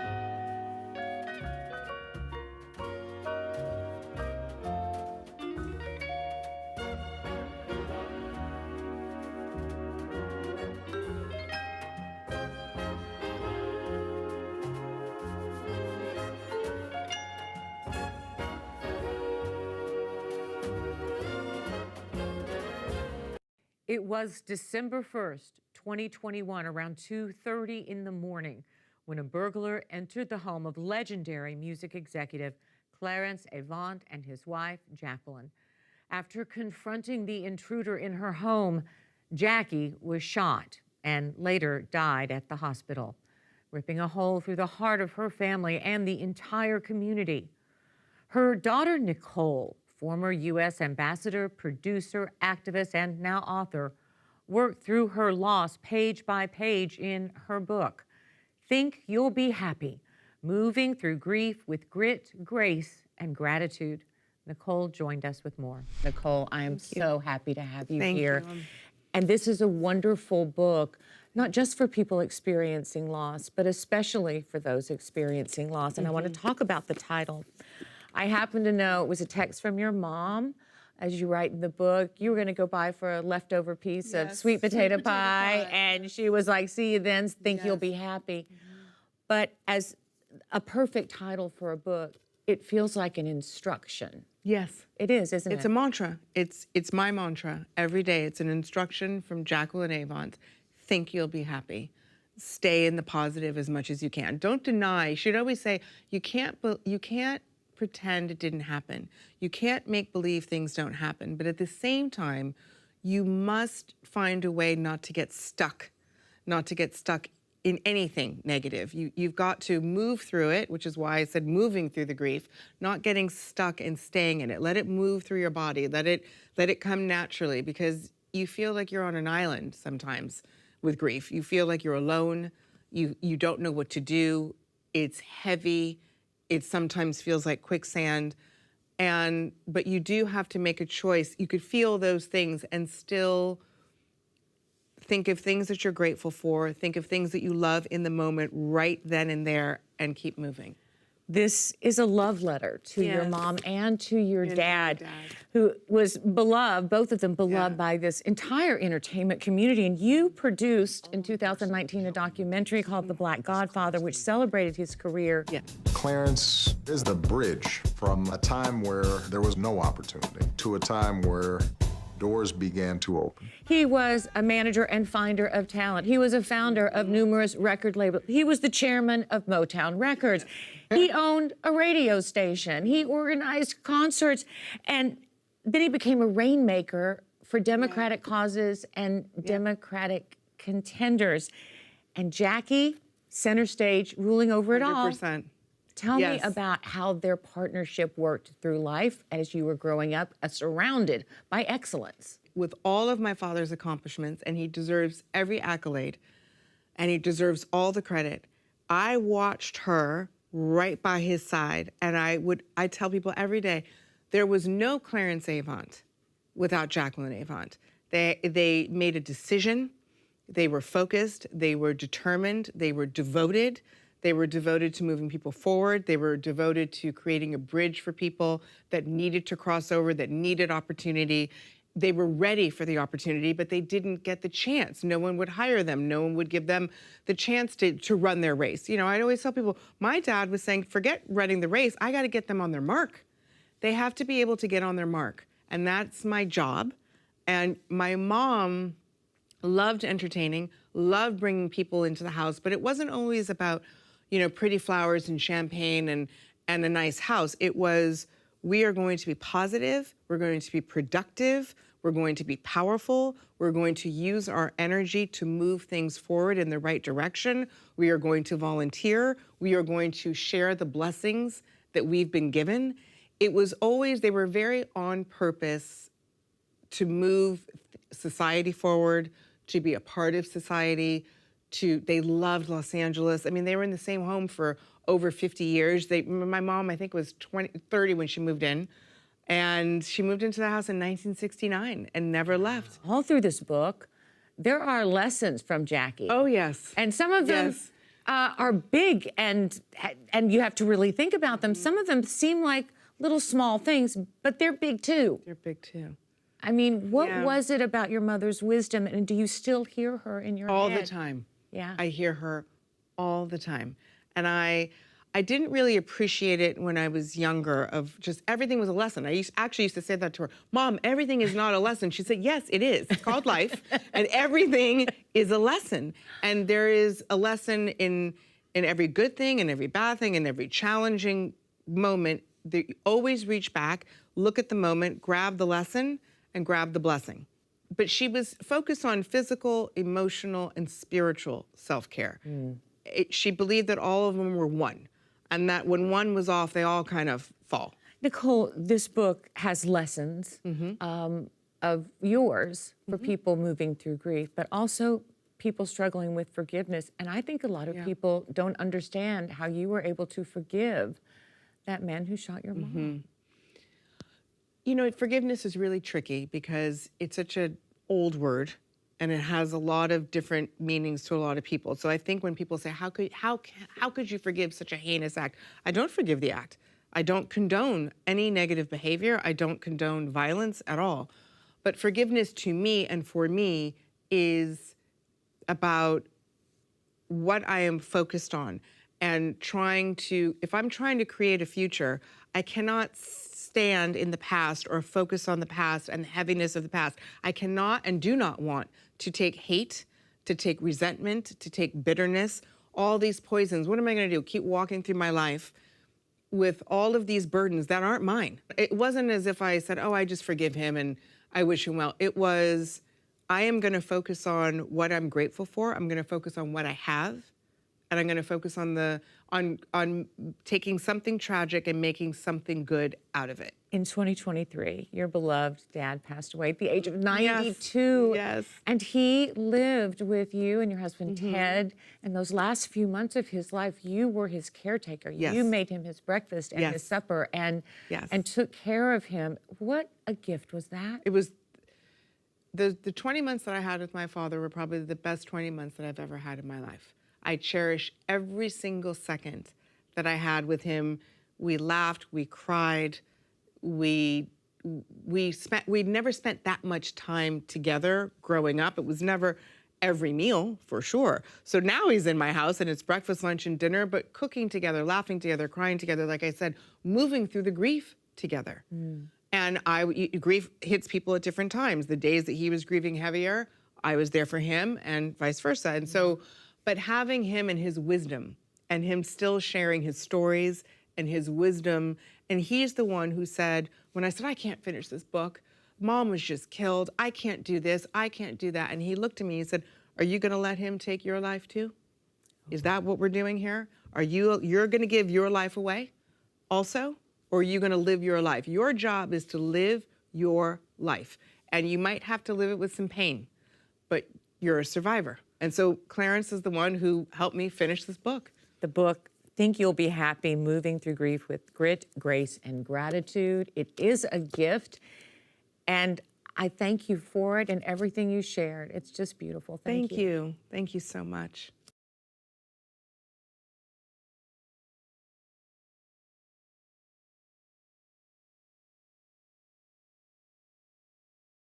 Was to put the reader in the shoes of Jews and Palestinians who are navigating this system, who are living through the system, who are creators of the system, who are subjects of the system.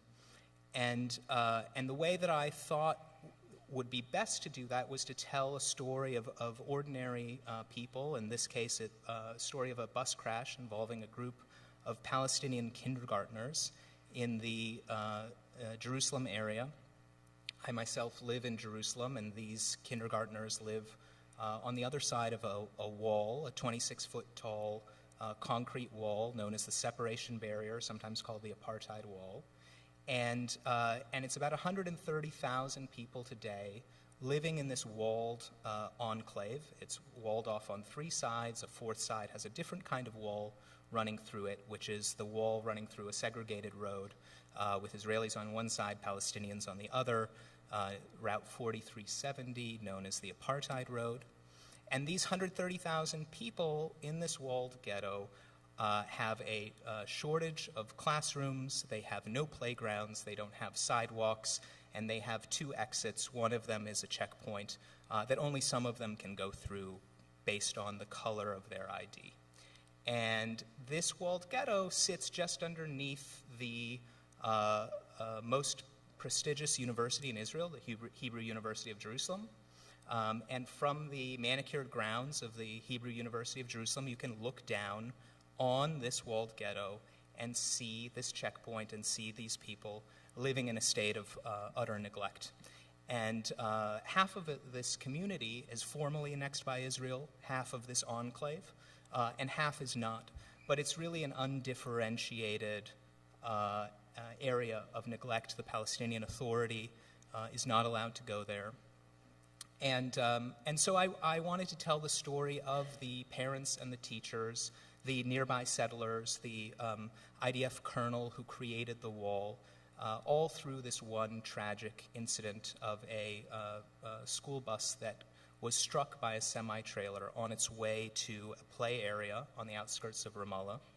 And the semi-trailer was on its way to a settlement quarry, and it struck the bus. The bus flipped over, caught fire, and because of the location of the crash on the other side of this wall where hundreds of thousands of Palestinians live with very, very few services, and where often Israeli emergency services won't be permitted to go without an army escort. That's the neighborhood where these people come from.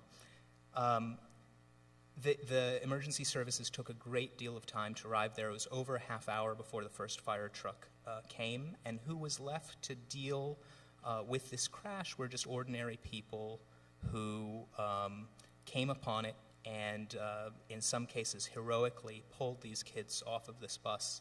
And the title character of the book, Abid Salam, is a father of one of the parents on this bus, and I tell the story of his journey to try and find his son. It takes more than 24 hours for him to locate his son. And if we've got it just a couple minutes, I'd like to read a short passage that I think illustrates really the themes of the book. And this takes place near the end of the rescue.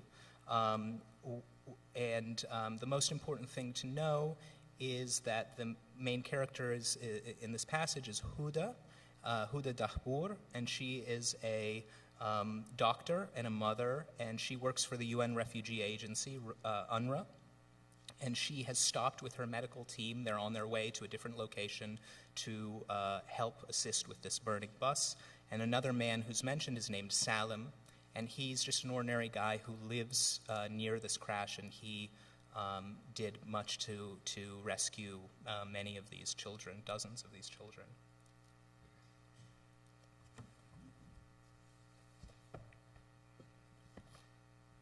Nearly 20 minutes had passed since Huda and her staff had come upon the burning bus.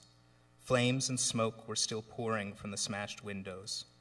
Huda's driver, Abu Faraj, was directing traffic, keeping an open path for the evacuees and telling drivers of oncoming cars to turn back.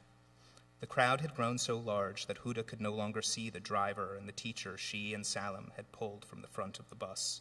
She was focused on the children, gently carrying them with one of the UN nurses to the cars that had stopped at the accident site.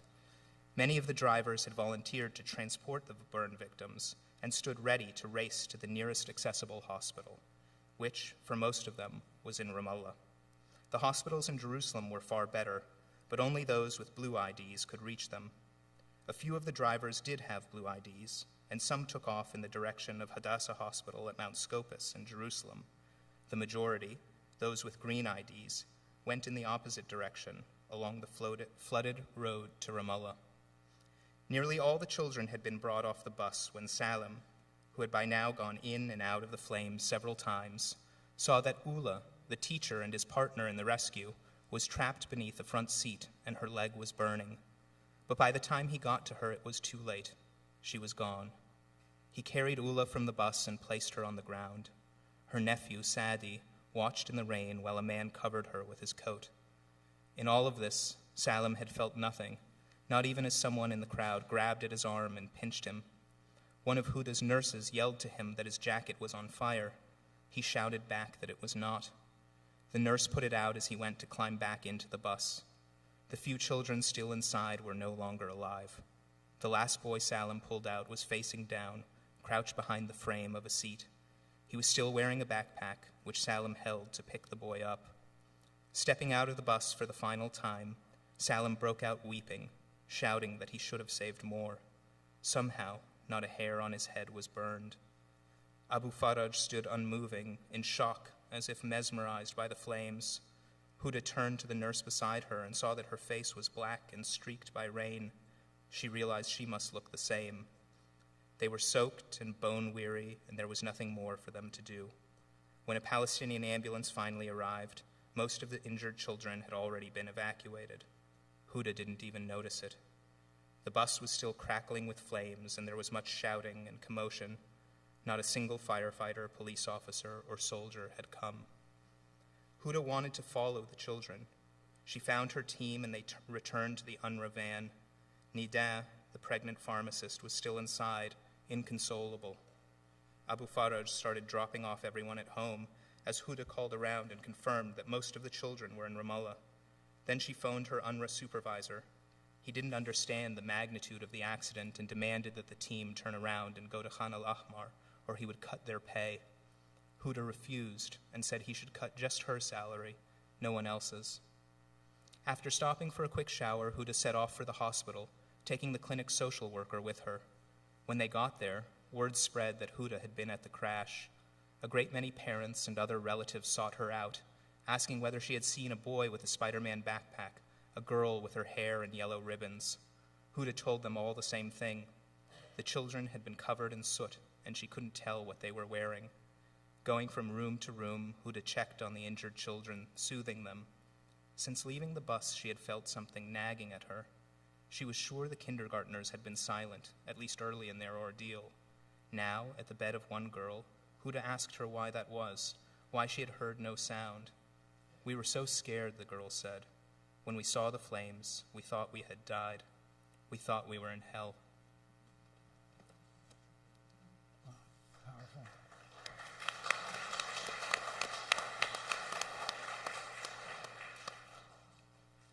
Actually, having read that, let me just do a follow-up with you, if I may. Did reporting this book change your own perspective in any way? How did it transform you?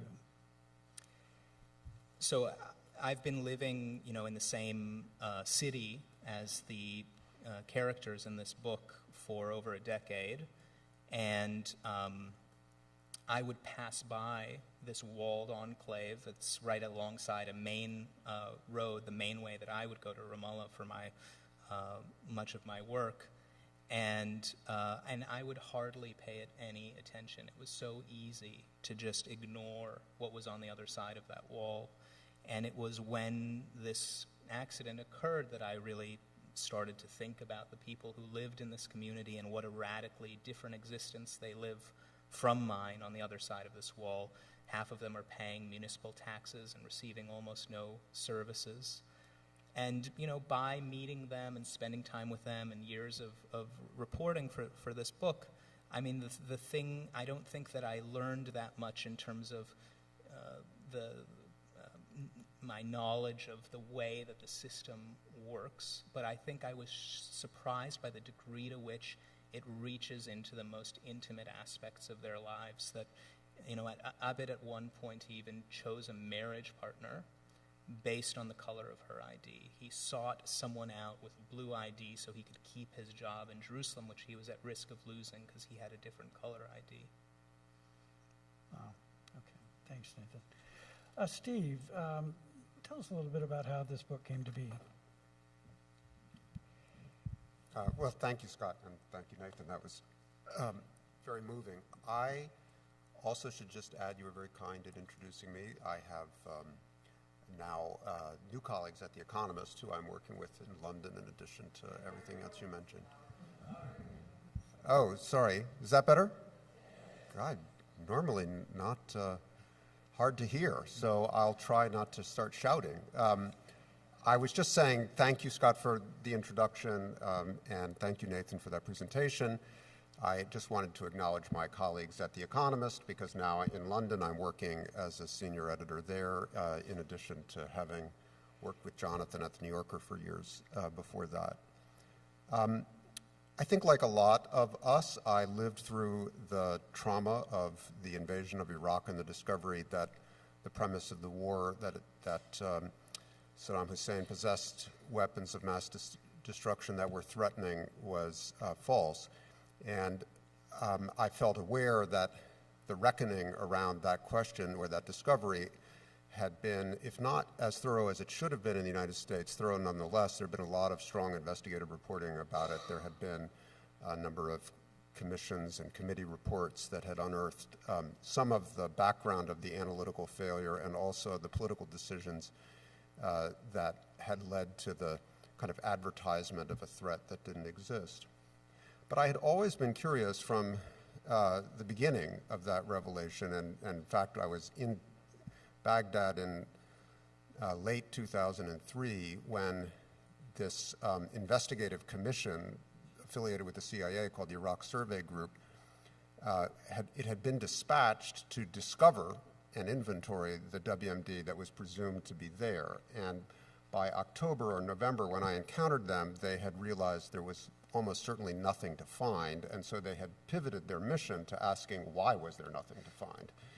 And it was interesting to encounter them at the beginning of this because some of these scientists, primarily scientists who were specialists in things like biological weapons programs and so forth, were coming to terms with this mirage. And I was interviewing a British biologist on that trip, and he sort of cast his eyes to the sky. At that point, Saddam Hussein was a fugitive, and he said something to the effect of, "What were you thinking? What exactly was so important that you helped to contribute to this impression that I spent my life chasing and now discovered to be false?" So for a long time after that, I had wondered what, that I had formulated a question in my own mind that was, why had Saddam Hussein, for his part, in addition to the Bush administration's decision-making,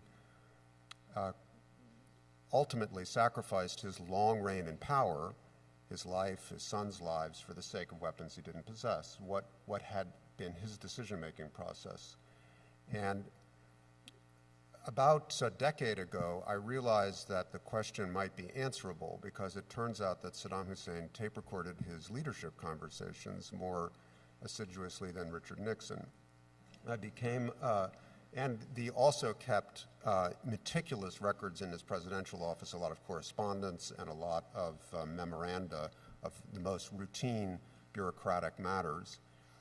And I had been aware of these records sort of sideways for a while, but when I was looking for a project and I wondered if enough time had passed for readers to reconsider the origins of the war by adding Saddam's perspective to the story, I thought, well, let me go find these materials and see if I can rewrite the narrative to include Saddam's point of view.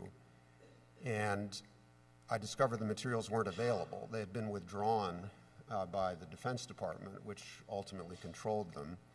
And so, inspired by some colleagues at Columbia who had worked with a nonprofit in Washington called the Reporters Committee for Freedom of the Press, I called up the Reporters Committee, and they agreed to help me. And long story short, I ended up filing a lawsuit against the Pentagon with their pro bono support, and received a good batch of these materials, and then by other means acquired others, and then did a lot of interviewing with surviving scientists and technocrats who had been present for some of this history.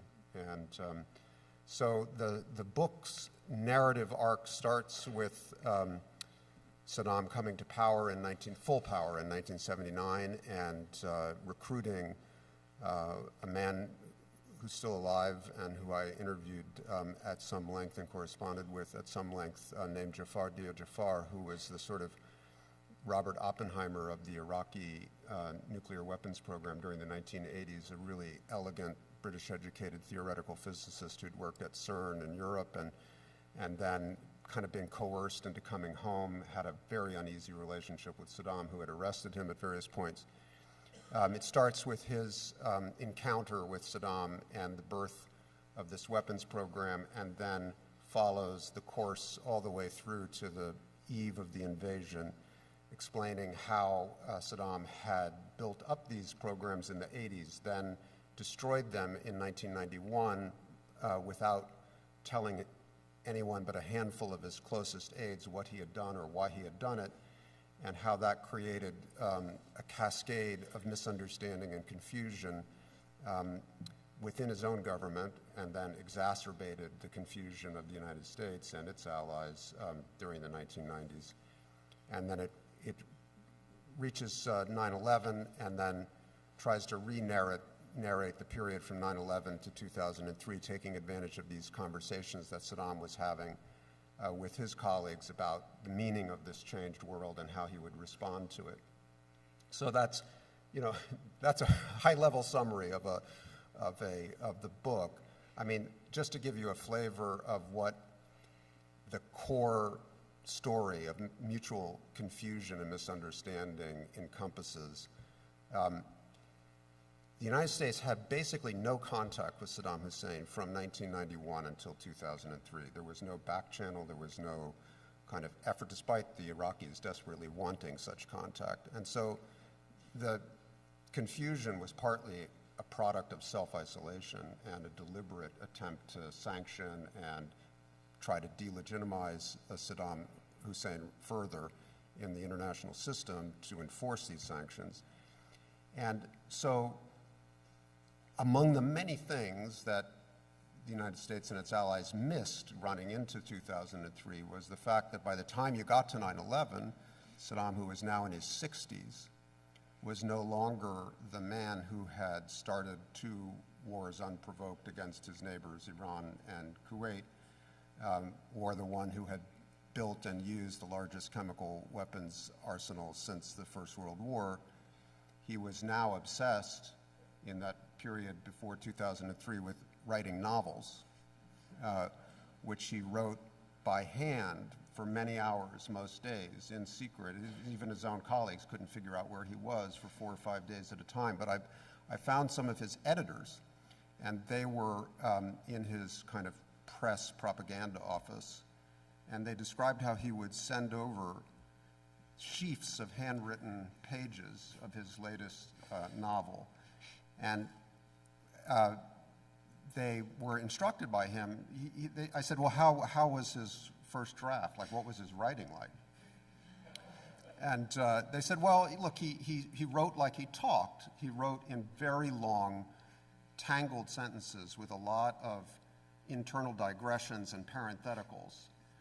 But eventually, the snake would come to a stop and another snake would begin.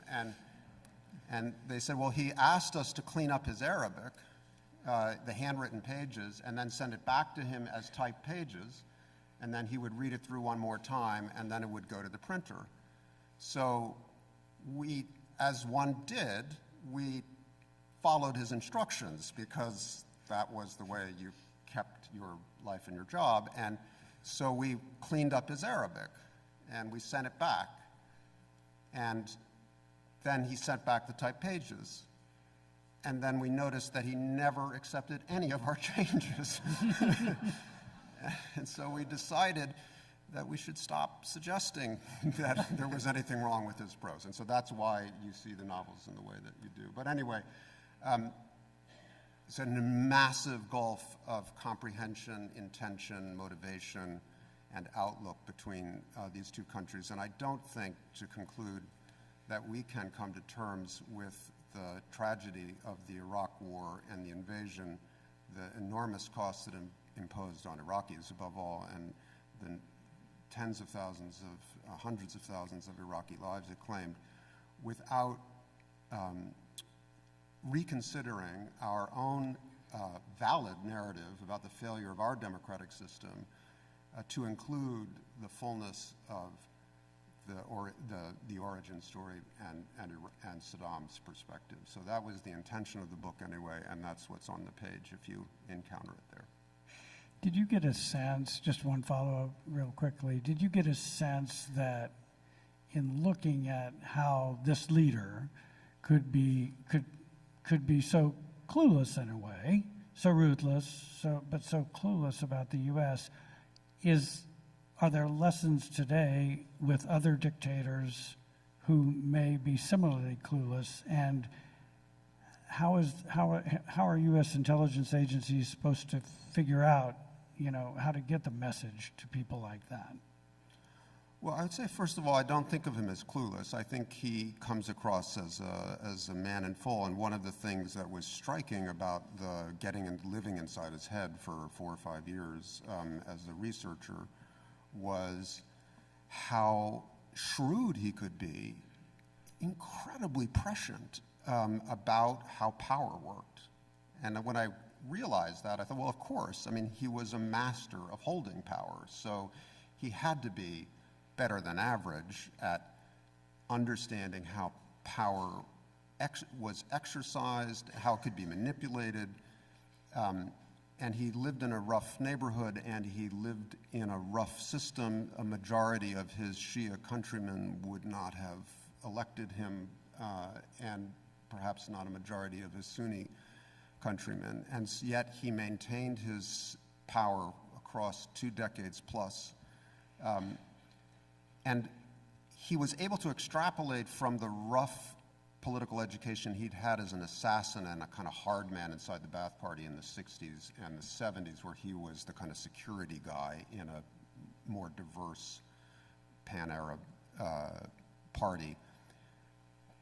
He was able to extrapolate that into geopolitics, and he was quite clear about where Iraq stood in a broad sense as a middle power with wealth, but not a lot of maneuvering room in the Cold War era with 2 superpowers.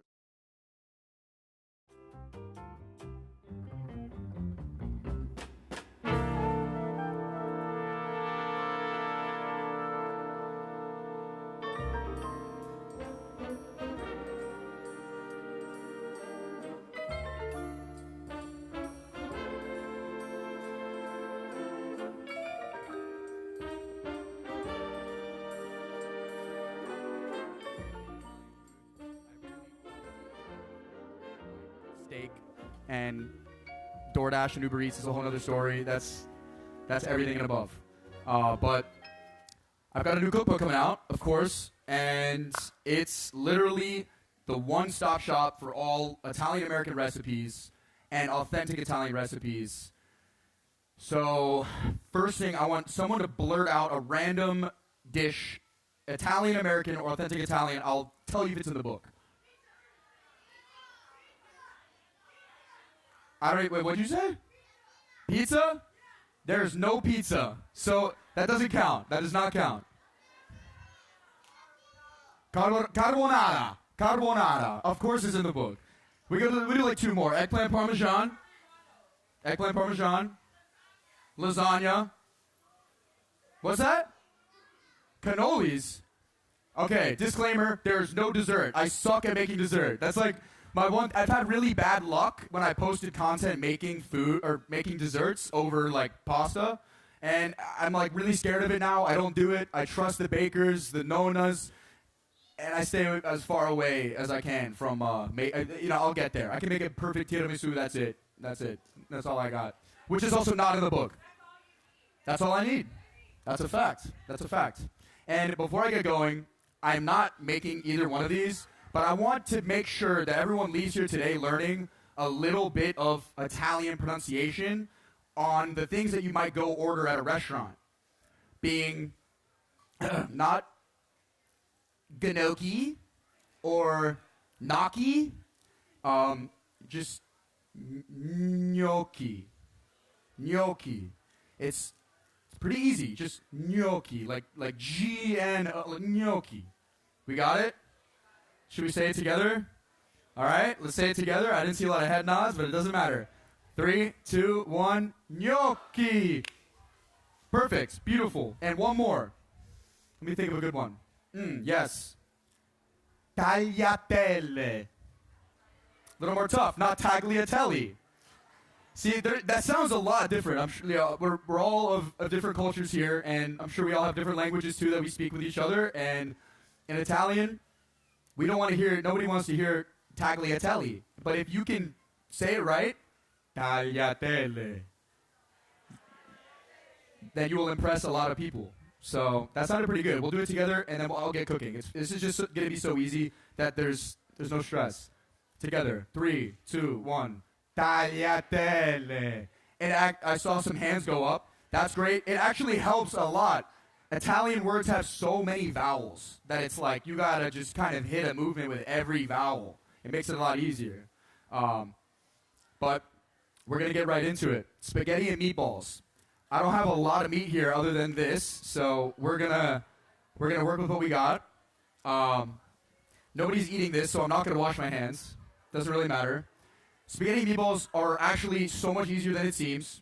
You throw everything into the bowl, you mix it up, you saute the meatballs, you pour some of the tomato over it. I'm gonna do some work in there, crush it up a little bit.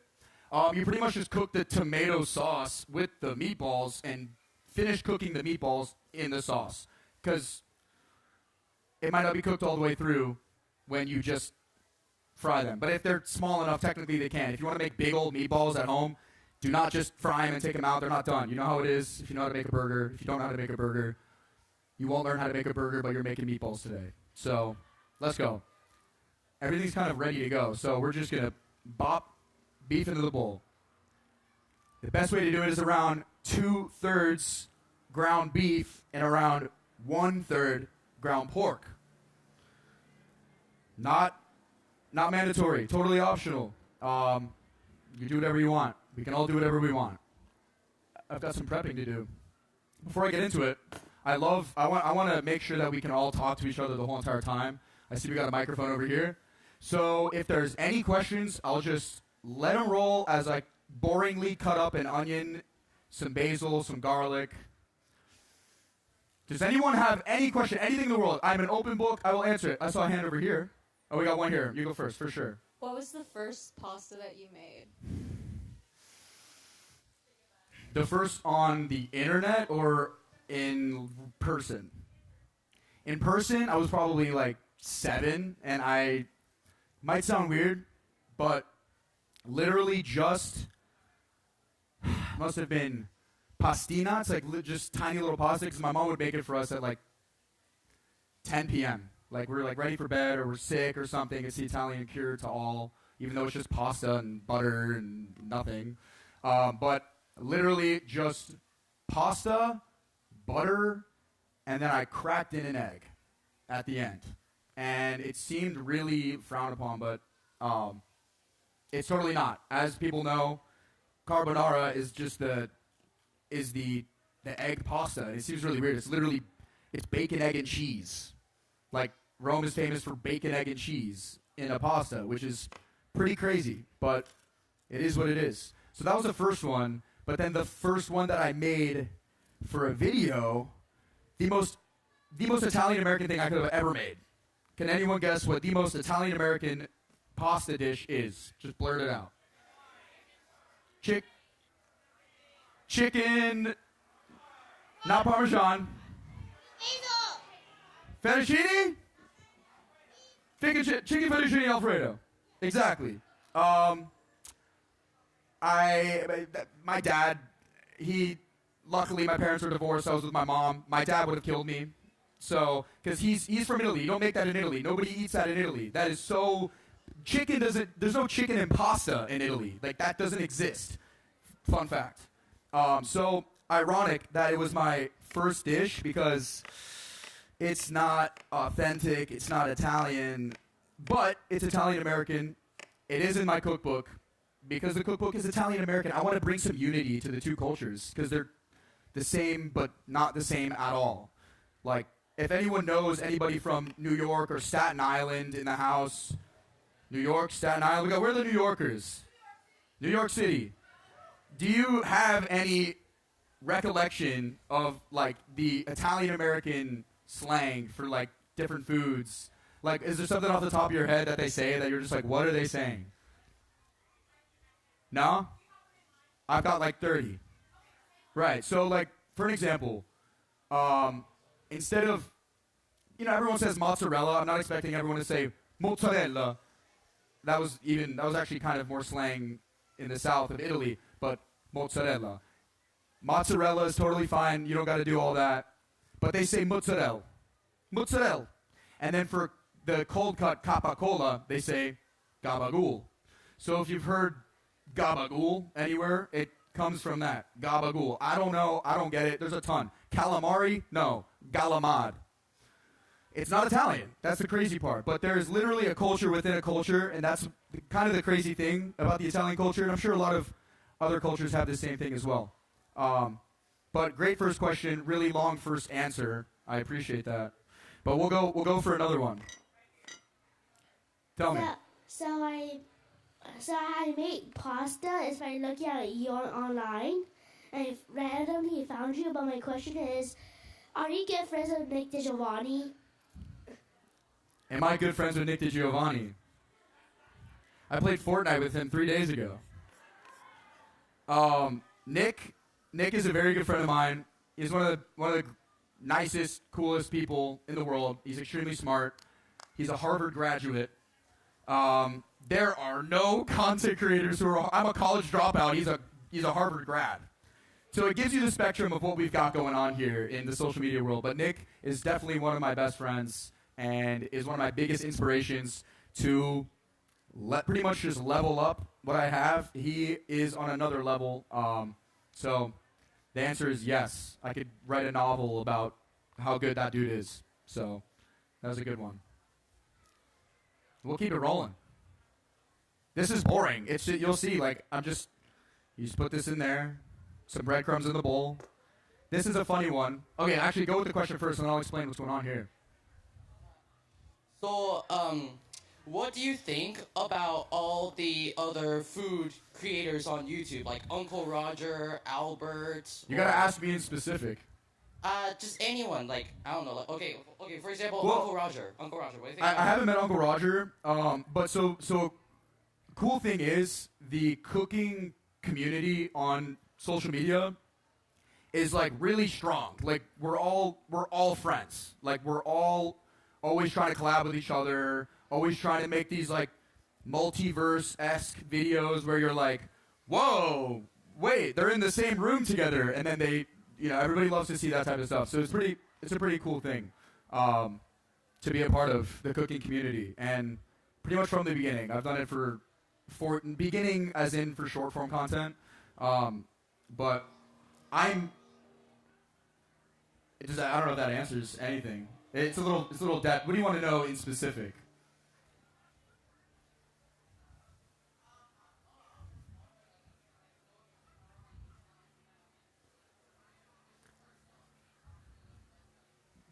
Hey, the cooking, kind of similar to the cooking community in general, it's a fun space. I just met them in Rome. Yeah. The internet is a deceiving place, man. I'm up here right now talking in my normal voice for the first time. If I'm not going to sit here. Okay, guys, let's go. I should though. That's the problem. I should shut up and I should do what I'm supposed to do in accordance with my character. But I'm doing my best. But it's a great community, good community of people, and we all love each other. That's for sure. But real quick, I just took day-old bread, 1 to 3 days, doesn't matter, and I just poured a little milk and soaked it. This is a great and necessary move for the texture of your meatballs. So throwing that out there, it sounds weird, but this is an Italian classic move. So I just kind of ripped some pieces, threw it in the bowl, poured a little bit of milk over it, let it soak for a second, and then into the bowl with the meat, with the breadcrumbs. And then everything else just kind of goes in. So I'm not going to do anything crazy. I'm just going to rip up some basil, toss it into the bowl as well. But we'll keep rolling. If there's any other questions. Okay, I had a quick question. Tell me. I've seen a video where you try a bunch of different taco places in LA. Yeah, with Nick. Yes. Yeah. I wanted to know. Oh, I don't. What is your favorite place? I live deep in the valley, so I don't leave my house. So that was like my first time having like any tacos in LA, which sucks because my problem is like legit. If I want to go anywhere, including here today, it takes like an hour and 20 minutes. But it's a good reason. I stay at home. I like it. I'm a homebody. I like to stay away from the everything. But I have no clue what my best taco is. My favorite. No idea. I wish I did. I've got to like take a vacation in LA. Even though I live in LA. But you know how it is. I don't know if you're facilitating this or if I should just hit them. I can hear you from here, so I'm like, this works. Hi. What's your favorite recipe in the book? My favorite recipe in the book? My favorite recipe is one of the ones that takes, unfortunately, longer, around like 3.5 hours. It is a slow-cooked, braised meat sauce, ragu alla napolitana. My father's from Naples, Italy, and this is one of the most, I just put some salt and pepper in here just to let you guys know, is one of the most unique flavors because there's something about when the juices from the meat and the red sauce come together, they make this like deep, dark, brown, red combination that it's unique, but it takes 3 hours. And that's a classic. I grew up eating it all the time, and that is one I can't live without, and it is my favorite. It's insane. It's I've got nothing else to say, but it's my favorite for a reason, you know? But, yeah. Okay. Quick question. So I have 2 questions. And when did you first begin to love cooking? And then second question, what's your least favorite Italian food? Okay. When did I first start, like, loving cooking? Well, I guess it's kind of tough because it was hard to hate it. The only thing I hated was not being great at it, which is, I'm assuming, a pretty fair point, and a lot of people can probably agree that, like, oh, I hate cooking because you suck, right? Is that, does anyone agree? Somewhat? You agree? Okay, cool. But, so I never really hated it. I hated when the result wasn't what I, wanted. But luckily, when you're watching the videos, you can't taste what I'm making. So, that saves a lot of us content creators, there's a lot of corners cut. But after years of doing it, you get better and better. And then the other question was a Italian dish that I don't like. Whew. Shit. I'm gonna let that sink in. I gotta think about it. Meatballs, no. I don't know. I have no. That's pretty tough. That's pretty tough. Maybe cow intestine. You know, I'm not the biggest fan of tripe. I don't know if anyone is a big fan of tripe. I'm just not. But wait, I'm missing something. So that's got to be my only one, and that's not even like that common. So I think I have a really hard time answering that. Okay, so hi, finally I can ask my question. I'm from Italy, and this is my second year here, and I couldn't. I am so sorry that you're watching this. So I couldn't. Okay, parliamo di italiano. Va bene. Okay.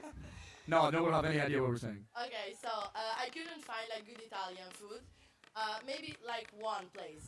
Do you know any good Italian food here, like any good restaurant? Because since I'm here, I couldn't have like a good pasta. I mean, I can tell you my address later, but no, I'm kidding. I struggle with that because I've only gone to like a few, and again, I live so far away, and I get so unlucky when I go out. Italian food, especially for me, growing up at the restaurants, and knowing so much about Italian food, that's tough. I have no idea. I would love to make a restaurant. I would, but it'll probably be in a few years. I don't think I have a choice. I got some work to do. Plus, I want to put my heart and soul into it. If I make a restaurant, I want to be there every night. Yeah, I mean, I've seen my father do it since first restaurant in 1995. And the reason why they're so successful is because he cares. And that's what matters most. If you put your face in a restaurant and then you just run away from it, it falls. I'm really bleeding. Oh. Does anyone have a Band-Aid? I lit this brand new knife. I tapped myself. Hello. Hello. I was wondering, do you have a song, like a favorite song when you cook? Well, no. I never really listen to music when I cook, but I love just the random Italian restaurant music playlists. Just like, that's amore. And you're sitting there just like, bells will ring, ting-a-ling-a-ling. And then you're like, I'm there right now. But usually it's like, I'm stressed out. Does this work? This doesn't work, does it? Hand sanitizer. Oh, perfect. Yeah, why not? Wash my hands over here. No, I don't really listen to music when I cook. I only listen to music at the gym. Just yeah! And that's it. Yeah. That's pretty much it. Pretty boring. I like this. You gotta run over there for it. Okay. I'm gonna start forming the meatballs again. Tell me. 2 questions. What do you recommend for beginners, and have you ever been to Italy? What do I recommend for beginners? The easiest pasta you can make?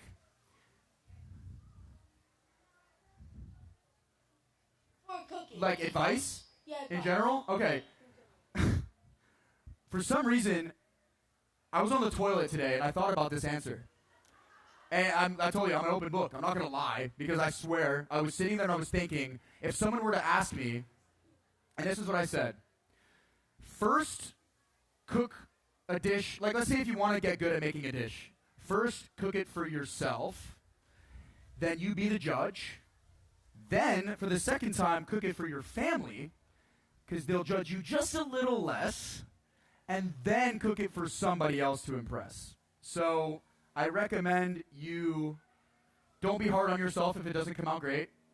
It took me a year of cooking every single day to be like, okay, this tastes pretty good. So it's not easy. Does it make sense? I have 2 questions. Bring it on. Oh wait, I forgot to answer your other question. I got back from Italy 72 hours ago. I told everyone I moved to Rome. I didn't move to Rome. Wait, 3 questions. Weren't you playing Fortnite with Nick Giovanni 3 days ago? Was I? Wait, what'd you say? Explain yourself. Oh, about playing Fortnite with Nick? Yeah. If you just got back from Italy, how are you playing Fortnite? Oh no, I lied. That was 3 weeks ago. I just was blanking. Okay. Italy, actually 3 days ago. Fortnite with Nick? 10 days ago? Yeah, around about 2 weeks ago. Nick's also in Bali and doesn't have a gaming console with him. But great point. All right, serious question now. Tell me. What's the hardest dish you've ever made? And if you could collab with anyone on YouTube, who would you collab with? Cool. Hardest dish I've ever made, going back to my point that I said earlier, cannolis, baking. It's just, it's not easy, Right. She said if you're a savory chef, the pastry part is just not it. You have to put a lot of time into baking. You really do, and I haven't. I mean, it's just it's a tough battle with sweets over here. I try to just stay away from it, to be honest. Yeah. Yeah. Bring it back. All right, I got my last meatball rolled up. Can't wait to scare everybody with the olive oil bottle, wherever that's at. If anyone knows, they know. So you just mentioned Fortnite, which brought the thought of gaming to my head. So I have 2 questions about the whole gaming thing. So, number 1, how good are you at Fortnite? Out of 10? Sure, like any, or like, yeah, I guess. I'd say 3. Like, is your aim bad, or like, do you just like not know how to maneuver? Just practice, man. I don't got enough time anymore, you know? Good point. Good point. And The better also, question is, what am I good at? True. And also, other than Fortnite, do you play any other games other than Fortnite? Rocket League. Ooh, that's a good one. We got some Rocket fans. Okay, cool. Yeah, yeah. Is this hot? I think this is already really hot. Wait, was there something else? I think so, right? Wait, hold on. Wait, can I ask a question? Yeah. What's your, I guess, like second favorite cuisine, like other than Italian?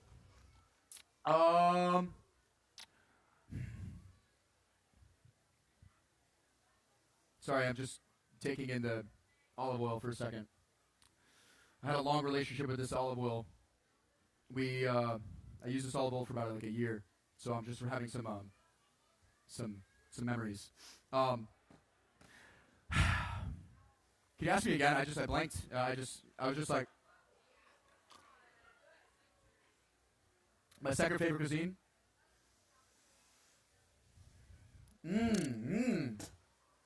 Damn. It's like a hard tie between like Mexican food and Japanese. Pretty tight between the two. I forgot that I needed to use this and not just drink it. So I'm gonna get a nice bit of olive oil in this pan. Like,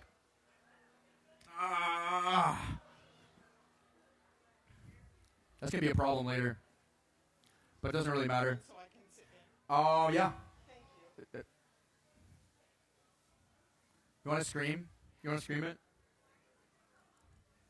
Why do I drink the olive oil? I'm around 200 pounds, and I just try to make sure that I stay there. So the caloric value, just kidding. That's a complete lie. Olive oil is actually really good for you. And nobody wants to, you don't need to drink it, but I know a company who just started selling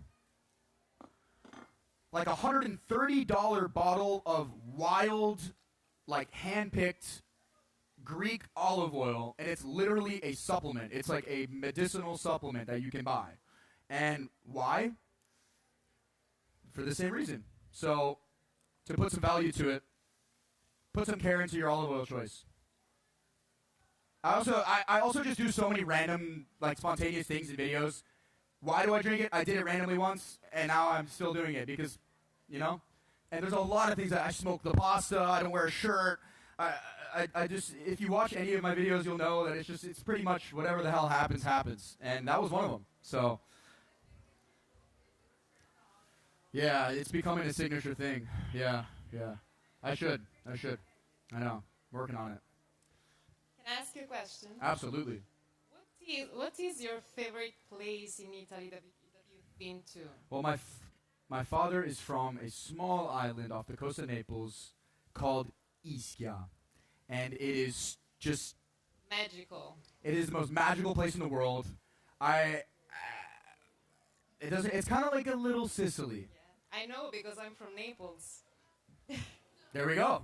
I can't lie and say that Ischia is my favorite place in the world. I just got back from there. I was there for only, unfortunately, a few days. But definitely my favorite place in the world. Magical. Yeah. It is. I don't want to cry. I just got back. It's literally heaven. It's paradise. Yeah.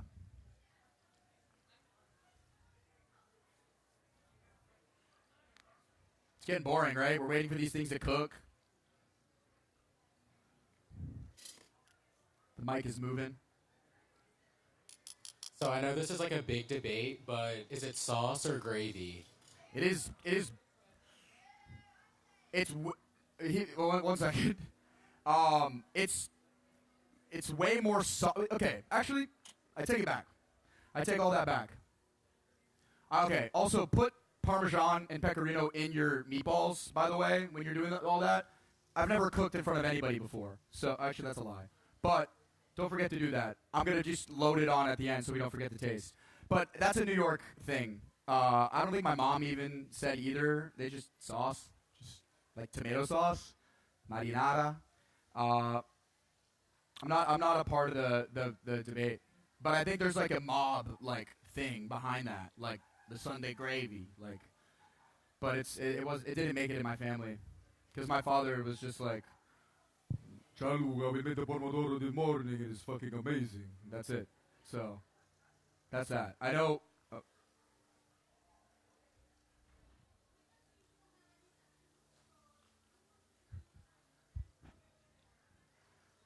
To put a if I got a tattoo and I had to choose a kitchen thing, or a vegetable. How do you put a tattoo of olive oil? Just a splat. Oh my god. Okay. Wow. Just insanely beautiful color. I want to like hold this up to you guys. Everybody's got to love a nice little crust. Italian cooking's it's all cooking. It's all about the love. It's all about the patience, the love, the care. If I was in my own home, I wouldn't forget to put the Parmesan and Pecorino, but you guys are making me hella nervous. Yeah. I gotta ask some questions to you guys. Who here is an expert in the Italian cuisine? I got an iffy. I got a me. What's your favorite dish? Yeah, to cook. Italian. Italian cuisine.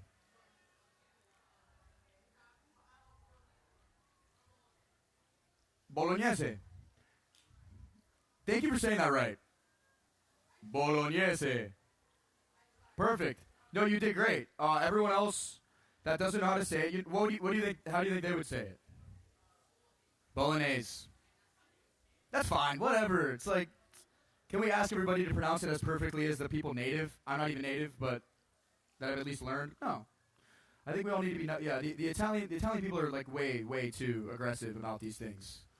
Like the rule book is a little too extreme. So that's pretty much why this is here. And then in the book itself, to show you guys,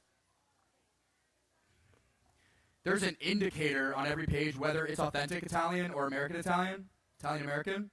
Like this Manicotti is very much Italian-American. It's got the little U.S. flag on the corner. Now let's see. I just skipped right to pretty much veal cutlet, cotoletta alla milanese, which is very much Italian, very much from Milan, which is why it has the name Milanese. So it's a pretty cool thing that I had to add in there because I'm like, you're gonna see, wait, lasagna. I considered it's American if it's in Olive Garden. Can we talk about Olive Garden? Should we talk about Olive Garden? Because I just went in New York. I don't know if anyone knows this guy, Jack. This kid, Jack Signing Room. He makes food review videos, and we went to the best and the worst pasta in New York City. And we went to Olive Garden, and a lot of people think like it's a cheap option. It was like $28 a dish. I don't know if that's because it's in smack in the middle of Times Square, but I wish I could like display how nasty it was. It was just like you picked up the ravioli, and then the sauce, everything just slipped off of it, and then it was just bare. It was just literally all they have to do is take the jar and just put it in there and like toss it for a second, and then it's. They don't give a shit. They don't care. Yeah. I have a question. Do you cook here? Do you cook with your father? What does he think of your cooking, and did he teach you, or what did you learn? That's amazing question.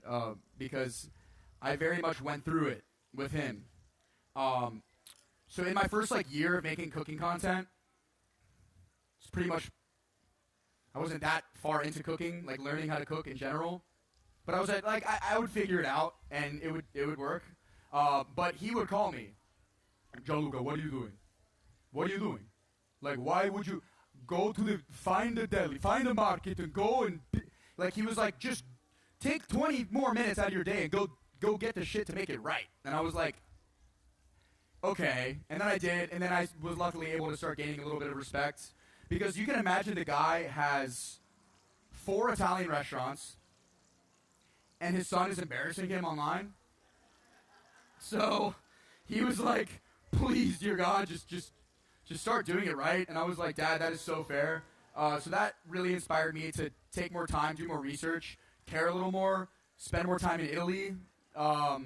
So that's got to be that. He played an absolutely massive part in me caring more and then loving it more, because the authenticity is the reason behind the knowledge of the dish itself. The reason why it's popular is because of its true originality. So I had to listen to Papa, and he, he's good at what he does. So gotta listen to him, you know? Yeah. I like the active rolling questions. That means you guys care a little bit. Tell me. Yeah? Homemade fettuccine?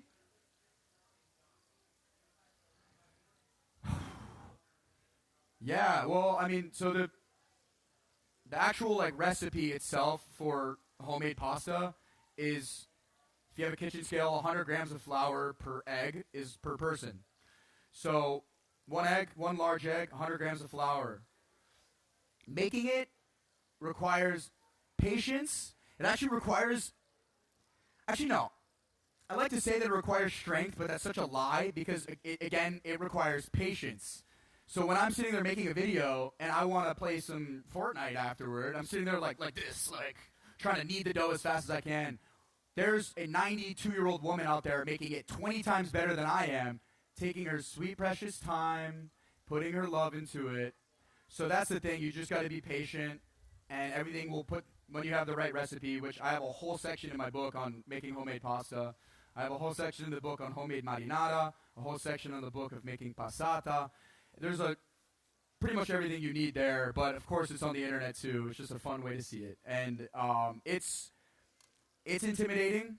It took me a few times, and you just have to trust the process, and it's good to have a machine to crank. If you do it by hand, you got to be pretty good to get it to come out like how you want it, because you have to fold the dough over itself and cut it into the fettuccine, and it takes a lot of extra steps. But having a machine is a nice one to roll it out and then add the attachment to get the fettuccine shaped.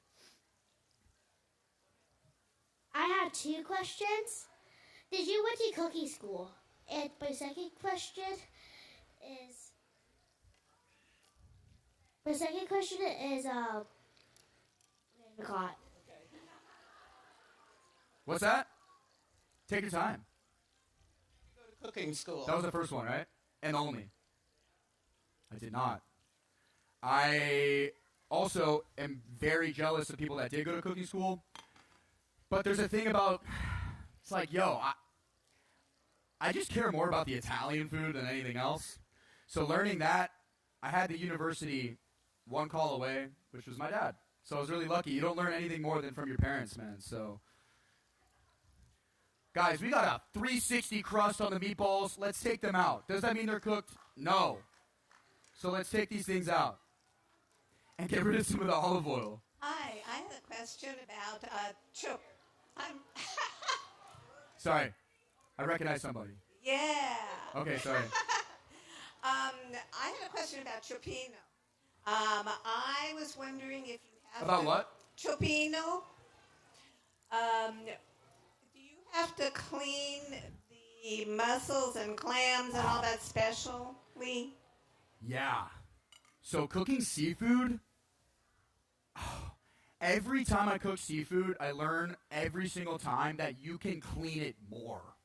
Because who here just loves chewing sand when they eat their food? Yeah! Gotta love chewing sand. It's a part of the mythical cookbook. No, I'm kidding. I'm kidding. So how do you clean it? Soaking it is one of the best ways. Soaking in water with salt and then doing like rounds of it. It's up to you. How long you want to take is how much you can clean. Brushing it with your, like literally with your sponge. If anything's open, unless it's like literally so fresh that you, like if you got it from the sea that day and it's a little opened, like a clam or a mussel or any shellfish, it's fine. But if you're getting it from the store and it's open, throw it out. Throw it out. You want to be safe.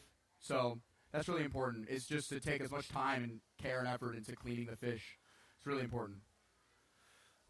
I saw you jumping up and down. Where's that mic? Oh, the mic's here. Thank you very much. There's so many rules on pouring out oil. I'm not gonna tell you guys what I do with it, but I gotta get rid of a little bit of oil.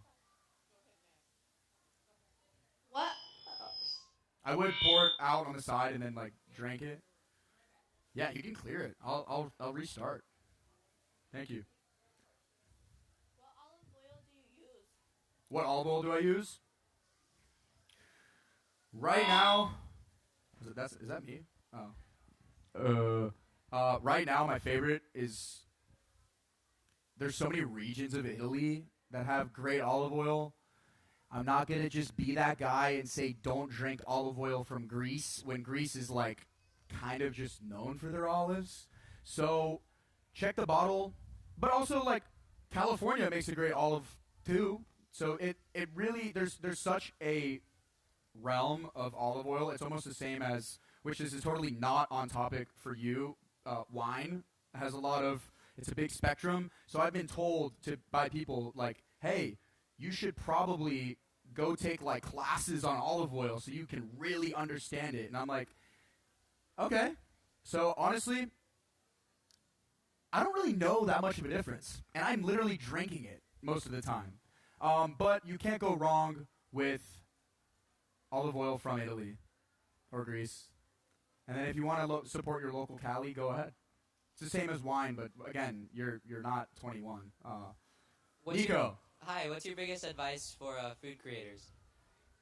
It's a great question. Not going to throw you under the bus, but he's a cooking creator. The best advice that I have is to stay true to you and don't adjust the style of your content because of the other creators. The only thing you can take from them is maybe some of the editing. The editing is one of the hardest parts of making content, and I am one of the last men standing of their. I edit my videos. Every single video I edit it.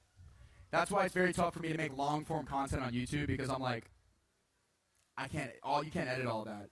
But Nico, you keep doing your thing, and you keep watching the creators that you love and study it a little bit. You know, check out the comments, see why people are reacting, think about why people might be sharing it, and take those things into consideration when you're creating it yourself, and experiment. I experiment. I had 700 videos before I made my first cooking video, and then that worked for me, so I stuck with it. And so it's good to just keep rolling, keep experimenting. Thank you for coming, Nico. Am I now? Okay. Are you going to do olive oil or garlic as your next pick? For what? Anything. Elaborate. Olive oil or garlic. You only have 2 ingredients. This is the one. Wow, brutal. I know. Brutal. Damn. I don't even want to answer that. That's like just mean. I know. Actually, speaking of, could I have some garlic? You guys have extra garlic? Yeah. I used up 2 of the cloves. I need another 1 or 2. Olive oil. What? Yeah, olive oil, definitely. That was a weird question. Weird question. But I gotta go with olive oil. I mean, what am I gonna do without olive oil? It's literally the foundation of every Italian dish. I have a question concerning matters of taste.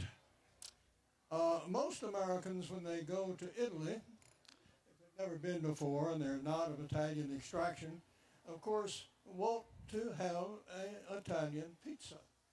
And Pizza? Pizza. And are oftentimes very grievously disappointed. I'm still listening. And fact is, many to American taste who've been raised with pizzas with lots of cheese and lots Yep. of filling, and they go to Naples and they get a piece of They're bread. disappointed. You're saying by the Napolitano pizza, the home of the pizza. That's exactly correct. And you want to know my opinion? No. The question is concerning matters of authenticity and taste. That is a matter of user judgment, none other. And so each has its place, and each is different, and each has its history. And I think we should honor those histories, both of them, and enjoy them for what they are. That's very true. So, upon that point, let me make sure that we're on the same page.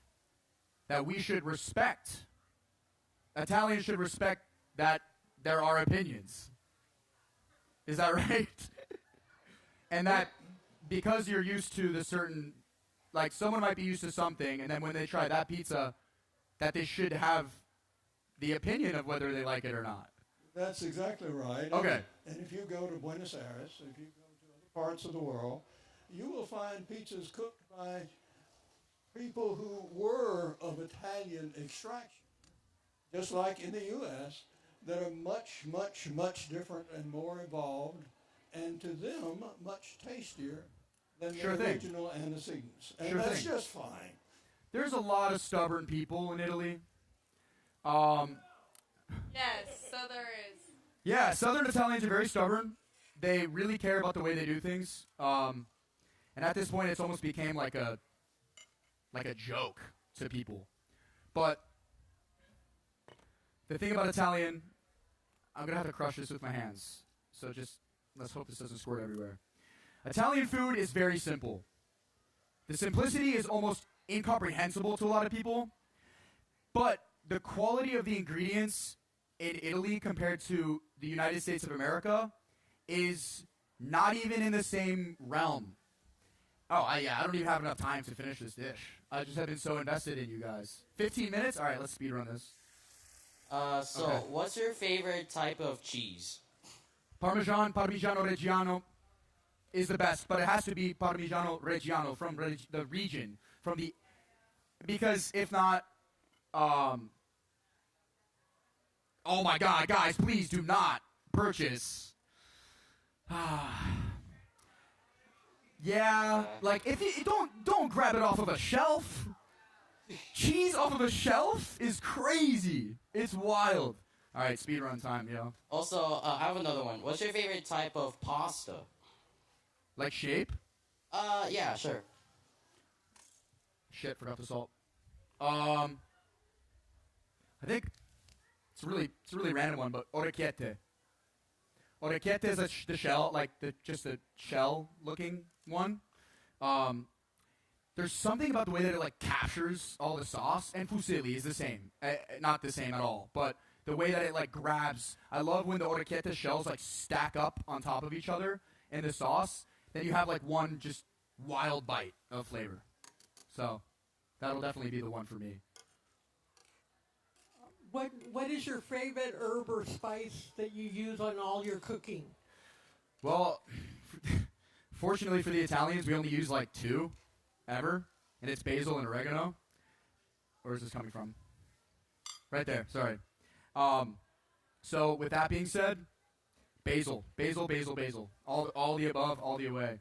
It's not even a valid phrase. I love basil. The smell is, the taste is, I suck so bad at growing it for some reason, but really trying my best to grow it. I planted a ton of it yesterday. Sorry? Yeah, it's an absolute game changer in everything. I mean, like, Which is better, American pizza or Italian pizza? they're not the same thing. Like, you can't even compare it. I'm really bad at like comparing things in general and saying one's better than the other. Because again, I'm pretty sure. So okay, this is a good point. If you take an American pizza and you take the ingredients from Italy, it'll taste 25 times better than the American pizza as an American pizza. But the ingredients, it's the soil that grows it that makes the difference. And that's why my favorite pizza is literally tomato sauce, basil, mozzarella, salt and pepper, and olive oil. It's as simple as a cheese pizza, American pizza I think it has oregano. It's fresh. It's fresh. That's the difference. So hard to compare, definitely. But it's a good question. I mean, again, being Italian American, it's like which one? But like it's like Domino's or Napolitano pizza. You know, I'm definitely gonna go for the Italian one. But I'm sure that's a fair point. What time is it?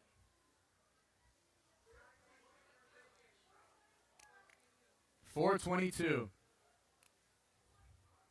Happy 420. You're welcome. I don't have a lighter. I usually smoke the pasta in every video, but yeah, I'm smoking time away from everybody. Oh, I'm okay.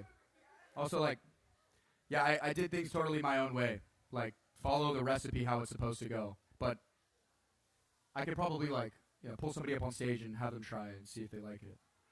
What's up? You want to? I don't know if we're allowed to do that. Maybe like somebody from. You'll be able to. Okay. Not yet. Not yet. We gotta finish cooking this. Yeah, I mean, guys, we got like 5 minutes left here. I didn't use onions. You don't really have to. Garlic and tomatoes are a great flavor. Yeah, tell me. Don't hide. Almost done. 5 minutes. Good. Oh, bring it on. Hi. Oh, can she come up here? All right. Yeah, go ahead. What's going on? Are you gonna like punch me? Welcome to the stage. What's your name? Denise. Wait, were you asking if you wanted to try it? No, I don't think anyone's allowed to eat the food. We have another question. Oh, so this whole situation was you like, I want to try it, and then you can't. Yeah, no. I think you guys missed it. You can't try it. I don't think. And it's not ready yet. It's not ready yet. If they let it happen, shit. By all means. Where do you get? I thought you were just like invading the stage. Where do you get your ingredients from? Are there places you always go? Or are there places you avoid when getting ingredients? I mean, damn, dude, this city is already expensive enough, you know? And Whole Foods is usually the best option for just the most authentic products. They have a lot of diversity in Whole Foods. Like, you can get a lot of cool stuff there. And I guess, nothing's fairly priced in this city. I'd say Whole Foods mostly. Not going to say Erewhon. You get the same stuff everywhere else. No. But a random fun fact. If you want to get authentic San Marzano tomatoes, which I pretty much use in almost every recipe if it's canned, it has to say DOP on... I can't remember what it stands for. Do you know? You don't remember? It's kind of the certification for... Companies lie and say that they're San Marzano style, but they put San Marzano on it. They're not. So that's one thing to check for when you're at the grocery store. If you want to make sure you get the right stuff. So that's one thing. I mean, trust me, man. I every day I just want to go grow my garden in Italy, but I got a job to do. You know, I got to keep entertaining. One more time. Protecting the denomination. No. Trust me, I can understand. The denomination of protecting. Okay. Yeah. But that's one thing to check for. Or you just grow your tomatoes yourself. Protecting the origin of the tomatoes. Yeah. So that's what you can look for that for Italian products, whether or not it's Italian or not. It says DOP, which is pretty cool. Speed run time. Here we go. Pasta's almost done. I've got a mental timer. Ooh, do we have a spider to grab the spaghetti? Where's the ladle? Since we're wrapping up, someone's gonna ask me like some crazy question or something. Who said that? What's up? Thank you. Perfect. Oh wait. Yeah, this will do. This will do. I think I used the wrong word. That's a spider. I meant a. What's it called? Does it have a name? Sorry. Kian? The kid? Yeah, the kid that cooks. Probably Kian. Yeah. Yeah. What about him? And then you always say bitch, like B. What's that? You say betch. Betch. Did you ask if I think he's a bitch? No. What'd you say? Oh yeah, let's run it. Ah. Yeah, thank you. Oh yeah. Oh, your hands are iron at this point in your career. Oh. All right, toss her in there for me. You want to help me? Let's go. Yeah, that's all right. Yeah, I'll run it. So I took the meatballs out. You gotta let your sauce cook for a lot more time than this, but do we have that? No. No, we're good now. I'm good. Thank you. I don't know if I didn't answer your question at all about Kian. What did you ask about him? Because I heard him, his name, and then Betch.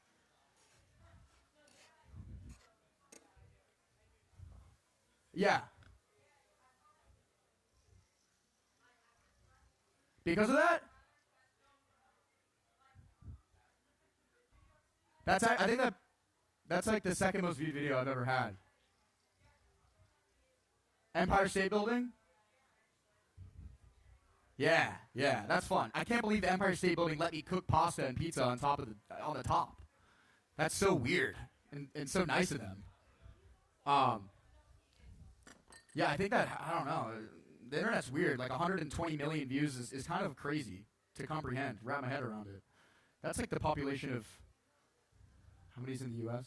Like 500? It's a lot of people. But, tell me. How do I get your biceps, sir? Where's that? How many years do you think I've been working out? 4. Times two. 8. Yeah, I've been working out since I was 16. So, and I stopped like bodybuilding like that quite a while ago.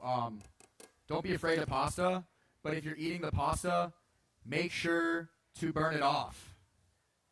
Make sure to burn off the pasta or turn it into something, right? Oh, this is even hot. Thank you, sir. I love you, sir. Thank you. I love you too. Oh. Wait, yo, bro. Huh?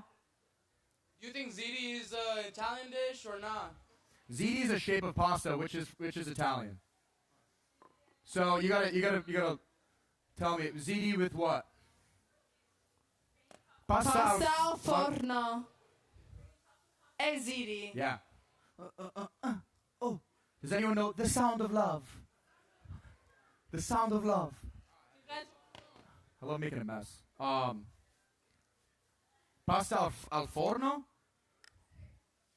is very Italian. Ziti al forno is very Italian. I had it in Italy like 3 days ago. 4.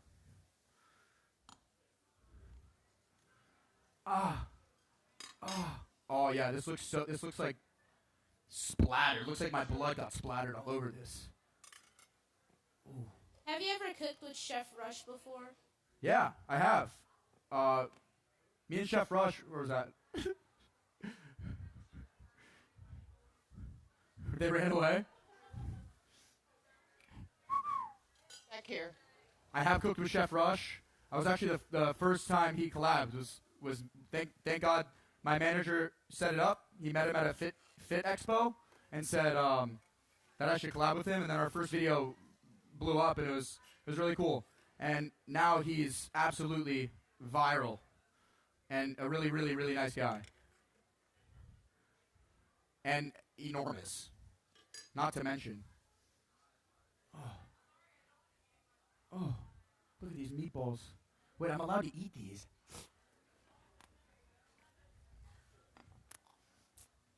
Yeah. I'm going to make this look really funny. Like this. I'm going to make a circle around the meatballs, around the spaghetti. Clean it up. Hi. Why is it so hard to find everyone? Yeah, I know it's a lot of people. What's your secret to a good Alfredo sauce? That thing's got a stick of butter. It's going to be good. You don't even got to worry about it. So, honestly, ta-da!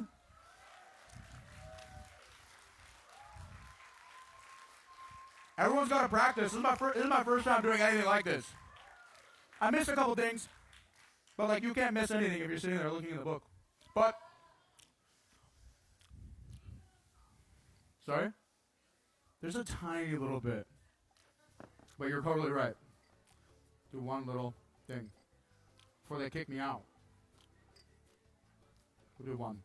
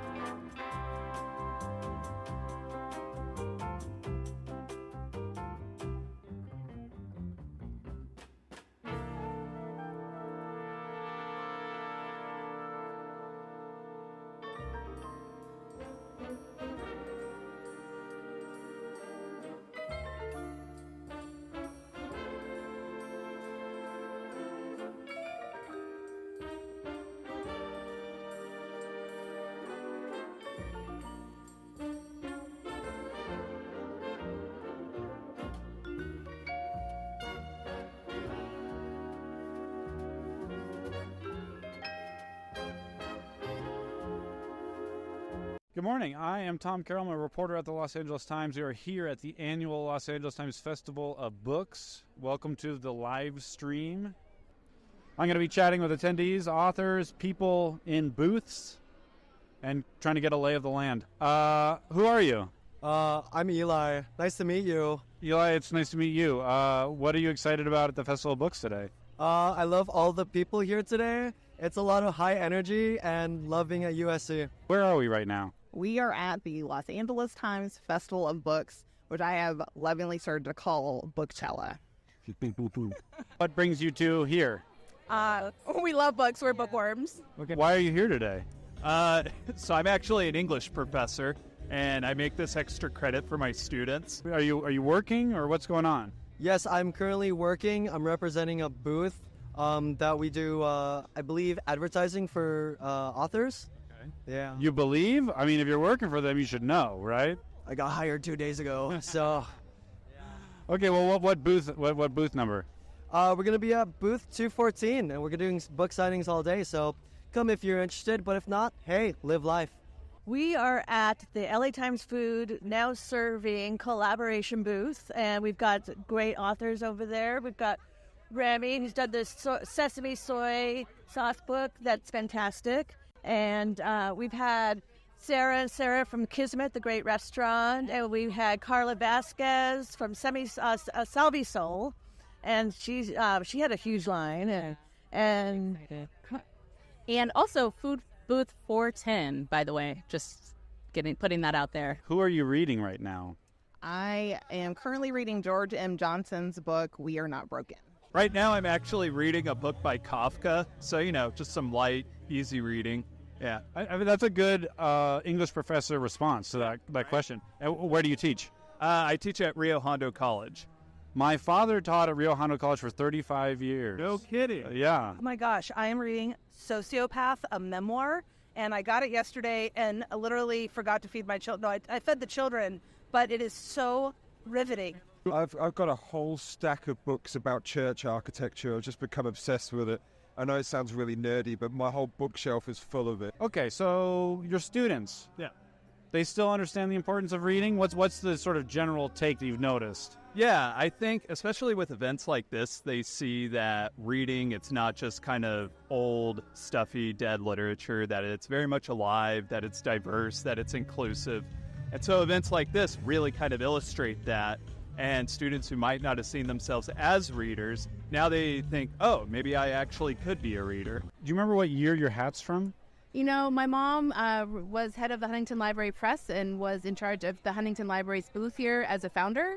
So we were here up, since it started until the day she retired, 2006, because I don't remember, because I've also got a tote bag, which shows that it's at UCLA, so that's how shows you how old it is. So she's here in spirit. But it was very much a mother-daughter effort during the Festival of Books, and so I kind of am here in her memory, and I even had a little tear on the way, because it was an amazing mother-daughter experience.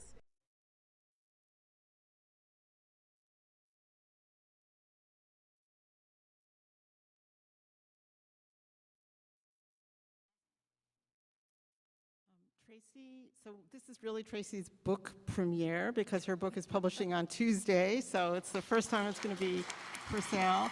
And it's a little bit, you take a different tack. You're not writing purely about the suburbs, although some of the suburbs are involved, but you can hold it up. Tracy's book is called The White Bonus, and I want to use this as a moment to also say that all four of these books are very much about race and about the changes in racial composition in America and particularly in the suburbs.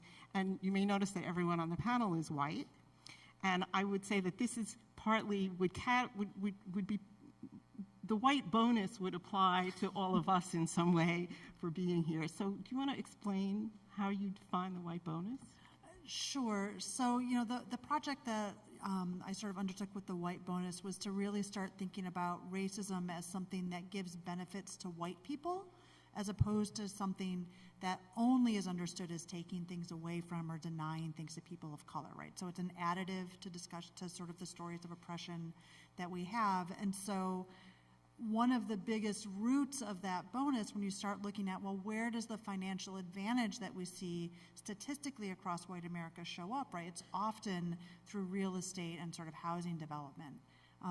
And that ends up being really important because the sort of metric I come up with, right? So people are like, how do you measure the white bonus? I'm like, well, I can't give you an algorithm or social science for it, but I just said, look, like, how much money have I gotten from my family, or with the 4 subjects in my book, how much money have they gotten from their families since leaving home? And then how likely is it their families would have had that money to give them if they weren't white, right? And so as you peel back those layers, right, you start running into almost immediately housing and employment discrimination. And certainly, I think we get really, there's a lot of discussion about racial covenants because it's such a striking thing.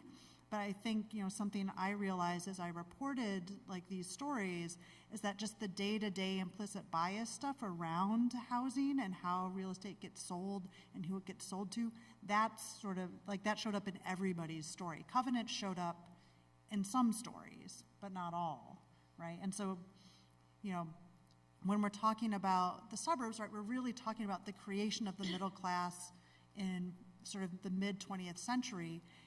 And structurally, most of that was restricted to white folks, right? And then all of us being here in some way probably have benefited from that as it trickles down, right? So like I didn't get the covenant on the house that, I bought or anything like that, but, my grandpa had some money that he then could spend on my mom to go to college, and then she could have me, and then I could get enough support that I end up being able to go to college and so on and so forth. And you're touching on something that I think also underlies all of these books and is an important subject a theme to discuss, which is the growing inequality in this country and people talk about the great divergence since 1970, where income inequality just continued to grow. And if you look at the difference between salaries and CEOs and workers today, it's just, enormous. And Laura, start with you in talking about this in Shaker Heights, where you write about the ways in which that growth in inequality has been problematic and has affected Shaker Heights' attempts to maintain a real integrated school system in particular. Yeah, I would say it's affected not their effort to maintain it, but their effort to essentially have it be successful for all children. And that is that it's interesting because the first Black families to move into Shaker Heights were very accomplished, very highly educated, and solidly middle or even upper middle class doctors and lawyers and dentists. And over time, it became easier to get into Shaker if you were Black, and there became more opportunities became available. And the white population, I should say that along with being the sort of garden suburb, it was always a very wealthy suburb. In 1960, it was the richest city in America. In fact, the Cosmopolitan magazine put it on the cover saying, The Good Life in Shaker Heights, and it was, they called it the story of an American dream town come true, which is where the title of my book comes from, which is Dreamtown. But so there were these very accomplished Black families who moved in. And then as that changed, so you had racial diversity, which was a challenge to the community, but it was still, everybody was fairly similar economically. And then over time, the white population stayed wealthy, maybe got a little bit wealthier, and the Black population as a whole grew less wealthy, and there was real poverty. So what you have now today is a school district which is still integrated. It's still roughly 40% white, 40% Black,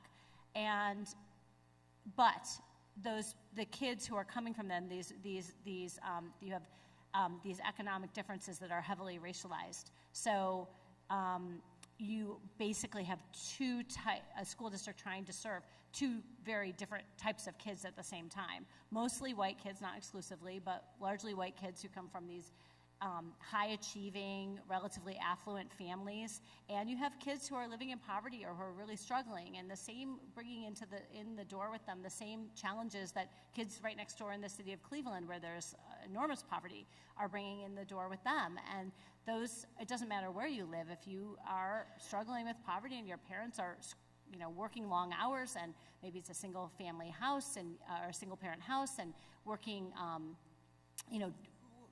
all the things that make it difficult to succeed when you don't have the same advantages of going to science camp every summer or what have you.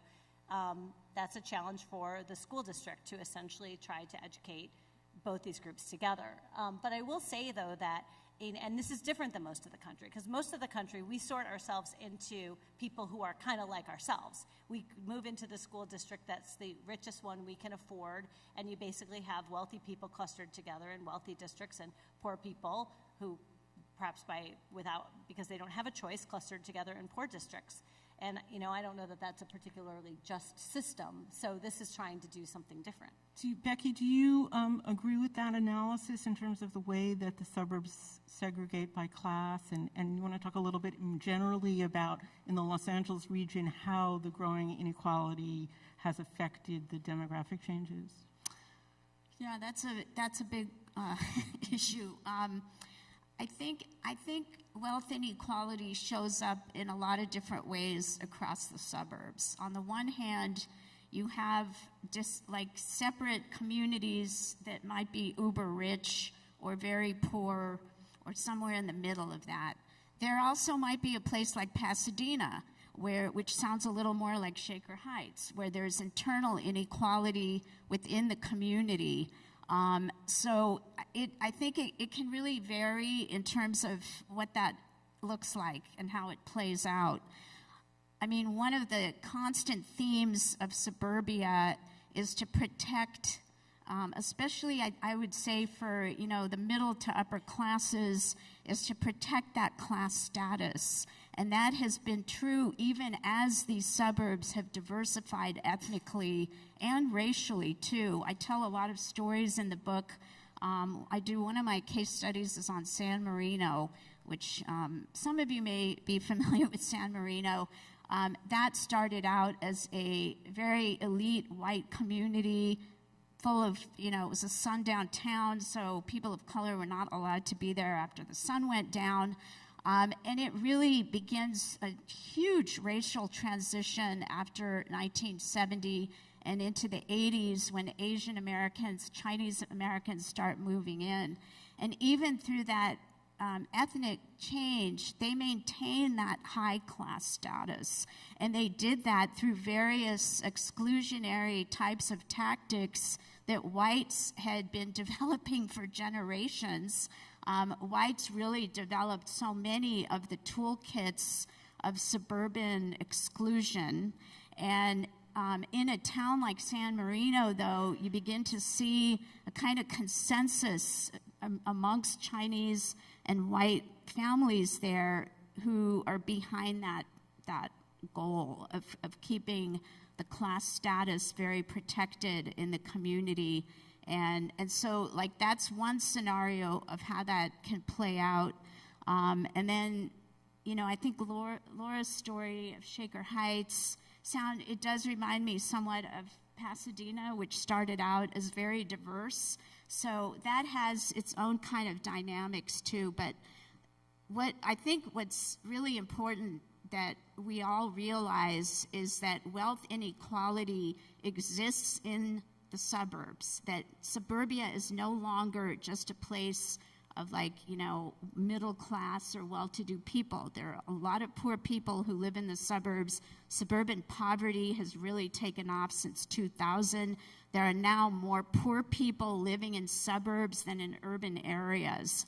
So it's really, I think, raising a lot of challenges for our communities of, if you have a suburb with a certain way of doing things and policy making and that kind of thing, these are sort of new challenges for some of these communities that are facing issues like poverty in their midst. And I think these are really important issues today. And that ties in a lot to the vanishing middle class, which is the corollary of the Great Divergence. Ben, you've been nodding your head. You want to jump in here?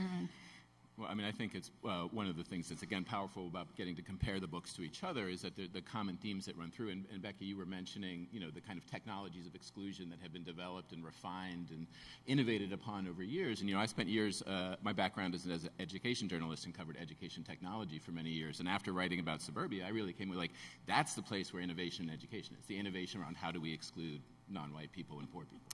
And an example of this, the idea of zoning being a primary example, this is still happening now in newer communities. So I follow a community outside of Dallas called Lucas, Texas, which is a newer ex-urban community that was really, getting developed as recently as the early 2000s.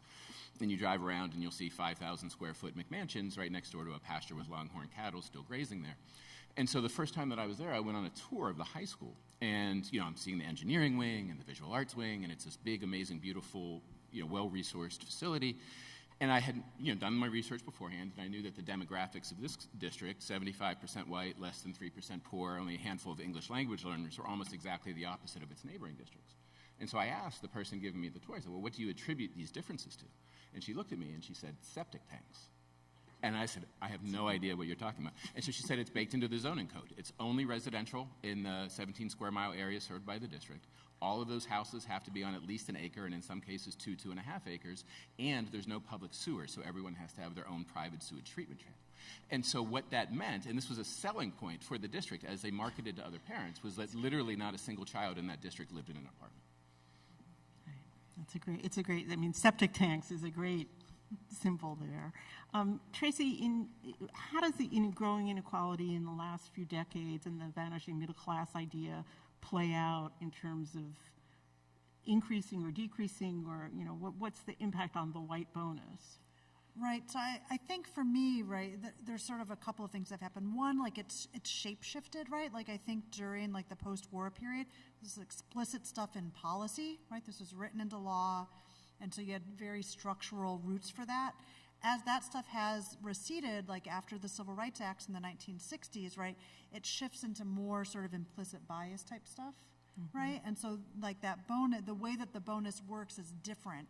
And then as the economic inequality has gotten more and more punishing, right, there's sort of two things happening there. So one is that particularly for white people who are like lower middle class or looking for social mobility, right, that implicit bias becomes incredibly powerful, right? Like the amount of a white bonus, much bigger, right, for, Elon Musk or whatever, right? Much more important for me trying to get out of poverty and get a job, right? And sort of like that step ladder that it starts providing for folks, right? Like that's really important. And I think the other thing is that, because of the politics in this country, and white voters have like consistently supported sort of rescinding the safety net, right? So we have like less and less support for the poor. We have less and less support for, not necessarily for public health care, right? But we still have like a very punishing system around public health care. Public higher education, right? All this student debt that we see now, right? Like in the 60s, you could work part-time for the year and you would cover your tuition, room, and board at a public university plus have spending money, right? And now you would have like $15,000 in debt. That's a result of white voters rejecting sort of taxation that goes into public education, and it very closely tracks, like the less white the population becomes, the less supportive white voters have been, right, to use those tax dollars in that way. Right, and so, and Heather McGhee writes really beautifully about this in The Sum of Us, right, that, right, there's collateral damage for white people when that stuff happens, right? Like, we're not the targets of that punishing policy, at least not so far as we understand it, right? But increasingly more and more of us get caught up in it, and if it's not us, then it's someone we love, right? And so as that inequality, we remove sort of all the guardrails in capitalism because we're worried about somebody who doesn't deserve it getting some help, we all get caught in it. Each of you, in writing a book, you make a million different choices, and one of the things that you all do really well, I think, is pick certain characters, places, but in particular I'm thinking about people, to tell their stories. And I know, it's not always easy to find the perfect person to tell their story and so on. So starting with you, Ben, pick one person that you wrote about and just tell us their story and why you chose it and how you got it. Talk about Bethany Smith, who now lives currently 3 doors down from the house that I grew up in suburban Pittsburgh, a town called Penn Hills. And so it's a kind of a classic post-war suburb, really developed in the 50s and 60s from rolling farmland and abandoned coal mines to single-family homes and subdivisions, more or less overnight. And, I'm white, my family's white. We moved in the mid-1970s, and at that point it was still a place that worked really well for us, especially in the public schools, which were 90% white. The teaching staff was literally entirely white.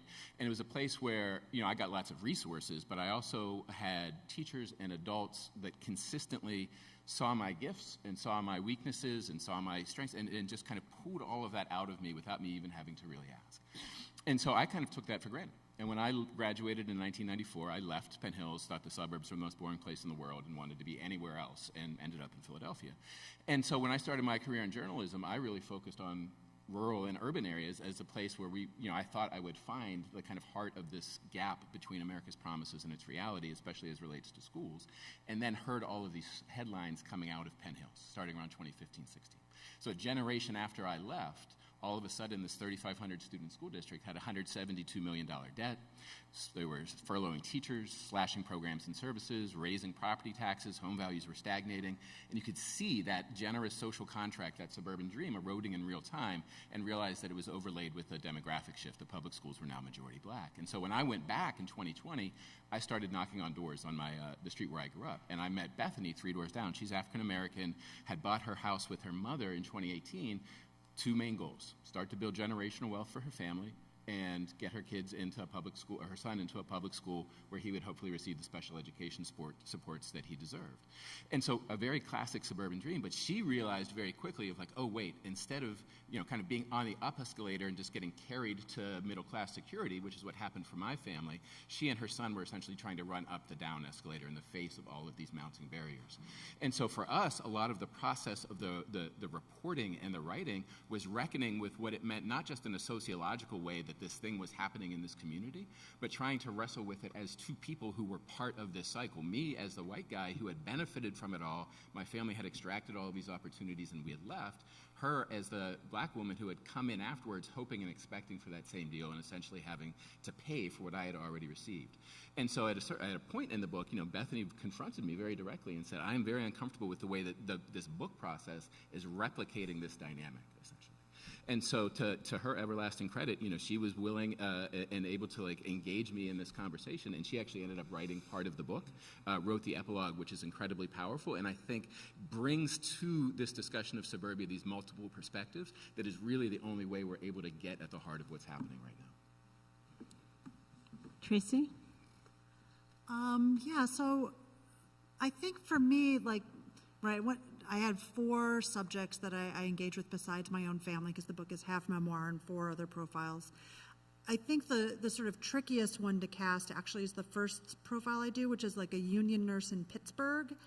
And so initially I thought I was going to find like a restaurant worker and tell like a story about like COVID and public health and something like that. And I spent like 6 weeks, trying to find somebody that would talk to me about this. And white people aren't very comfortable talking about race in general, and not at all really about it as it relates to us as white people, right? We don't have language or vocabulary for that. So finding somebody, especially like a lower income person, was really tricky. And so as I was sort of like bumping around in Pittsburgh, I went to SEIU, like the union there, because they do a lot of interesting education work with their members. And I was like, do you guys maybe know somebody? And so, this director was like, Katrina. I know Katrina, talk to her, find her. And she ends up being, my casting was very much like, is there a white person that will talk to me? Who is going to go in for this? And when I was casting in other places, right, I just had to keep reminding myself, I just need one white person. It doesn't have to be all the white people, but one white person willing to talk about this. And so Katrina ends up being great. She is not a polished speaker. She is not someone who has nailed down her talking points, but she's really honest.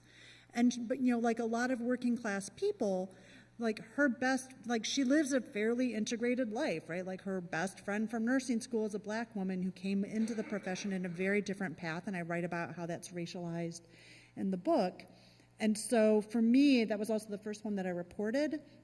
And it was also just really powerful and important to be okay, I can actually find people by sort of just casting a line out into the community and find someone, because it's just, there are enough white people that would like to know how to talk about this better. So it was just a matter of finding someone who was open enough to talk with me and then could trust me enough, right, that we could sort of work on it together. I really like your use of the word casting, because when you said it the first time, I thought you meant you were casting in the sense of you were casting the character. No, but you mean casting in terms of fishing. Right? No, both. I'm making use of the homonym. That's a very good. Yeah, it's a great word. Okay, Becky. So who have you cast? Tell us about one of your casting expeditions. I think. Of all the people I interviewed, I did oral history for my book, and I interviewed a Black American couple in Lakewood, Pamela and Derek Williams, and their story I probably lost all my objectivity when I was interviewing them. We did it over Zoom. It was during COVID. So Derek grew up in Philadelphia, sort of lived in a community that was turning over racially. He told me stories about living through busing when he was in high school and just huge violence around that. Pamela grew up in the Crenshaw district here. She called it it was like her little Mayberry, like a black bubble that she described, living in this very tight-knit community. And they met and married, and they moved to Lakewood in 2006. And they told me how they loved Lakewood. They loved the jacaranda trees. They loved the fact that they could buy a house there. And then they started having their children. They had sort of a mixed reception from neighbors, but eventually became very close to a lot of their neighbors. They were very aware of the racial, bad things going on in Lakewood. That they noticed, for example, They noticed like there were no people of color working at City Hall. Very few of the people in the Lakewood Sheriff's Department were people of color. Same with like firemen and, you know, all the like city staff and all that. And that troubled them. Pamela worried about living in such a, you know, there were a fair number of whites there at the time. And she worried about raising her children in this sort of atmosphere. And in a suburb that they were really aware had a very racially exclusionary past. They knew about that history. They knew that the builders of Lakewood refused to sell homes or show homes to blacks in the 1950s when that community was built. And yet they stayed, they became neighborhood watch block captains. They really became stewards of their street. They knew everybody. Derek told me stories of when the power would go out, he'd put on one of those flashlight headlights and go around and make sure everybody was okay. Like they really took ownership of building community on their street. And then 2020, George Floyd and BLM happens. And what happens then was there were protests, and then there was this Facebook group in Lakewood and a crime awareness page, and a lot of racial hatred was getting expressed on that page. And that was devastating for Pamela and Derek, as they described to me, and really shook them a lot. And yet I asked them, you know, would you leave? And they said no, because we love Lakewood, and this is our home, and that they really felt so invested in it and really invested in building a kind of interracial community around them, even despite all of that. I don't know if any of you know DJ Waldy's book, Holy Land. I ran into him in the green room, and I was a little worried about how he would respond to my book, because I do talk quite a bit about Lakewood's checkered past on race. But he said to me the one thing that he got out of reading my chapter was that there's still this love for the community and this sort of belief that people can live out their lives, and you know, there's still something vital there that is keeping people chasing this sort of life in a way, even with all of the problems. And what I found inspiring about Pamela and Derek's story is just that they were really agents of trying to make change for the positive in their community. That's a great story. Laura, how about you?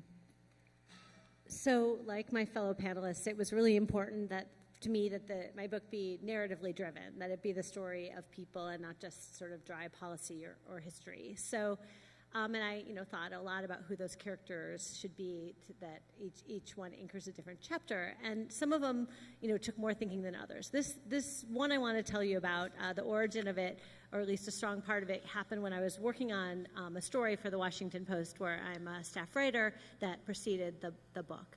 And one day I was at my parents' house in Shaker, and it was knock on the door as a friend of my dad's, who hands me this thick, unpublished memoir of his father, who was the superintendent of schools from the mid to late 60s and deep into the 70s. And he says, "Here you go." And it was this rich document with all sorts of stories about his time during a very pivotal period for the schools. Not a word of which ended up in the story in the Washington Post, because it was just way too much in the weeds for that. But when I set out to do the book, this was an amazing document of looking at how this unfolded.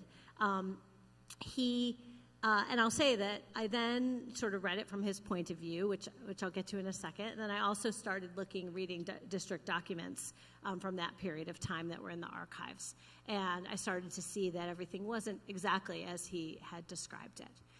And which leads to one of my main takeaways of the book for me is what I call the messy middle. Like, the title of this panel is American Dreams and Nightmares, but for me, I think that most of life is not really a dream or a nightmare, but is actually something in the messy middle where there are people who are trying and making progress and making mistakes.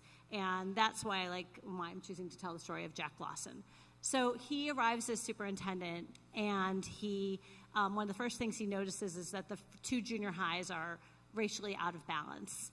And he suggests that they redraw the boundaries so that they come into balance, the two schools. And that goes over pretty well. So then he starts looking at the elementary schools. There were 9 elementary schools. And there was one that was overwhelmingly black, 88% black. And this is around 1968, so we're now, 16 years after Brown versus Board, which of course no one thought applied to a suburb in Ohio.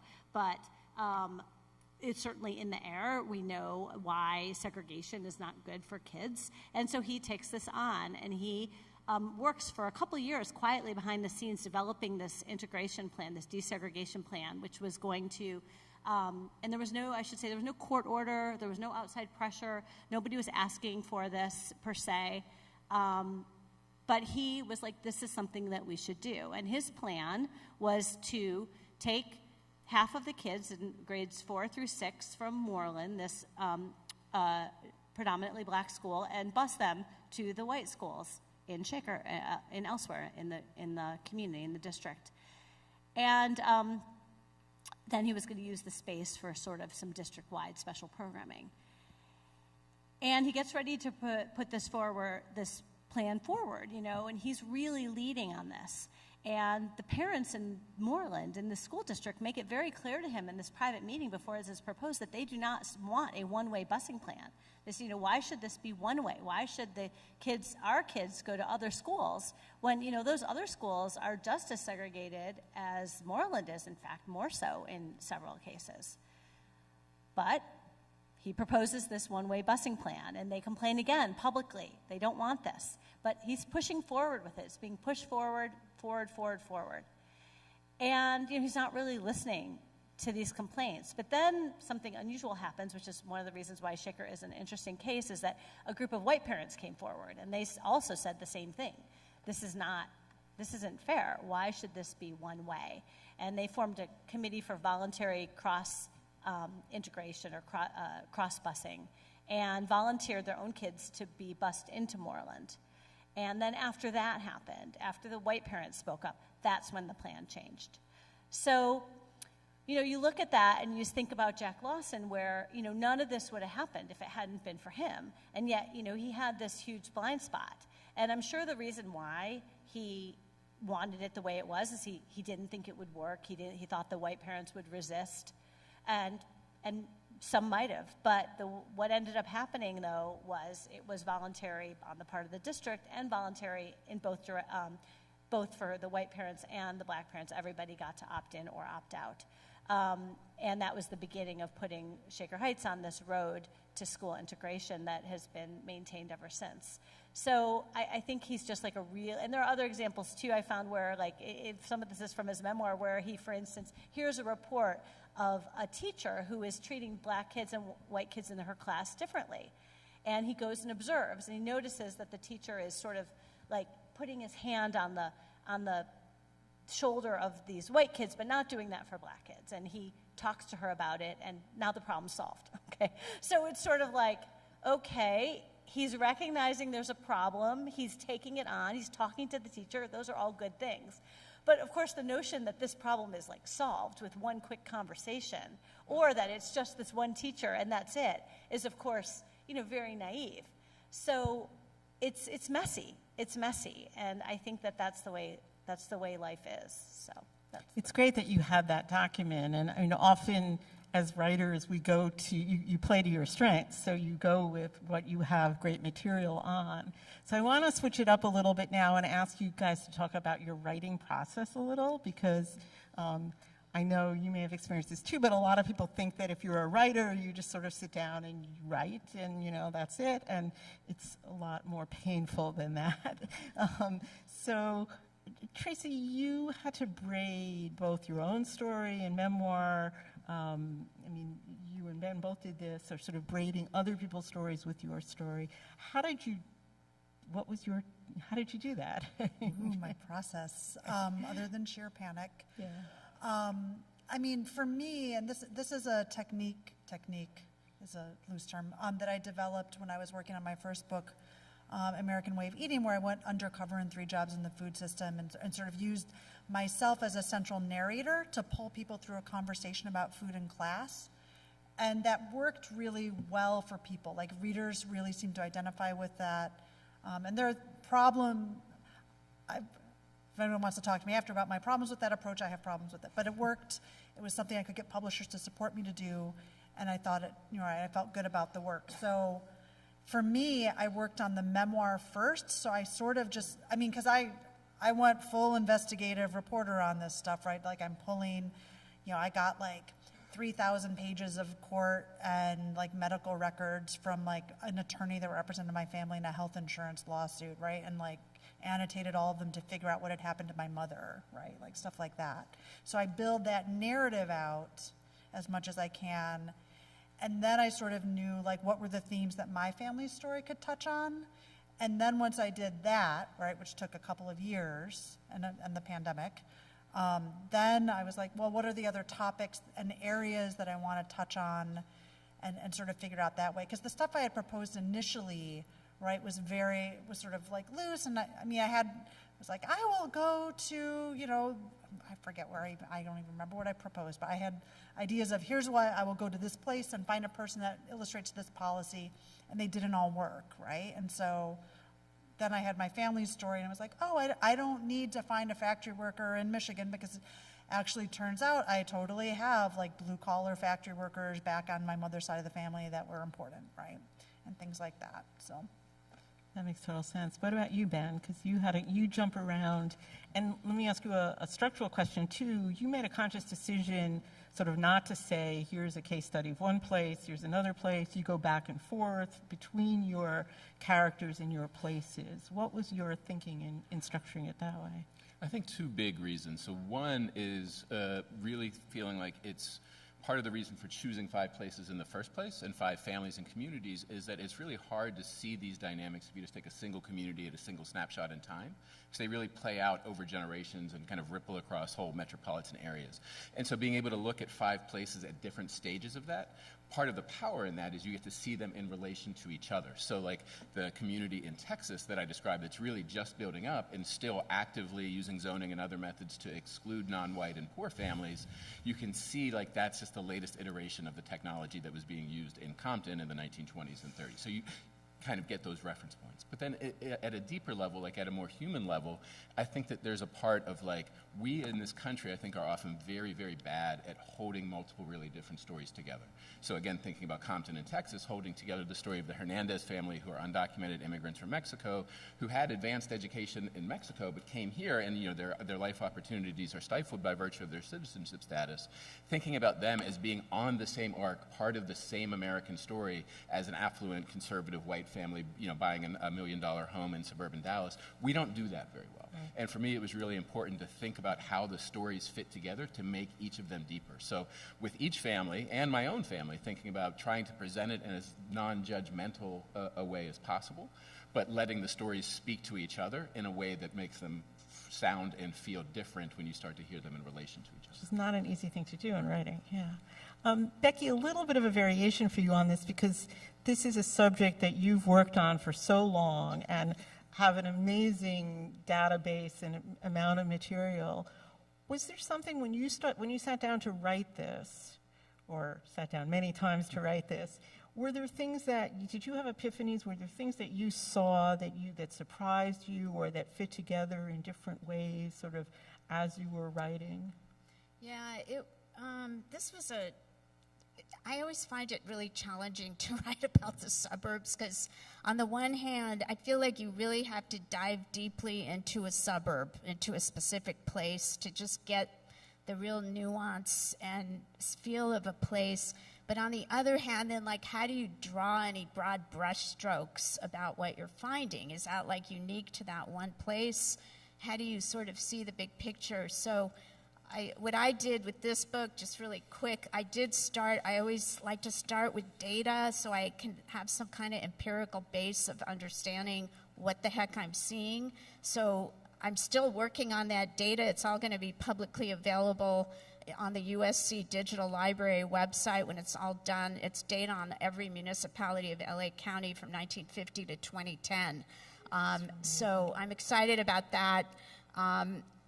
So that was like a really early piece of it. I wrote my first chapter, which is a kind of overview of LA's historic suburban landscapes, because I wanted to make sense of LA's supposedly illegible, space. And then from there, I went into my case studies. I looked at Pasadena, San Marino, Southgate, and Lakewood. And from each of those, I was learning something really distinct and interesting. And then I was finding weird kind of parallels between San Marino and Southgate, of all things, with ethnic politics and the sort of spatial politics that was showing up in similar ways between like a pretty wealthy and a very working class community. And then I went back and wrote chapter 2 and 3, which were more county-wide, pulled the lens back, try to see what the bigger kind of picture of all of this was. So, yeah, a lot of pulling back, right, to see how it all fits together. Laura, as a long-time experienced, accomplished journalist, what was it like for you writing a book, and how is that a lot of people sort of wonder, how is it different from writing a long newspaper story? And it is very different. So how did you figure out how to adjust to that? Yeah, and it was not, I wasn't like looking, I was perfectly happy being a newspaper journalist, which I find a very satisfying career. I wasn't looking for a book to write. This, though, when I did the story, I felt like this was a book I wanted to write. And it was, so part of it was, so my story is like a 120-year history, okay, going, obviously every year does not get equal time, but that's the full span. So one of the things that was different for me was the early part of the reporting, which was really more of just research, is really almost fully document oriented. So I was really sort of playing historian, and which is different than what we do as journalists. So that was sort of the first piece. And then the middle piece is reconstructed through a combination of documents and videos and interviews with people who were there who are still alive. So I'm, sort of pulling it together, and it's kind of a combination of like the historian approach and more of a journalism approach. And then the more recent chapters are just more fully journalist, just like what I was very normally comfortable. If you look at my endnotes, which I'm sure you all are going to just like grab that book and go right to the endnotes, they are compelling. I'm just spoiler alert. Anyway, there are a few really good ones. Anyway, there's like a lot more for the beginning. I didn't endnote every interview I did at the end. But the thing that was challenging about it, and what I loved about it, much more, which I didn't anticipate, was because I think that there's a lot of happiness comes from when you feel like you're living in an atmosphere of growth and you feel like you're pushing yourself in new directions. And that's what this was for me, because it was a big puzzle. If you're marrying up this long history with the characters who I wanted to feature, with the themes that I wanted to hit, and they all had to come together in a cohesive way.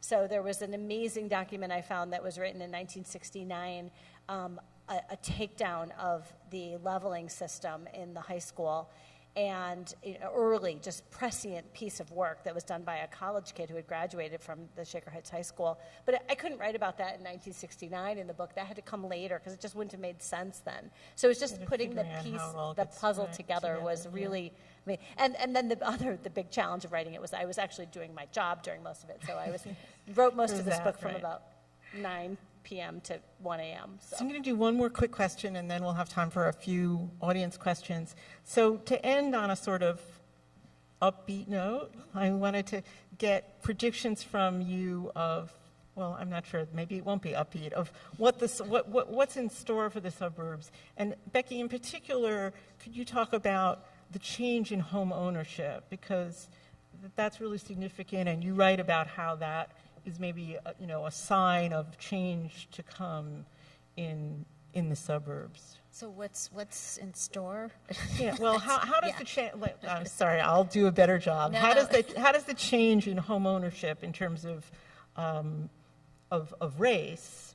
Oh, yeah. What does that foreshadow in terms of the future of the suburbs?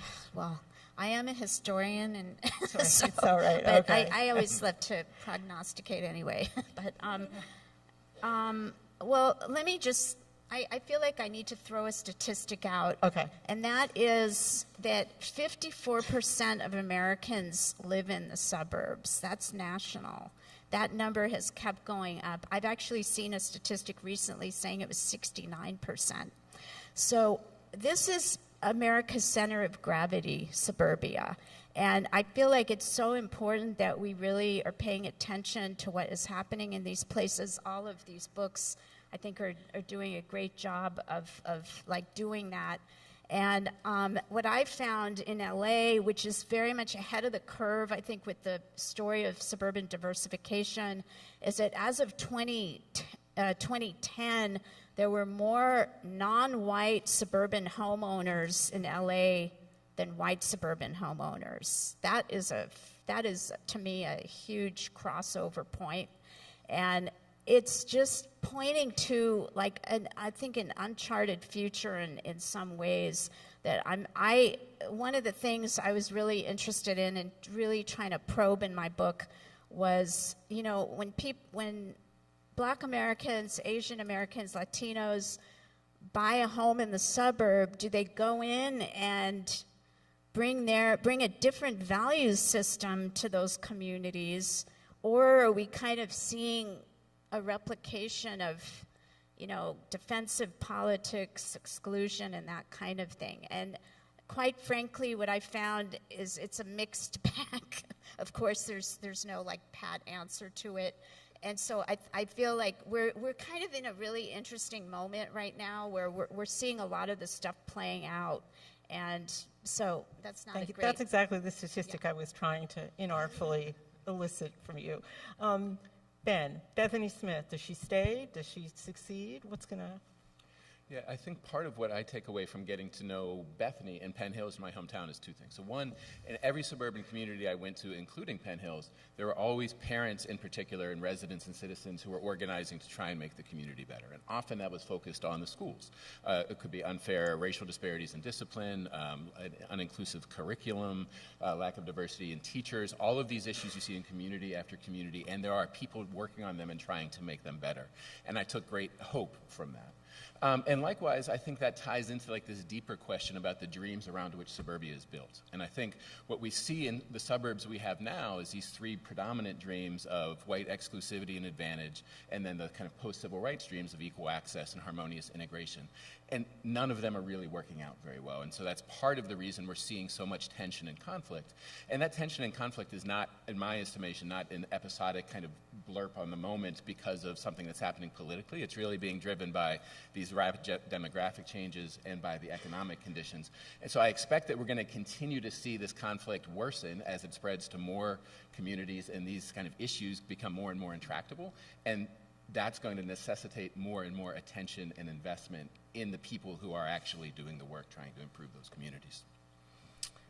Laura, Shaker Heights, future?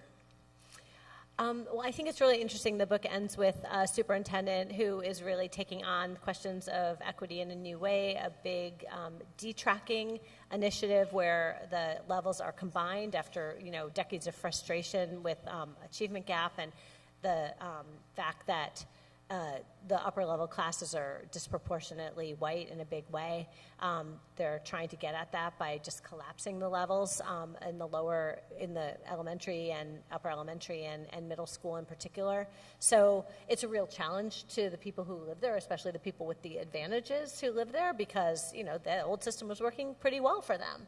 So I think that's what I'm going to be looking for, is like, do the advantaged families, you know, like for the moment they're like still in, like there's like we haven't seen white enrollment fall. It's been 3 years. We just saw a big 60% vote for a big tax levy. So it feels like everyone's still in on this, you know, this next iteration of work towards equity. But we'll see. You know, we'll see, because, you know, it takes a lot of different elements to try to make a system like this work, and it's not easy. So I'm not good at making predictions about the future, but as they say, that predictions are hard, especially about the future. So anyway. But and that's a great segue, Tracy. You get the last word here on the white bonus, and what is it gonna? Is recognizing the white bonus enough? Is reckoning with it? What's next? Thank you for giving me the hard question. Yes. I mean, these are all hard, but I'm like, great, this will be wonderful. Don't stall for time. Not at all. So I don't think we can fix any of these kinds of problems until we're honest about how our country actually works in real time and what the priorities have historically been and why there's a lack of equity, right? When we talk about this just as like, well, we just didn't let black people live in this neighborhood, and so we need to fix that, and we don't need to be honest about the fact that white people got stuff, right? It ruins our ability to have a functioning democracy or an economy that works for all of us, right? Because I think a lot of what you see is when you see white people sort of like hunkering down and being like, mine, mine, mine, right? Which happens, right? Partly that's because we I think this is true from my research, right? White people don't learn to see themselves as a race in this country, so we don't understand that we got things because we think, and I've done interviews where people have said this to me, where they're like, I didn't get anything special, I just got what Americans are supposed to get, right? And that, I think that's really common. That's how I was raised to think about these things. So until we're honest about them, I don't think we can get that far, right? And I do take some hope because I think there's more and more people, like white people and folks of color, who are interested in figuring this stuff out so that we can all move forward together, right? And so I think that's as close as I get to hope for us, but I think it's possible. I think that's a really great note to end on. I want to say that all of these books are for sale. Everyone's,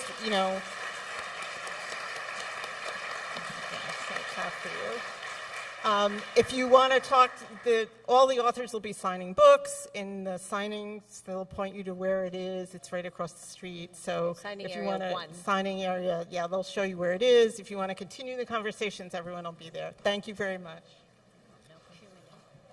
Good. It worked.